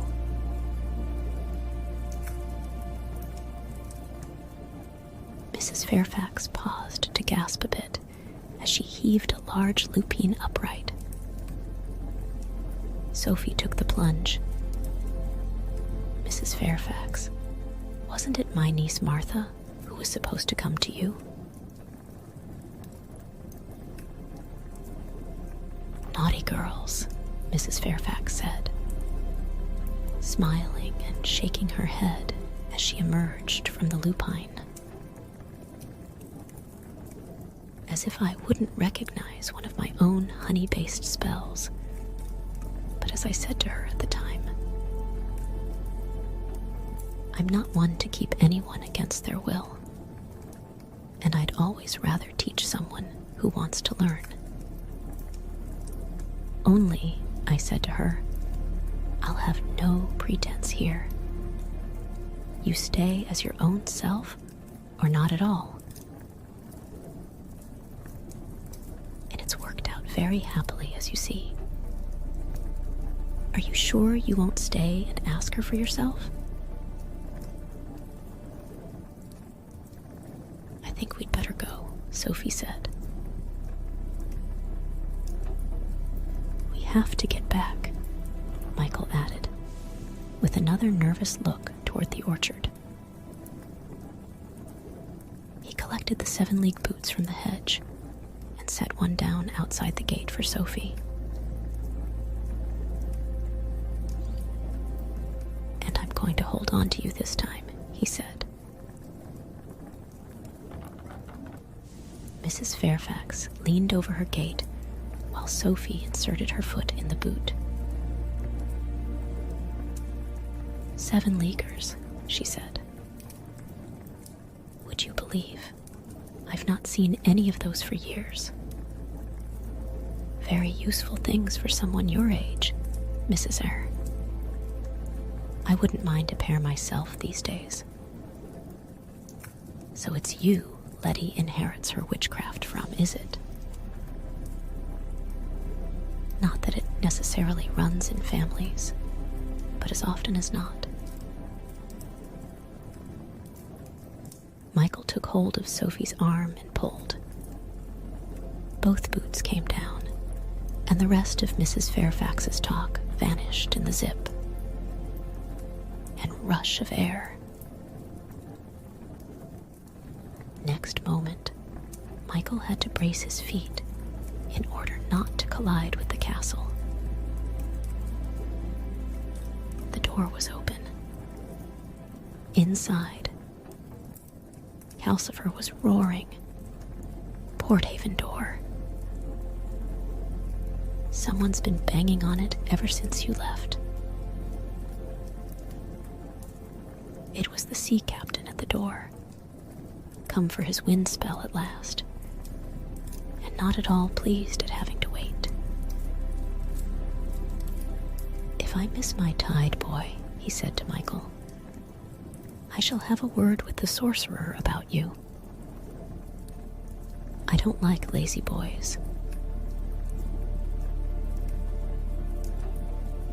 Michael, in Sophie's opinion, was far too polite to him, but she was feeling too dejected to interfere. When the captain had gone, Michael went to the bench to frown over his spell again, and Sophie sat silently mending her stockings. She had only the one pair, and her knobby feet had worn huge holes in them. Her gray dress by this time was frayed and dirty.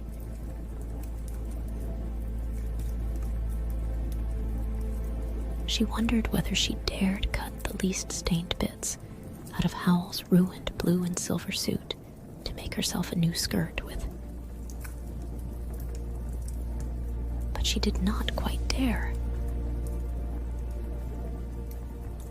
"Sophie," Michael said, looking up from his 11th page of notes, "how many nieces have you?" Sophie had been afraid Michael would start asking questions. "When you get to my age, my lad," she said, "you lose count. They all look so alike. Those two Lettys could be twins, to my mind." "Oh no, not really," Michael said to her surprise. "The niece in upper folding isn't as pretty as my Letty." He tore up the 11th page and made a 12th. "I'm glad Howl didn't meet my Letty," he said. He began on his 13th page and tore that up too. "I wanted to laugh when that Mrs. Fairfax said she knew who Howl was, didn't you?" "No," said Sophie. It had made no difference to Letty's feelings. She thought of Letty's bright, adoring face under the apple blossom. "I suppose there's no chance," she asked hopelessly, "that Howl could be properly in love this time?"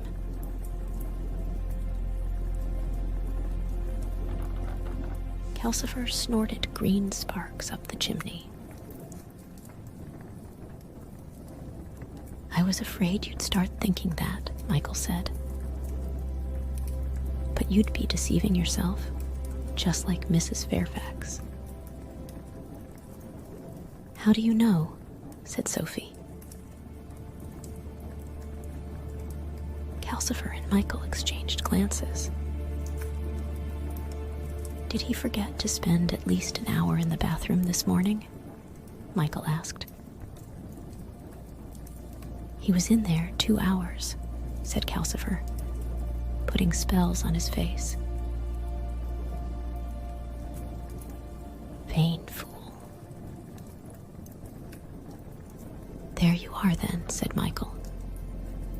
"The day Howl forgets to do that will be the day I believe he's really in love and not before.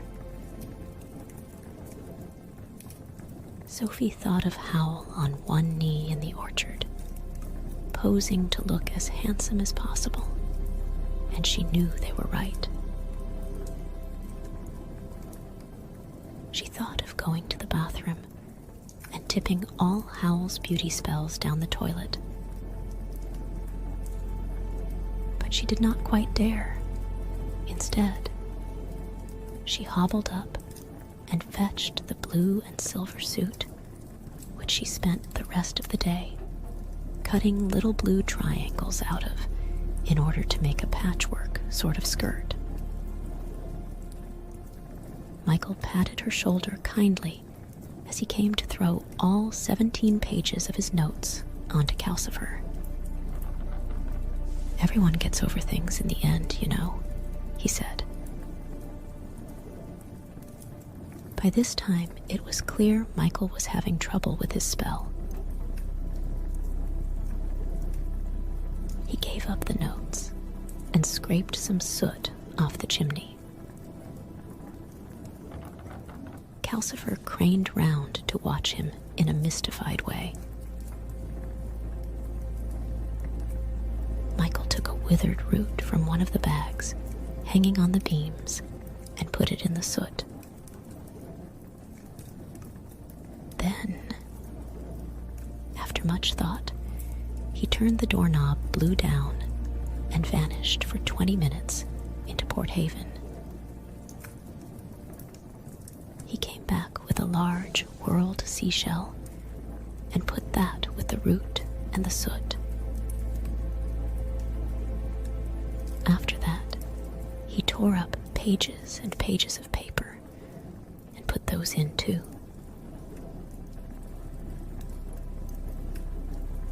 He put the lot in front of the human skull and stood blowing on it,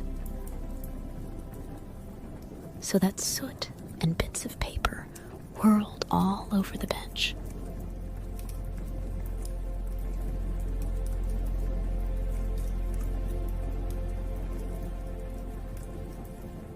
"What's he doing, do you think?"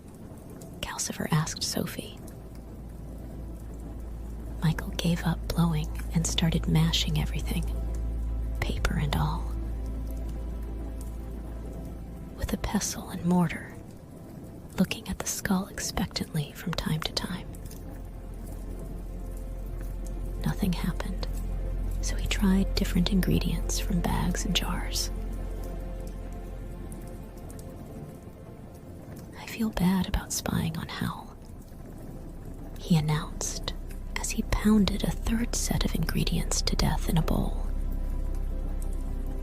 "He may be fickle to females, but he's been awfully good to me. He took me in when I was just an unwanted orphan, sitting on his doorstep in Port Haven." "How did that come about?" asked Sophie, as she snipped out another blue triangle.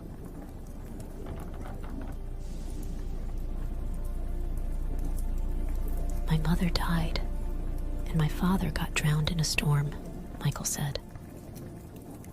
"And nobody wants you when that happens. I had to leave our house because I couldn't pay rent, and I tried to live in the streets, but people kept turning me off doorsteps and out of boats, until the only place I could think of to go was somewhere everyone was too scared of to interfere with." Howl had just started up in a small way as Sorcerer Jenkin then,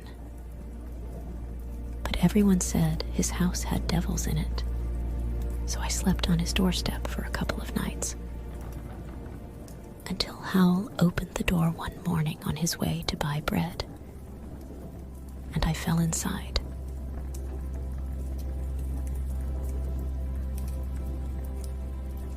So he said I could wait indoors while he got something to eat. I went in, and there was Calcifer. And I started talking to him because I'd never met a demon before. "What did you talk about?" said Sophie, wondering if Calcifer had asked Michael to break his contract too. "He told me his troubles and dripped on me." "Didn't you?" said Calcifer. "It didn't seem to occur to him that I might have troubles as well." "I don't think you have. You just grumble a lot," Michael said. "You were quite nice to me that morning, and I think Howl was impressed. But you know how he is. He didn't tell me I could stay.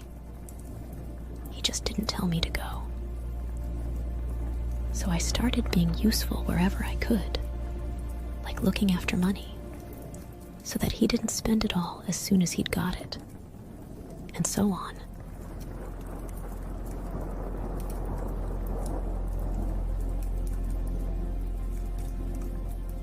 The spell gave a sort of woof then and exploded mildly. Michael brushed soot off the skull, sighing, and tried new ingredients. Sophie began making a patchwork of blue triangles round her feet on the floor. "I did make lots of stupid mistakes when I first started," Michael went on. "Howl was awfully nice about it. I thought I'd got over that now. And I think I do help with money. Howl buys such expensive clothes. He says no one's going to employ a wizard who looks as if he can't make money at the trade. That's just because he likes clothes," said Calcifer. His orange eyes watched Sophie at work, rather meaningly.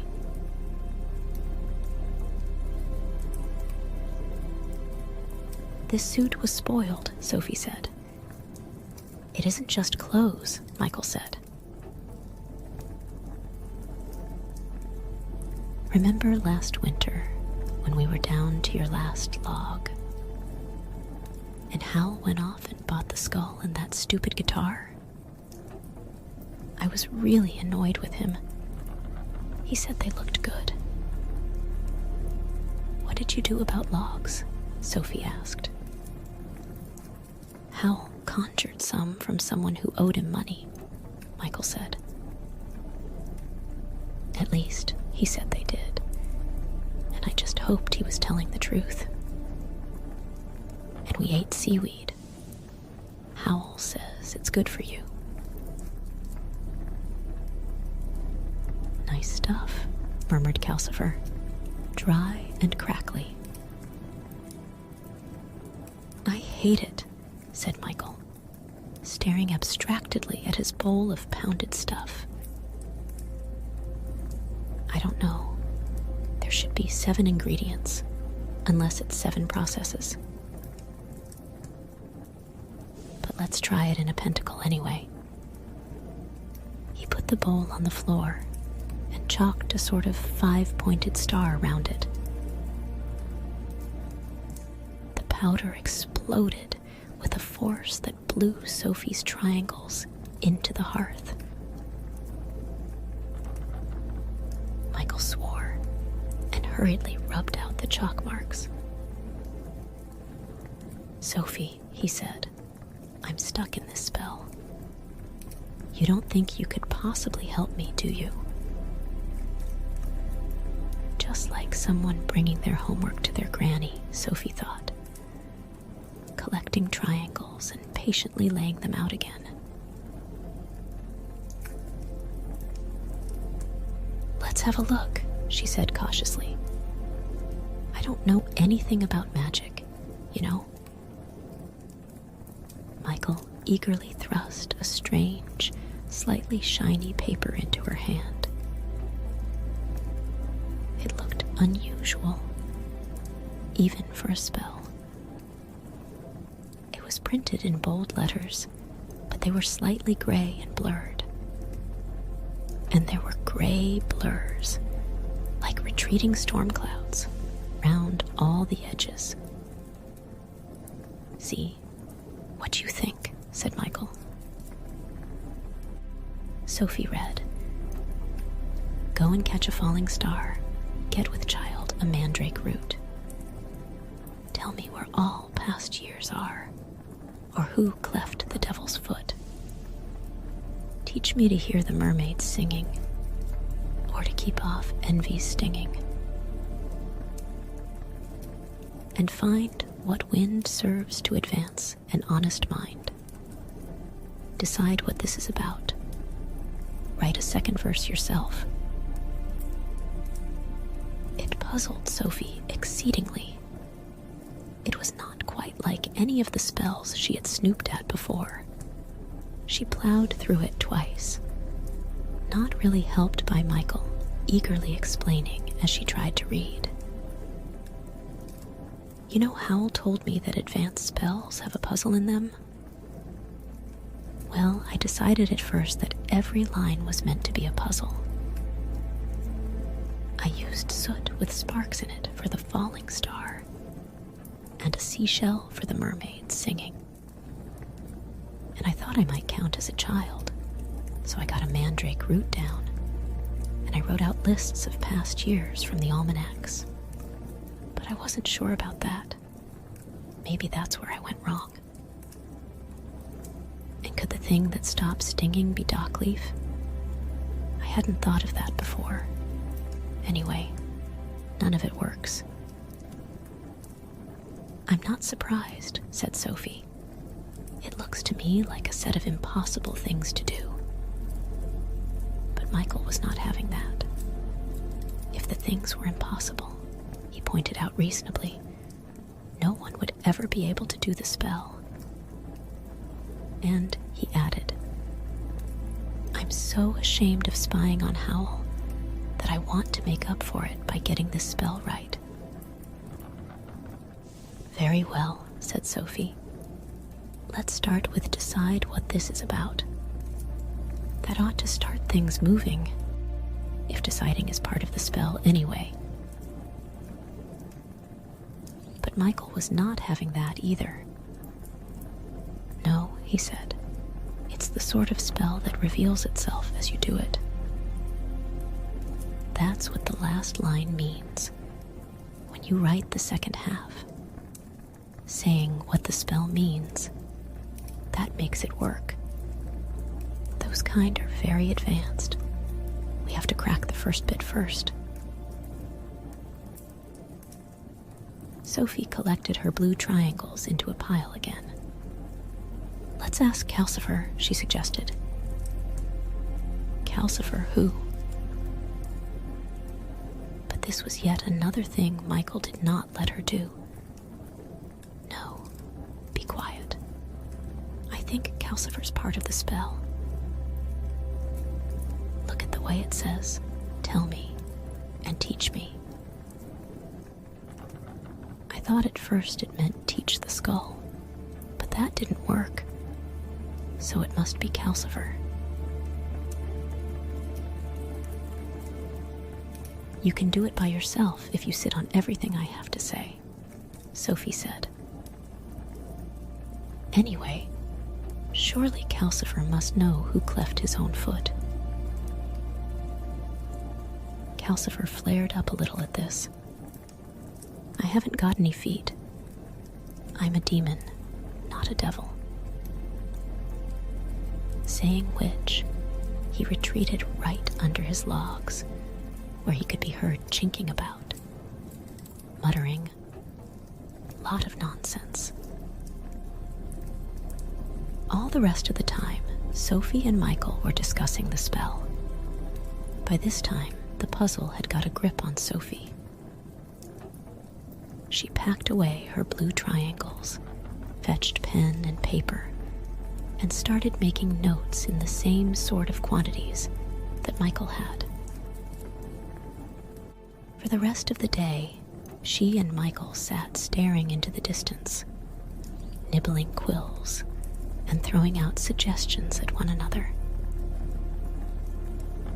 An average page of Sophie's notes read, "Does garlic keep off envy? I could cut a star out of paper and drop it. Could we tell it to Howl? Howl would like mermaids better than Calcifer. Do not think Howl's mind honest. Is Calcifer's? Where are past years, anyway? Does it mean one of those dry roots must bear fruit? Plant it? Next to dock leaf? In seashell? Cloven hoof, most things but horses. Shoe a horse with a clove of garlic? Wind? Smell? Wind of 7-league boots? As Sophie wrote this, Michael asked equally desperately, could the wind be some sort of pulley? An honest man being hanged? That's black magic, though. Let's have supper, said Sophie. They ate bread and cheese, still staring into distance. At last, Sophie said, Michael, for goodness sake, let's give up guessing and try doing just what it says. Where's the best place to catch a shooting star? Out on the hills? Port Haven marshes are flatter, Michael said. Can we? Shooting stars go awfully fast. So can we, in 7-league boots, Sophie pointed out. Michael sprang up full of relief and delight. I think you've got it, he said, scrambling for the boots. Let's go and try. This time, Sophie prudently took her stick and her shawl, since it was now quite dark. Michael was turning the doorknob blue down when two strange things happened. On the bench, the teeth of the skull started clattering, and Calcifer blazed right up the chimney. I don't want you to go, he said. We'll be back soon, Michael said soothingly. They went out into the street in Port Haven. It was a bright, balmy night. As soon as they had reached the end of the street, however, Michael remembered that Sophie had been ill that morning and began worrying about the effect of the night air on her health. Sophie told him not to be silly. She stumped gamely along with her stick until they left the lighted windows behind, and the night became wide and damp and chilly. The marshes smelled of salt and earth. The sea glittered and softly swished to the rear. Sophie could feel more than see. The miles and miles of flatness stretching away in front of them. What she could see were bands of low bluish mist and pale glimmers of marshy pools over and over again, until they built into a pale line where the sky started. The sky was everywhere else, huger still. The Milky Way looked like a band of mist risen from the marshes, and the keen stars twinkled through it.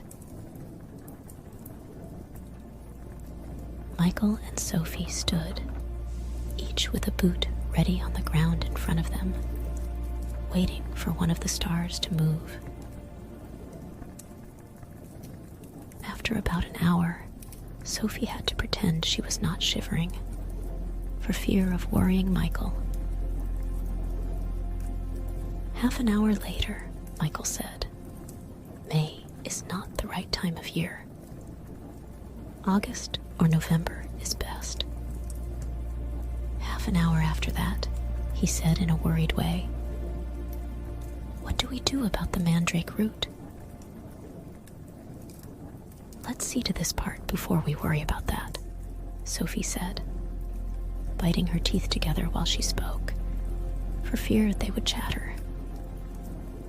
Some time later, Michael said, You go home, Sophie. It's my spell, after all.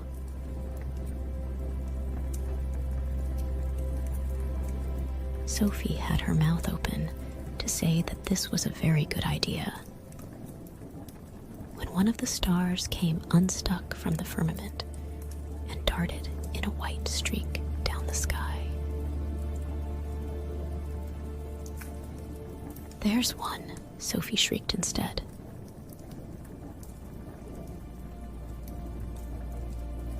Michael thumped his foot into his boot and was off. Sophie braced herself with her stick and was off a second later. Zip, squash. Down far out in the marshes with mist and emptiness, and dull glimmering pools in all directions.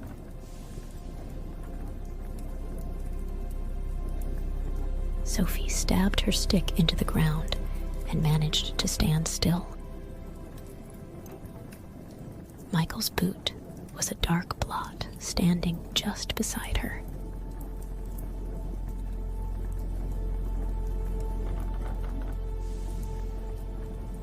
Michael himself was a sploshy sound of madly running feet somewhere ahead. And there was the falling star.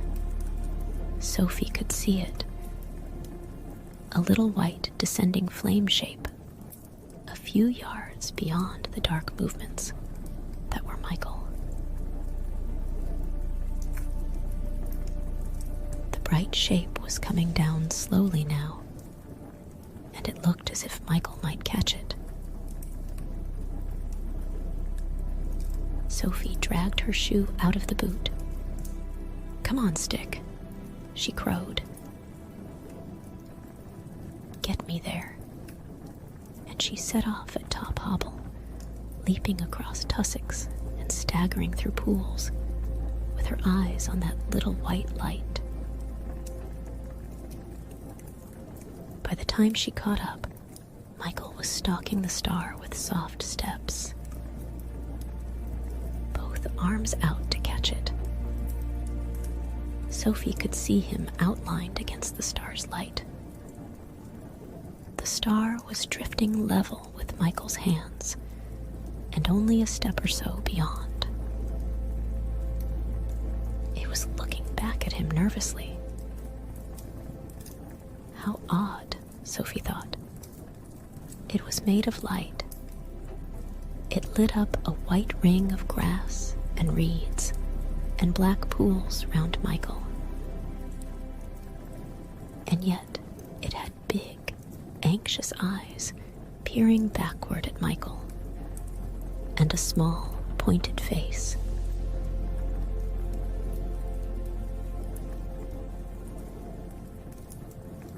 Sophie's arrival frightened it. It gave an erratic swoop and cried out in a shrill, crackling voice. What is it? What do you want? Sophie tried to say to Michael, Do stop. It's terrified. But she had no breath left to speak with. I only want to catch you, Michael explained. I won't hurt you.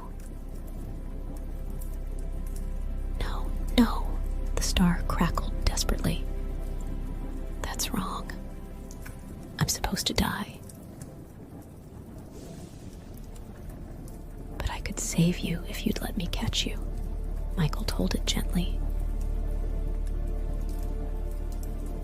No, cried the star. I'd rather die.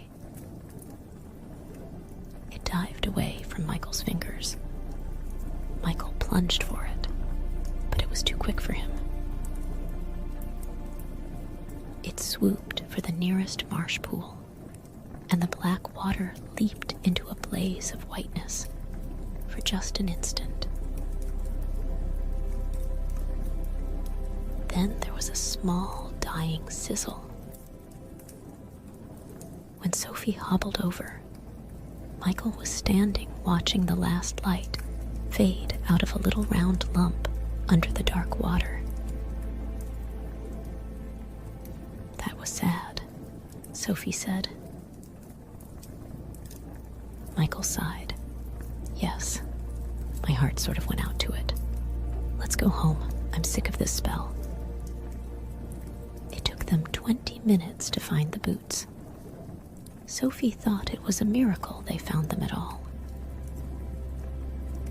You know, Michael said, as they trudged dejectedly through the dark streets of Port Haven. I can tell I'll never be able to do this spell. It's too advanced for me. I shall have to ask Howl. I hate giving in, but at least I'll get some sense out of Howl now. This Letty Hatter's given in to him. This did not cheer Sophie up at all.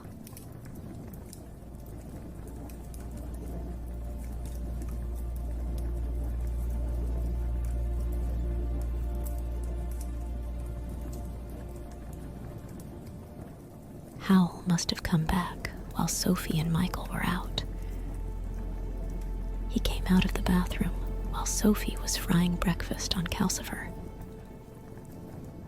and sat gracefully in the chair, groomed and glowing and smelling of honeysuckle. Dear Sophie, he said, always busy. You were hard at work yesterday, weren't you? In spite of my advice. Why have you made a jigsaw puzzle of my best suit? Just a friendly inquiry, you know. You jellied it the other day, said Sophie. I'm making it over. I can do that, said Howl. I thought I showed you. I can also make you a pair of 7-league boots of your own, if you give me your size. Something practical in brown calf, perhaps. It's amazing the way one can take a step 10.5 miles long and still always land in a cowpat. It may have been a bullpat, said Sophie. I dare say you found mud from the marshes on them too. A person my age needs a lot of exercise. You were even busier than I realized then, said Howl. Because when I happened to tear my eyes from Letty's lovely face for an instant yesterday, I could have sworn I saw your long nose poking round the corner of the house. Mrs. Fairfax is a family friend, said Sophie. How was I to know you would be there too? You have an instinct, Sophie. That's how, said Howl. Nothing is safe from you. If I were to court a girl who lived on an iceberg in the middle of an ocean, sooner or later, probably sooner, I'd look up to see you swooping overhead on a broomstick. In fact, by now I'd be disappointed in you if I didn't see you.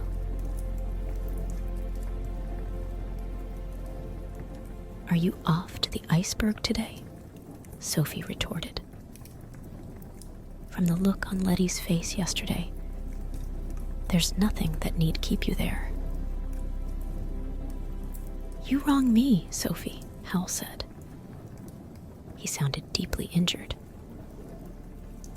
Sophie looked suspiciously sideways. Beyond the red jewel swinging in Howl's ear, his profile looked sad and noble.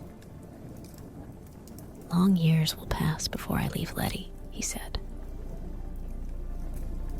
And in fact, I'm off to see the king again today. Satisfied, Mrs. Nose? Sophie was not sure she believed a word of this, though it was certainly to Kingsbury, with the doorknob read down. That Howl departed after breakfast, waving Michael aside when Michael tried to consult him about the perplexing spell. Michael, since he had nothing to do, left too. He said he might as well go to Cesare's. Sophie was left alone. She still did not truly believe what Howl had said about Letty, but she had been wrong about him before, and she had only Michael and Calcifer's word for Howl's behavior after all. She collected up all the little blue triangles of cloth and began guiltily sewing them back into the silver fishing net, which was all that was left of the suit. When someone knocked at the door, she started violently, thinking it was the scarecrow again. "Porthaven door," Calcifer said, flickering a purple grin at her. That should be all right then. Sophie hobbled over and opened it. Blew down. There was a cart horse outside. The young fellow of 50 who was leading it wondered if Mrs. Witch had something which might stop it casting shoes all the time. "I'll see," said Sophie. She hobbled over to the grate. "What shall I do?" she whispered. "Yellow powder. 4th jar along on the 2nd shelf," Calcifer whispered back. "Those spells are mostly belief. Don't look uncertain when you give it to him." So Sophie poured yellow powder into a square of paper, as she had seen Michael do, twisted it smartly, and hobbled to the door with it. "There you are, my boy," she said. "That'll stick the shoes on harder than any 100 nails.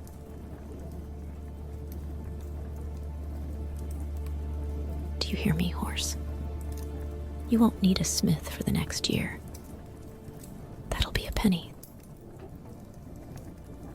Thank you." It was quite a busy day. Sophie had to put down her sewing and sell with Calcifer's help. A spell to unblock drains, another to fetch goats, and something to make good beer. The only one that gave her any trouble was the customer who pounded on the door in Kingsbury. Sophie opened it read down to find a richly dressed boy, not much older than Michael, white-faced and sweating, wringing his hands on the doorstep. "Madam Sorceress, for pity's sake," he said. "I have to fight a duel at dawn tomorrow. Give me something to make sure I win. I'll pay any sum you ask." Sophie looked over her shoulder at Calcifer, and Calcifer made faces back, meaning that there was no such thing ready-made. "That wouldn't be right at all," Sophie told the boy severely. "Besides, dueling is wrong." "Then just give me something that lets me have a fair chance," the lad said desperately. Sophie looked at him. He was very undersized and clearly in a great state of fear. He had that hopeless look a person has who always loses at everything. "I'll see what I can do," Sophie said. She hobbled over to the shelves and scanned the jars. The red one labeled Cayenne looked the most likely. Sophie poured a generous heap of it on a square of paper. She stood the human skull beside it. "Because you must know more about this than I do," she muttered at it. The young man was leaning anxiously round the door to watch. Sophie took up a knife and made what she hoped would look like mystic passes over the heap of pepper. "You're to make it a fair fight," she mumbled. "A fair fight. Understand?" She screwed the paper up and hobbled to the door with it. "Throw this in the air when the duel starts," she told the undersized young man, "and it will give you the same chance as the other man. After that, whether you win or not depends on you." The undersized young man was so grateful that he tried to give her a gold piece. Sophie refused to take it, so he gave her a 2-penny bit instead and went away whistling happily. "I feel a fraud," Sophie said as she stowed the money under the hearthstone. "But I would like to be there at that fight." "So would I," crackled Calcifer. "When are you going to release me so that I can go and see things like that?" "When I've got even a hint about this contract," Sophie said. "You may get one later today," said Calcifer. Michael breezed in toward the end of the afternoon. He took an anxious look round to make sure Howl had not come home first, and went to the bench, where he got things out to make it look as if he had been busy, singing cheerfully while he did. "I envy you being able to walk all that way so easily," Sophie said, sewing a blue triangle to silver braid. "How was Maud, my niece?" Michael gladly left the workbench and sat on the stool by the hearth to tell her all about his day. Then he asked about Sophie's. The result was that when Howl shouldered the door open with his arms full of parcels, Michael was not even looking busy. He was rolling around on the stool, laughing at the duel spell. Howl backed into the door to shut it and leaned there in a tragic attitude. "Look at you all," he said. "Ruin stares me in the face. I slave all day for you all, and not one of you, even Calcifer, can spare time to say hello." Michael sprang up guiltily, and Calcifer said, "I never do say hello." "Is something wrong?" asked Sophie. "That's better," said Howl. "Some of you are pretending to notice me at last. How kind of you to ask, Sophie." "Yes, something is wrong. The king has asked me officially to find his brother for him, with a strong hint that destroying the Witch of the Waste would come in handy too." And you all sit there and laugh. By now, it was clear that Howl was in a mood to produce green slime any second. Sophie hurriedly put her sewing away. I'll make some hot buttered toast, she said. Is that all you can do in the face of tragedy? Howl asked. Make toast. No, don't get up. I've trudged here laden with stuff for you, so the least you can do is show polite interest. Here. He tipped a shower of parcels into Sophie's lap and handed another to Michael. Mystified, Sophie unwrapped things. Several pairs of silk stockings, 2 parcels of the finest cambric petticoats with flounces, lace, and satin insets, a pair of elastic-sided boots in dove gray suede, a lace shawl, and a dress of gray watered silk trimmed with lace that matched the shawl. Sophie took one professional look at each and gasped. The lace alone was worth a fortune. She stroked the silk of the dress, awed. Michael unwrapped a handsome new velvet suit. You must have spent every bit that was in the silk purse, he said ungratefully. I don't need this. You're the one who needs a new suit.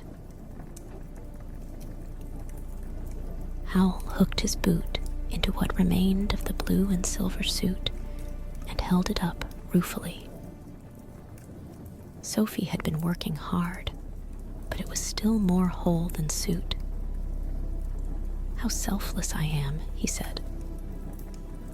But I can't send you and Sophie to blacken my name to the king in rags.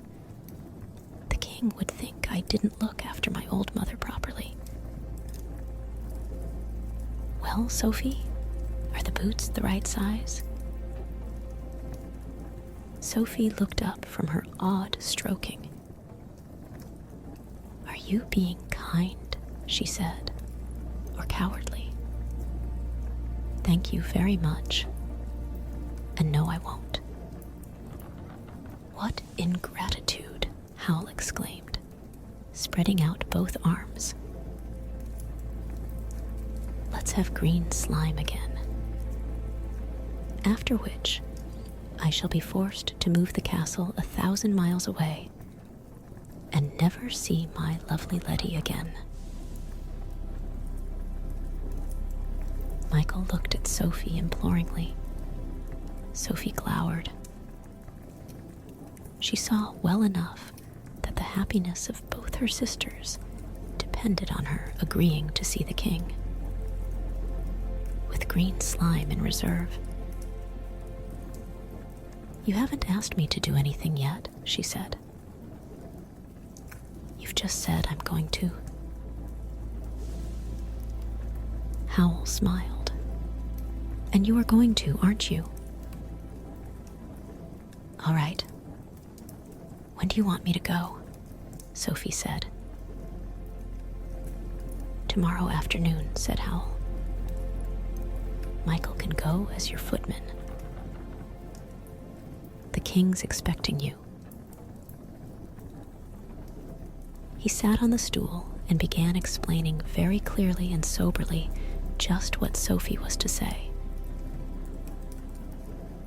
There was no trace of the green slime mood. Now, things were going Howl's way, Sophie noticed. She wanted to slap him. I want you to do a very delicate job, Howl explained, so that the king will go on giving me work, like the transport spells. But not trust me with anything like finding his brother. You must tell him how I've angered the Witch of the Waste, and explain what a good son I am to you. But I want you to do it in such a way that he'll understand I'm really quite useless. Howl explained in great detail. Sophie clasped her hands round the parcels and tried to take it all in. though she could not help thinking, if I was the king, I wouldn't understand a word of what the old woman was driving at. Michael, meanwhile, was hovering at Howl's elbow, trying to ask him about the perplexing spell. Howl kept thinking of new, delicate details to tell the king and waving Michael away. Not now, Michael.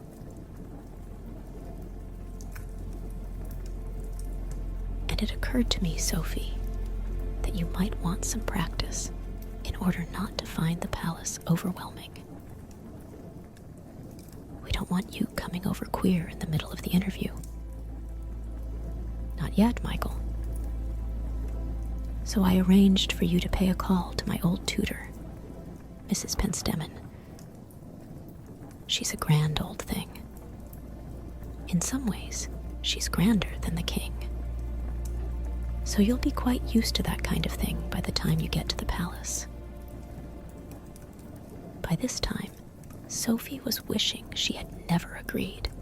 She was heartily relieved when Howl at last turned to Michael. Right, Michael. Your turn now. What is it? Michael waved the shiny gray paper and explained in an unhappy rush how impossible the spell seemed to do. Howl seemed faintly astonished to hear this, but he took the paper, saying, "Now, where was your problem?" and spread it out. He stared at it. One of his eyebrows shot up. I tried it as a puzzle, and I tried doing it just as it says, Michael explained. But Sophie and I couldn't catch the falling star. Great gods above, Howl exclaimed. He started to laugh and bit his lip to stop himself. But Michael, this isn't the spell I left you. Where did you find it? On the bench, in that heap of things. Sophie piled round the skull, said Michael. It was the only new spell there, so I thought. Howl leaped up and sorted among the things on the bench. Sophie strikes again, he said. Things skidded right and left as he searched. I might have known. No, the proper spell's not here. He tapped the skull thoughtfully on its brown, shiny dome. You're doing, friend. I have a notion you come from there. I'm sure the guitar does. Sophie, dear. What? Said Sophie. Busy old fool, unruly Sophie, said Howl. Am I right in thinking that you turned my doorknob black side down and stuck your long nose out through it? Just my finger, Sophie said with dignity. But you opened the door, said Howl. And the thing Michael thinks is a spell must have got through. Didn't it occur to either of you that it doesn't look like spells usually do? Spells often look peculiar, Michael said. What is it really? Howl gave a snort of laughter. Decide what this is about. Write a second verse. Oh, Lord, he said, and ran for the stairs. I'll show you, he called, as his feet pounded up them. I think we wasted our time rushing around the marshes last night, Sophie said. Michael nodded gloomily. Sophie could see he was feeling a fool. It was was my fault," she said. I opened the door. "What was outside?" Michael asked with great interest. But Howl came charging downstairs just then. "I haven't got that book after all," he said. He seemed upset now. "Michael, did I hear you say you went out and tried to catch a shooting star?" "Yes, but it was scared stiff and fell in a pool and drowned," Michael said. "Thank goodness for that," said Howl. "It was very sad," Sophie said. "Sad, was it?" said Howl, more upset than ever. "It was your idea, was it?" "It would be. I can just see you hopping about the marshes, encouraging him. Let me tell you, that was the most stupid thing he's ever done in his life. He'd have been more than sad if he'd chanced to catch the thing. And you?" Calcifer flickered sleepily up the chimney. "What's all this fuss about?" he demanded. "You caught one yourself, didn't you?" "Yes, and I..." Howl began, turning his glass marble glare on Calcifer. But he pulled himself together and turned to Michael instead. "Michael, promise me, you'll never try to catch one again." "I promise," Michael said willingly. "What is that writing if it's not a spell?" Howl looked at the gray paper in his hand. "It's called song, and that's what it is, I suppose. But it's not all here, and I can't remember the rest of it." He stood and thought, as if a new idea had struck him. One which obviously worried him. "I think the next verse was important," he said. "I'd better take it back and see."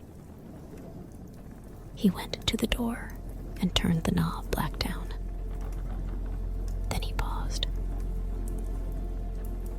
He looked round at Michael and Sophie, who were naturally enough both staring at the knob.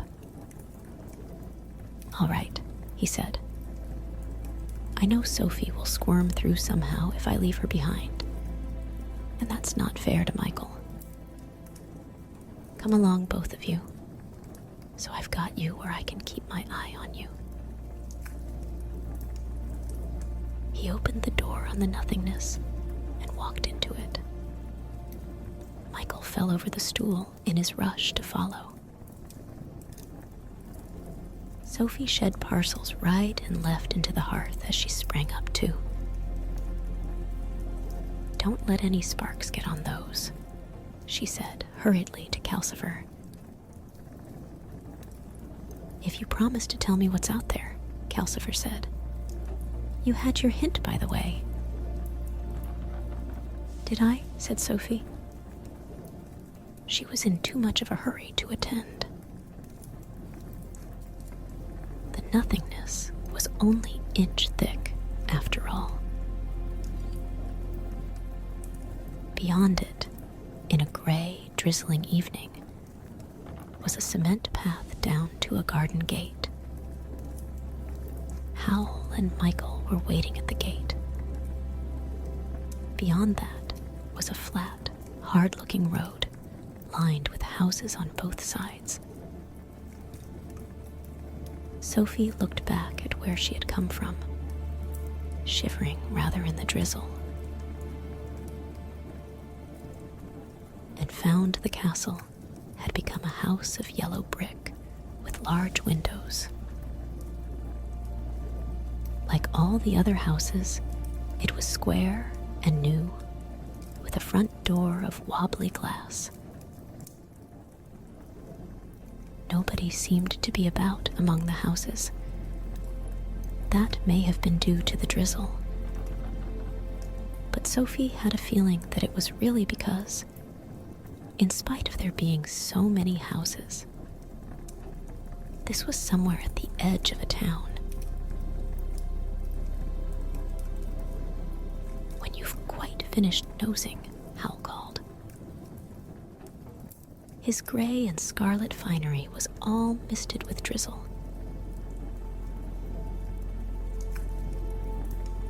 He was dangling a bunch of strange keys,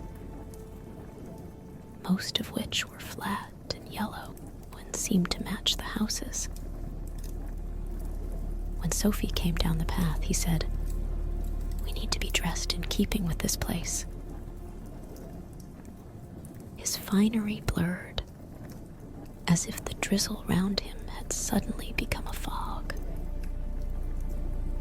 When it came into focus again, it was still scarlet and gray, but quite a different shape. The dangling sleeves had gone, and the whole outfit was baggier. It looked worn and shabby. Michael's jacket had become a waist-length padded thing. He lifted his foot with a canvas shoe on it and stared at the tight blue things encasing his legs. "I can hardly bend my knee," he said. "You'll get used to it," said Howl. "Come on, Sophie." To Sophie's surprise, Howl led the way back up the garden path toward the yellow house. The back of his baggy jacket, she saw, had mysterious words on it. Welsh Rugby. Michael followed Howl, walking in a kind of tight strut because of the things on his legs.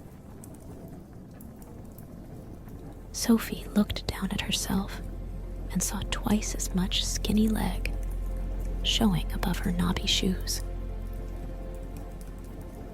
Otherwise, not much about her had changed. Howl unlocked the wavy glass door with one of his keys. It had a wooden notice hanging beside it on chains. "Rivendell," Sophie read, as Howl pushed her into a neat, shiny hall space. There seemed to be people in the house. Loud voices were coming from behind the nearest door. When Howl opened that door, Sophie realized that the voices were coming from magic-colored pictures moving on the front of a big square box.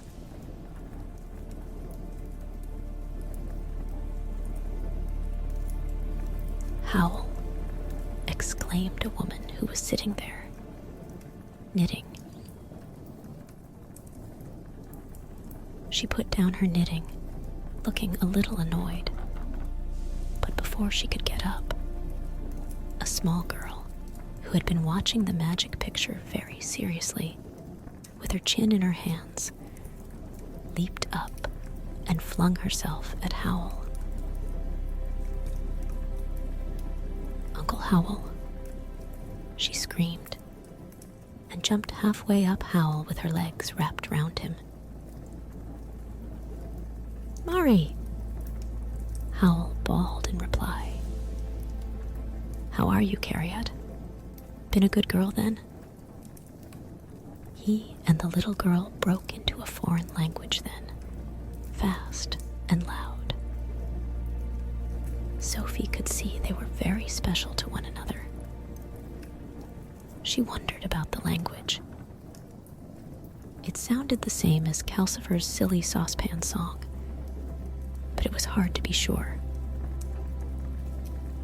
In between bursts of foreign chatter, Howl managed to say, as if he were a ventriloquist, "This is my niece, Mari, and my sister, Megan Perry." Megan, this is Michael Fisher and Sophie. Hatter, said Sophie. Megan shook hands with both of them in a restrained, disapproving way. She was older than Howl, but quite like him, with the same long, angular face. But her eyes were blue and full of anxieties, and her hair was darkish. Quiet now, Murray, she said in a voice that cut through the foreign chatter. Howl, are you staying long? Just dropped in for a moment, Howl said, lowering Mary to the floor. Gareth isn't in yet, Megan said in a meaning sort of way. What a pity. We can't stay, Howl said, smiling a warm, false smile. I just thought I'd introduce you to my friends here, and I want to ask you something that may sound silly. Has Neil by any chance lost a piece of English homework lately? Funny you should say that, Megan exclaimed, looking everywhere for it. He was, last Thursday. He's got this new English teacher, see? And she's very strict. Doesn't just worry about spelling either. Puts the fear of God into them about getting work in on time. Doesn't do Neil any harm, lazy little devil. So here he is on Thursday, hunting high and low. And all he can find is a funny old piece of writing. Ah, said Howl. What did he do with that writing? I told him to hand it in to this Miss Angorian of his, Megan said. Might show her he tried for once.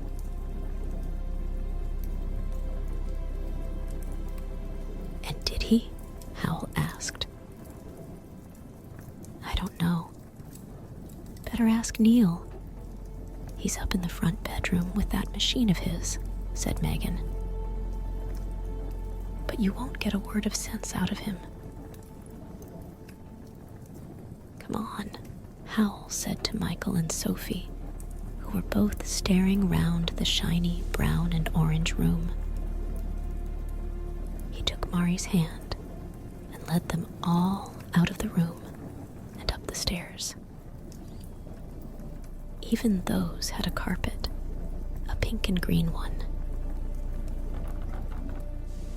So the procession led by Howl made hardly any noise as it went along the pink and green passage upstairs and into a room with a blue and yellow carpet. But Sophie was not sure the two boys crouched over the various magic boxes on a big table by the window would have looked up even for an army with a brass band. The main magic box had a glass front, like the one downstairs, but it seemed to be showing writing and diagrams more than pictures. All the boxes grew on long, floppy white stalks that appeared to be rooted in the wall at one side of the room. Neil, said Howl. Don't interrupt, one of the boys said. He'll lose his life. Seeing it was a matter of life and death. Sophie and Michael backed toward the door. But Howl, quite unperturbed at killing his nephew, strode over to the wall and pulled the boxes up by the roots. The picture on the box vanished. Both boys said words which Sophie did not think even Martha knew. The second boy spun round, shouting, Murray, I'll get you for that. wasn't me this time. So, Mari shouted back. Neil whirled further round and stared accusingly at Howl. How do, Neil? Howl said pleasantly. Who is he? The other boy asked. My no-good uncle, Neil said. He glowered at Howl. He was dark, with thick eyebrows, and his glower was impressive. What do you want? Put that plug back in. There's a welcome in the valleys, said Howl. I'll put it back when I've asked you something, and you've answered. Neil sighed. Uncle Howl, I'm in the middle of a computer game. A new one?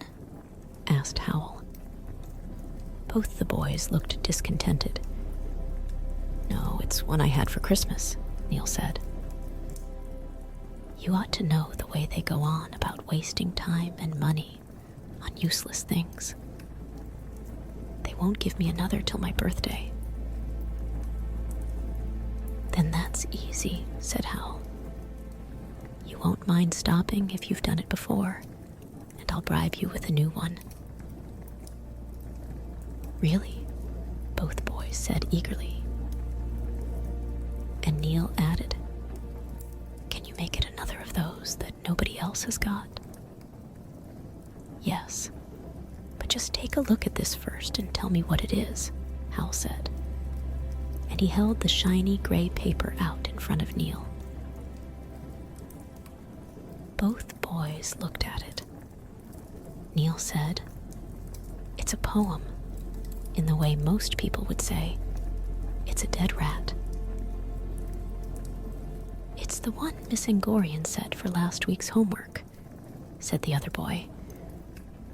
I remember whined and finned. It's about submarines. While Sophie and Michael blinked at this new theory, wondering how they had missed it, Neil exclaimed, Hey, it's my long-lost homework. Where did you find it? Was that funny writing that turned up yours? Miss Angorian said it was interesting. Lucky for me. And she took it home with her. Thank you, said Howl. Where does she live? That flat over Mrs. Phillips' tea shop. Cardiff Road, said Neil. When will you give me the new tape? When you remember how the rest of the poem goes, said Howl. That's not fair, said Neil. I can't even remember the bit that was written down now. That's just playing with a person's feelings. He stopped when Howl laughed, felt in one baggy pocket, and handed him a flat packet. Thanks, Neil said devoutly. And without more ado, he whirled round to his magic boxes. Howl planted the bundle of roots back in the wall, grinning, and beckoned Michael and Sophie out of the room. Both boys began a flurry of mysterious activity, into which Mari somehow squeezed herself, watching with her thumb in her mouth. Howl hurried away to the pink and green stairs, but Michael and Sophie both hung about near the door of the room, wondering what the whole thing was about. Inside, Neil was reading aloud. You are in an enchanted castle with 4 doors.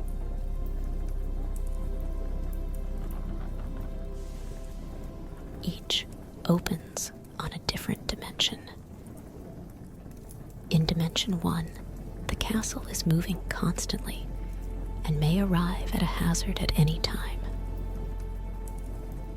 Sophie wondered at the familiarity of this as she hobbled to the stairs. She found Michael standing halfway down, looking embarrassed. Howl was at the foot of the stairs, having an argument with his sister. "What do you mean? You've sold all my books," she heard Howl saying. "I needed one of them particularly. They weren't yours to sell." "Don't keep interrupting," Megan answered in a low, ferocious voice. "Listen now. I've told you before I'm not a storehouse for your property. You're a disgrace to me and Gareth. Lounging about in those clothes instead of buying a proper suit and looking respectable for once. Taking up with riffraff and layabouts. Bringing them to this house. Are you trying to bring me down to your level? You had all that education, and you don't even get a decent job. You just hang around, wasting all that time at college, wasting all those sacrifices other people made, wasting your money." Megan would have been a match for Mrs. Fairfax. Her voice went on and on. Sophie began to understand how Howl had acquired the habit of slithering out. Megan was the kind of person who made you want to back quietly out of the nearest door. Unfortunately, Howl was backed up against the stairs, and Sophie and Michael were bottled up behind him. Never doing an honest day's work, never getting a job I could be proud of, bringing shame on me and Gareth, coming here and spoiling Mary rotten, Megan ground on remorselessly. Sophie pushed Michael aside and stumped downstairs, looking as stately as she could manage. "Come, Howl," she said grandly. "We really must be on our way. While we stand here, money is ticking away, and your servants are probably selling the gold plate." "So nice to meet you," she said to Megan as she arrived at the foot of the stairs. "But we must rush. Howl is such a busy man." Megan gulped a bit and stared at Sophie. Sophie gave her a stately nod and pushed Howl toward the wavy glass front door. Michael's face was bright red. Sophie saw that because Howl turned back to ask Megan, "Is my old car still in the shed? Or have you sold that too?" "You've got the only set of keys," Megan answered dourly. That seemed to be the only goodbye. The front door slammed, and Howl took them to a square white building at the end of the flat black road. Howl did not say anything about Megan. He said, as he unlocked a wide door in the building, "I suppose the fierce English teacher is bound to have a copy of that book." Sophie wished to forget the next bit. They rode in a carriage without horses that went at a terrifying speed. Smelling and growling and shaking as it tore down some of the steepest roads Sophie had ever seen.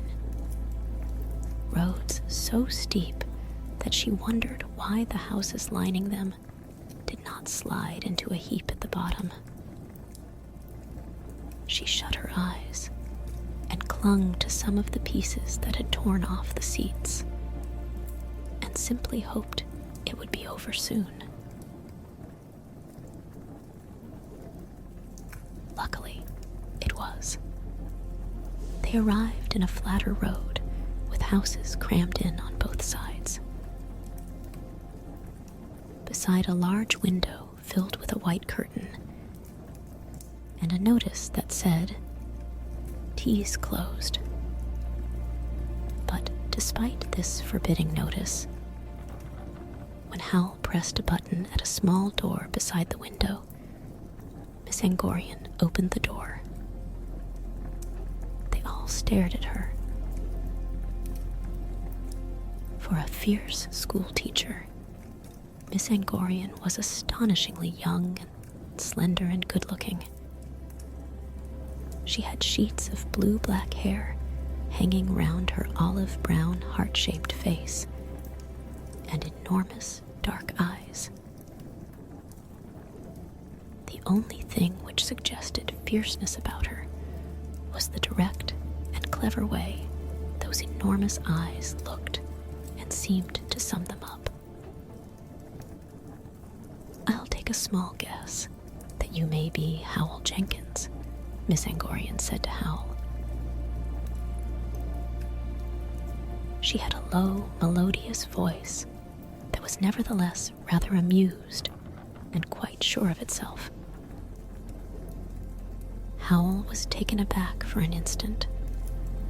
Then his smile snapped on, and that, Sophie thought, was goodbye to the pleasant dreams of Letty and Mrs. Fairfax.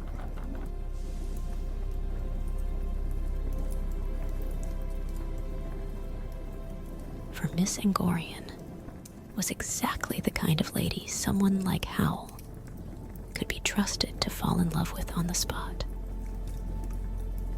And not only Howl, Michael was staring admiringly too. And though all the houses around were apparently deserted,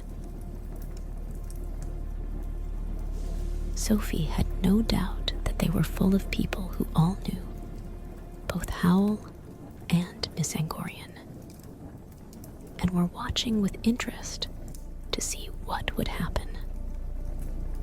She could feel their invisible eyes. Market chipping was like that too. "And you must be Miss Angorian," said Howl.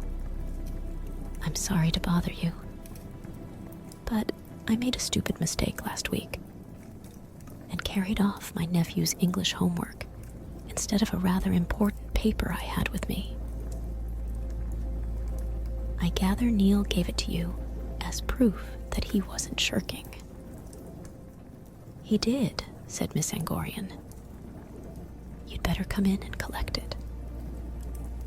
Sophie was sure the invisible eyes in all the houses goggled, and the invisible necks craned as Howl and Michael and she trooped in through Miss Angorian's door and up a flight of stairs to Miss Angorian's tiny, severe living room. Miss Angorian said considerately to Sophie, "Won't you sit down?" Sophie was still shaking from that horseless carriage. She sat down gladly on one of the two chairs. It was not very comfortable. Miss Angorian's room was not designed for comfort, but for study, though many of the things in it were strange. Sophie understood the walls of books and the piles of paper on the table and the folders stacked on the floor. She sat and watched Michael staring sheepishly and Howl turning on his charm. "How is it you come to know who I am?" Howl asked beguilingly. "You seem to have caused a lot of gossip in this town," Miss Angorian said, busy sorting through papers on the table. "And what have those people who gossip told you?" Howl asked. He leaned languishingly on the end of the table and tried to catch Miss Angorian's eye. "That you disappear and turn up rather unpredictably, for one thing," Miss Angorian said. Howl followed Miss Angorian's movements with such a look that Sophie knew Letty's only chance was for Miss Angorian to fall instantly in love with Howl too. But Miss Angorian was not that kind of lady. She said many other things, few of them to your credit, and caused Michael to blush by looking at him, and then at Sophie in a way that suggested these things were not fit for their ears. She held a yellowish, wavy-edged paper out to Howl. "Here it is," she said severely. "Do you know what it is?" "Of course," said Howl. "Then please tell me," said Miss Angorian. Howl took the paper. There was a bit of a scuffle as he tried to take Miss Angorian's hand with it. Miss Angorian won the scuffle and put her hands behind her back. Howl smiled meltingly and passed the paper to Michael. "You tell her," he said. Michael's blushing face lit up as soon as he looked at it. "It's the spell." "Oh, I can do this one. It's enlargement, isn't it?" "That's what I thought," Miss Angorian said rather accusingly. "I'd like to know what you were doing with such a thing." "Miss Angorian," said Howl, "if you have heard all those things about me, you must know I wrote my doctoral thesis on charms and spells.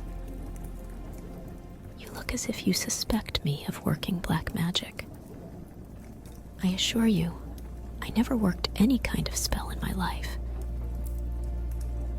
Sophie could not stop herself making a small snort at this blatant lie. "With my hand on my heart," Howl added, giving Sophie an irritated frown.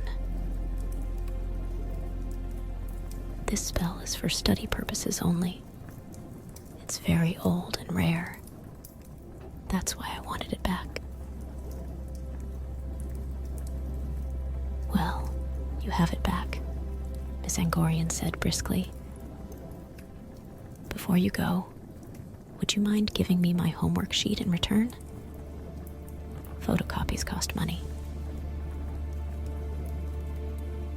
Howl brought out the gray paper willingly and held it just out of reach. "This poem now," he said. "It's been bothering me. Silly, really. But I can't remember the rest of it. By Walter Raleigh, isn't it?" Miss Angorian gave him a withering look. "Certainly not. It's by John Donne. And it's very well known indeed. I have the book with it in here, if you want to refresh your memory."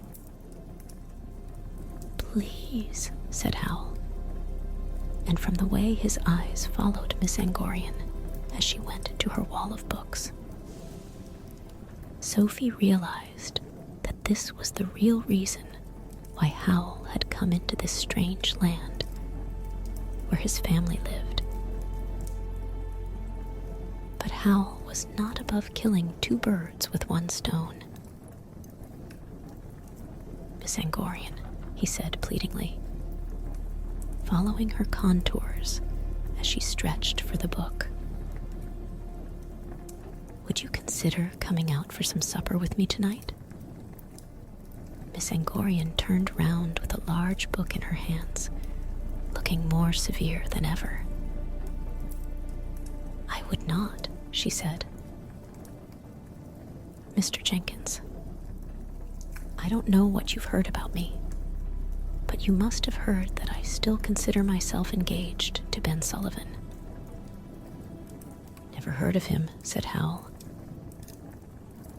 "My fiancé," said Miss Angorian. "He disappeared some years back.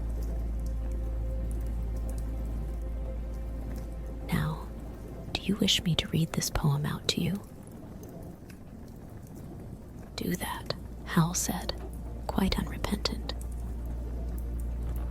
"You have such a lovely voice."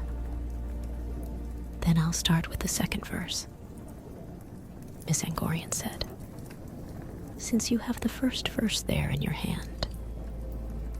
She read very well, not only melodiously, but in a way which made the second verse fit the rhythm of the first, which in Sophie's opinion it did not do at all. "If thou beest born to strange sights, things invisible to see, ride 10,000 days and nights, till age snow white hairs on thee, thou, when thou return'st, wilt tell me all strange wonders that befell thee, and swear nowhere lives a woman true and fair, if thou—" Howl had gone a terrible white. Sophie could see sweat standing on his face. "Thank you," he said. "Stop there. I won't trouble you for the rest. Even the good woman is untrue in the last verse, isn't she?" "I remember now. Silly of me. John Donne, of course." Miss Angorian lowered the book and stared at him. He forced up a smile. "We must be going now.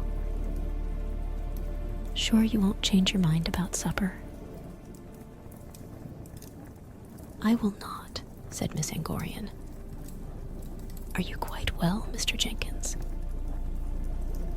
"In the pink," Howl said. And he hustled Michael and Sophie away down the stairs and into the horrible horseless carriage. The invisible watchers in the houses must have thought Miss Angorian was chasing them with a saber, if they judged from the speed with which Howl packed them into it and drove off. "What's the matter?" Michael asked, as the carriage went roaring and grinding uphill again, and Sophie clung to bits of seat for dear life. Howl pretended not to hear, so Michael waited until Howl was locking it into its shed and asked again. "Oh, nothing," Howl said airily, leading the way back to the yellow house called Rivendell. "The Witch of the Waste has caught up with me with her curse, that's all. Bound to happen, sooner or later."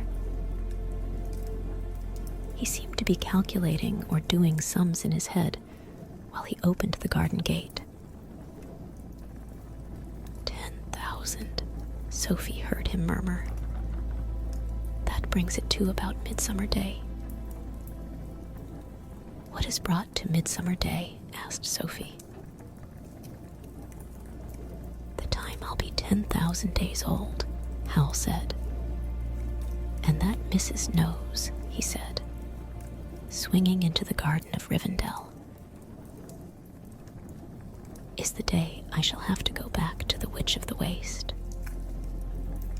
Sophie and Michael hung back on the path, staring at Howl's back, so mysteriously labeled Welsh Rugby. "If I keep clear of mermaids," they heard him mutter, "and don't touch a mandrake root." Michael called out, "Do we have to go back into that house?" And Sophie called, "What will the witch do?"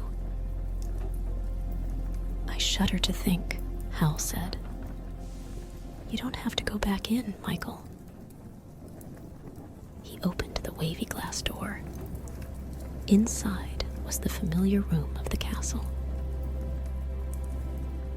Calcifer's sleepy flames were coloring the walls faintly blue-green in the dusk.